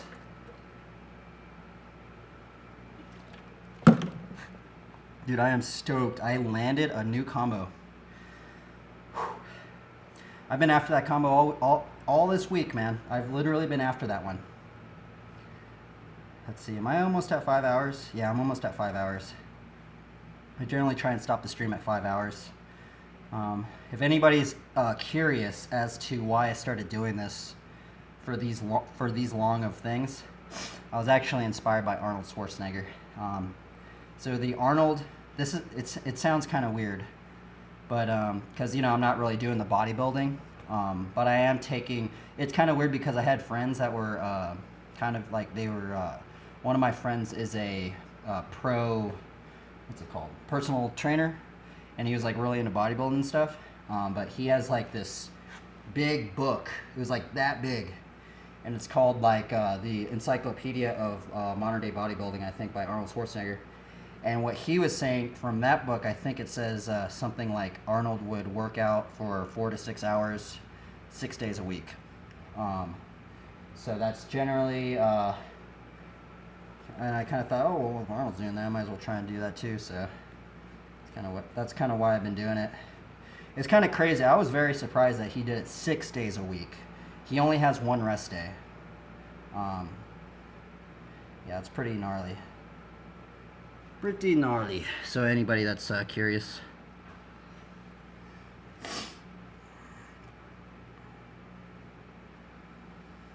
Oh, I'm tired.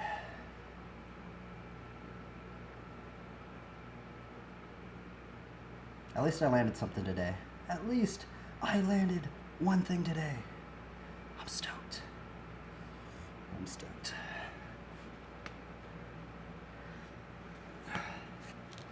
Okay, I guess for the last 10 minutes, huh? Might as well just read some scripture.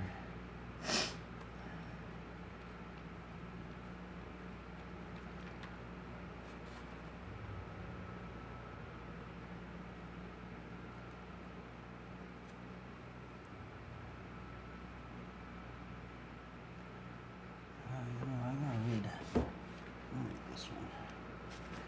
I like this one because I have so much stuff underlined in here.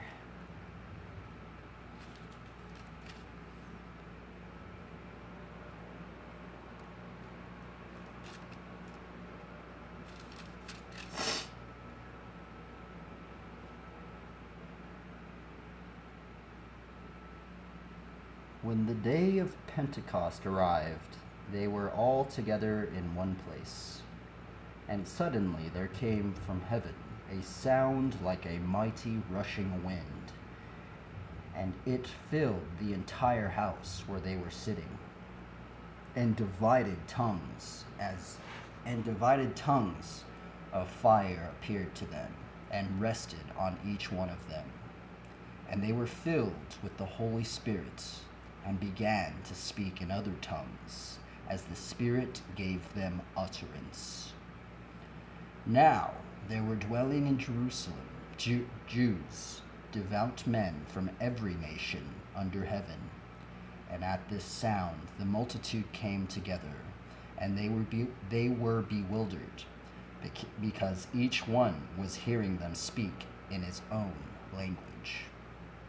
And they were amazed and astonished, and not all these who are speaking Galileans.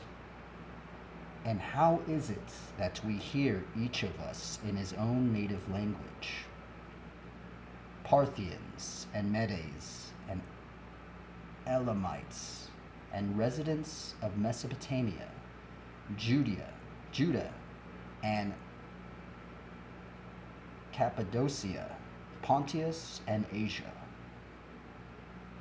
Phrygia, Pamphylia, Egypt, and parts of Libya, belonging to Cyrene, and visitors from Rome, both Jews and proselytes, Cretans and Arabians.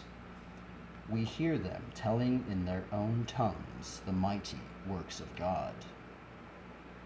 And all were amazed and perplexed, saying to one another, "What does this mean?" But others mocked and said, "They are filled with new wine." But Peter, standing with the 11, lifted up his voice and addressed them, "Men of Judea, and all who dwell in Jerusalem, let this be known to you, and give ear to my words. For these people are not drunk as you suppose, since it is only the 3rd hour of the day. But this is what's uttered through the prophet Joel. And in the last days it shall be, God declares, that I will pour out my Spirit on all flesh, and your sons and your daughters shall prophesy, and your young men shall see visions, and your old men shall dream dreams. Even on my male servants and female servants, in those days I will pour out my Spirit, and they shall prophesy. And I will show wonders in the heavens above and signs on the earth below, blood and fire and vapor of smoke. The sun shall be turned to darkness, and the moon to blood, before the day of the Lord comes, the great and magnificent day. And it shall come to pass that everyone who calls upon the name of the Lord shall be saved.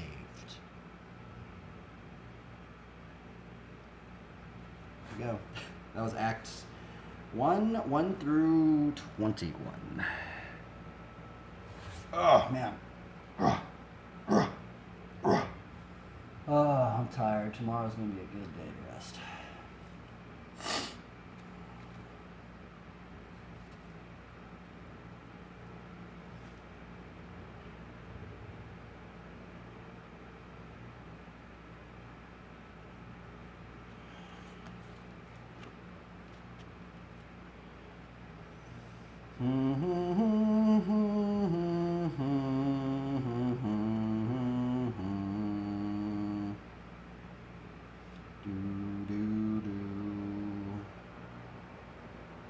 Mysteries of the gospel.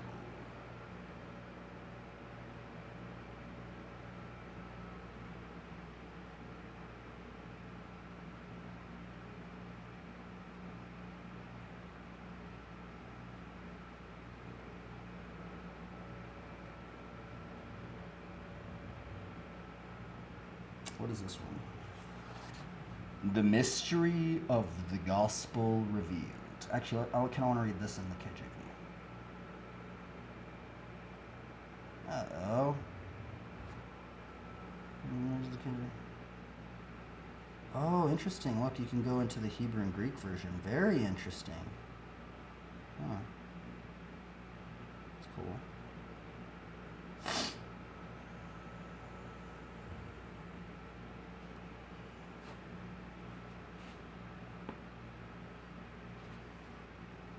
I'll just read it like this.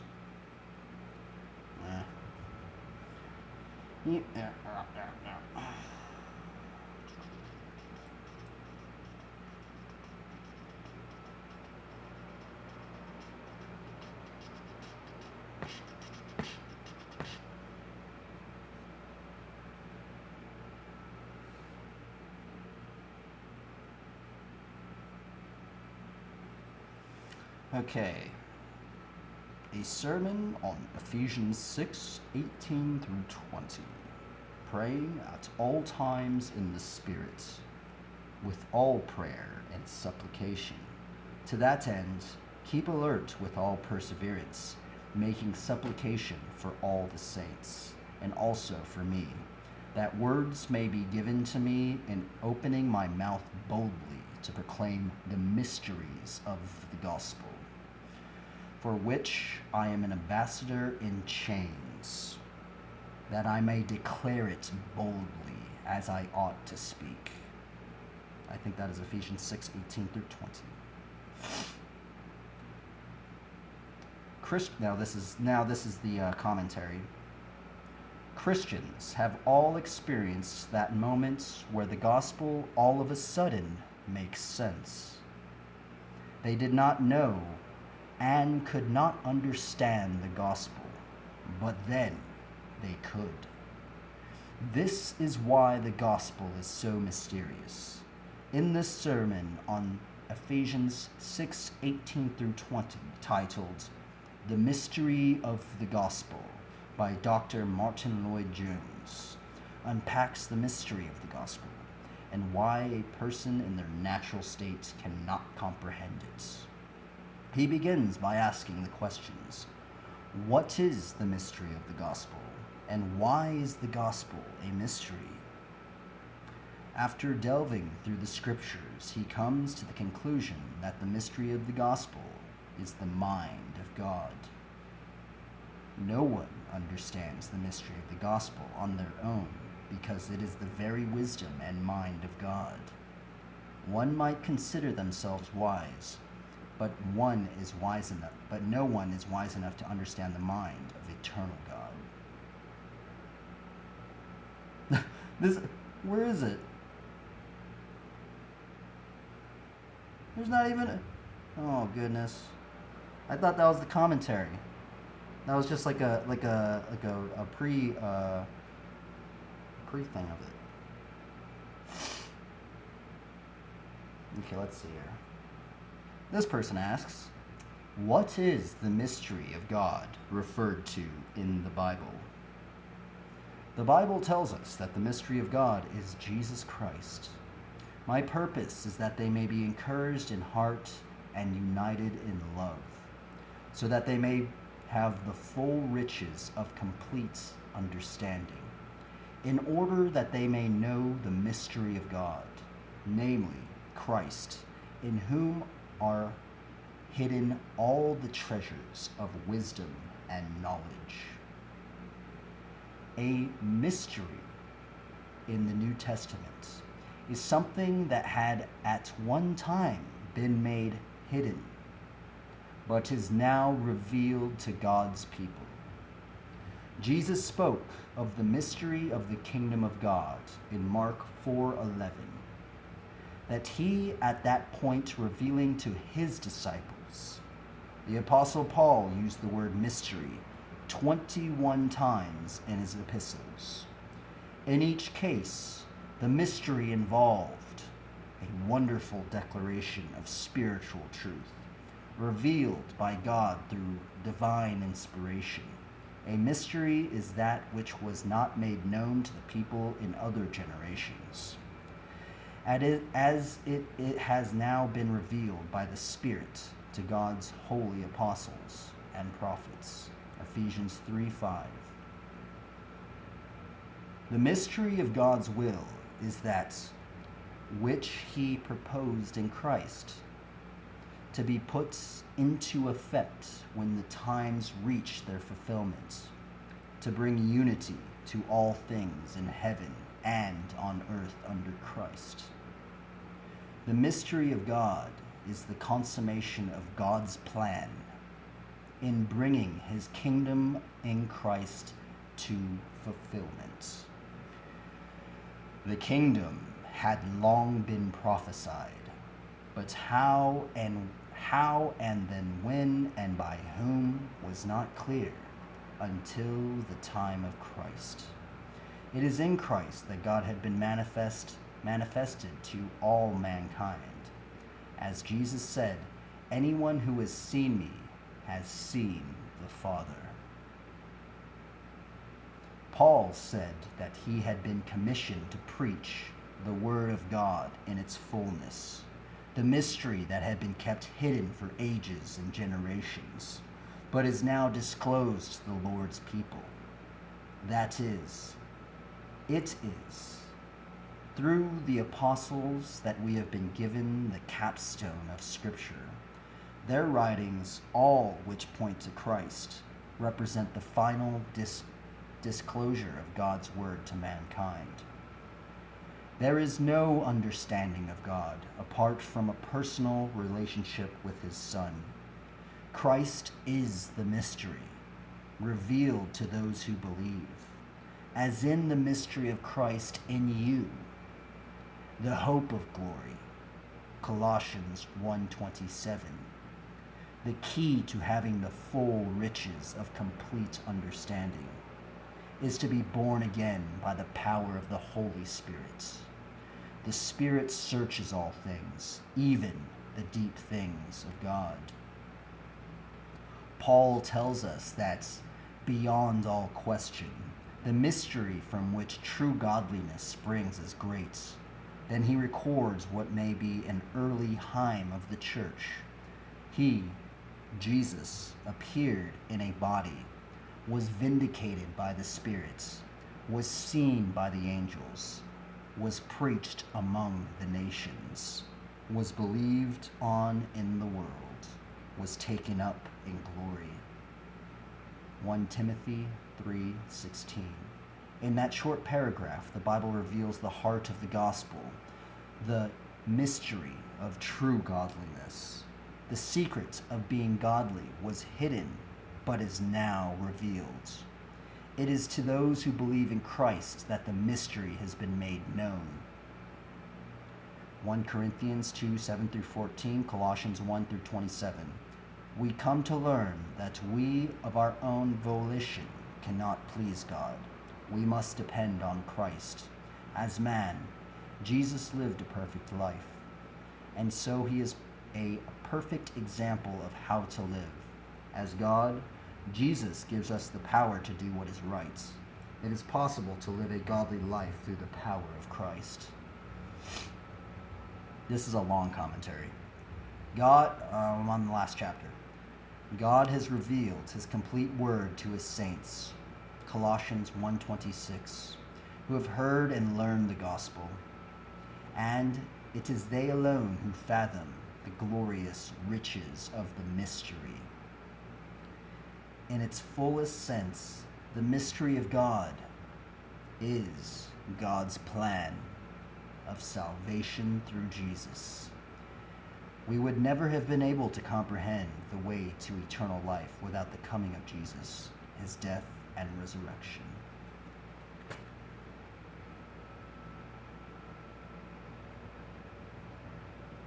Anyway, I think that about wraps up my stream.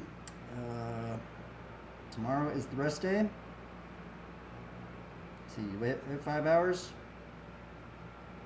Yep, we hit 5 hours. Thank you, everybody, for anybody that watches this. My apologies. My apologies if it is cringy, if it is awkward, because it is. It's getting a little less awkward, but it's still like, I don't know, man. Oh well. If anything, I'm hoping that I can at least glorify God in any degree. I really don't know if it's working or not. Been trying to stay motivated. It's not gonna lie, it's been feeling like walking upstream. Like I'm walking upstream. Ugh, every step is just ugh. But we're gonna continue trying to go for it. I mean, some things are very interesting, and the mystery, the mystery of the will of God. But anyway.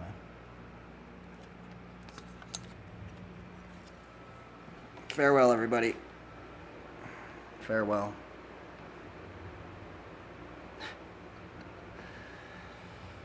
Farewell.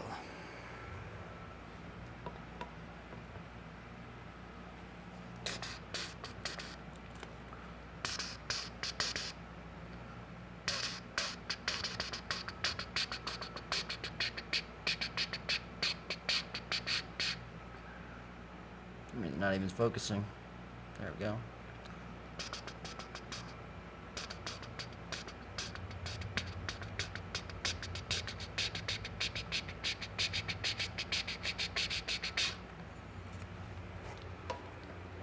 See you, everybody. Team Elohim.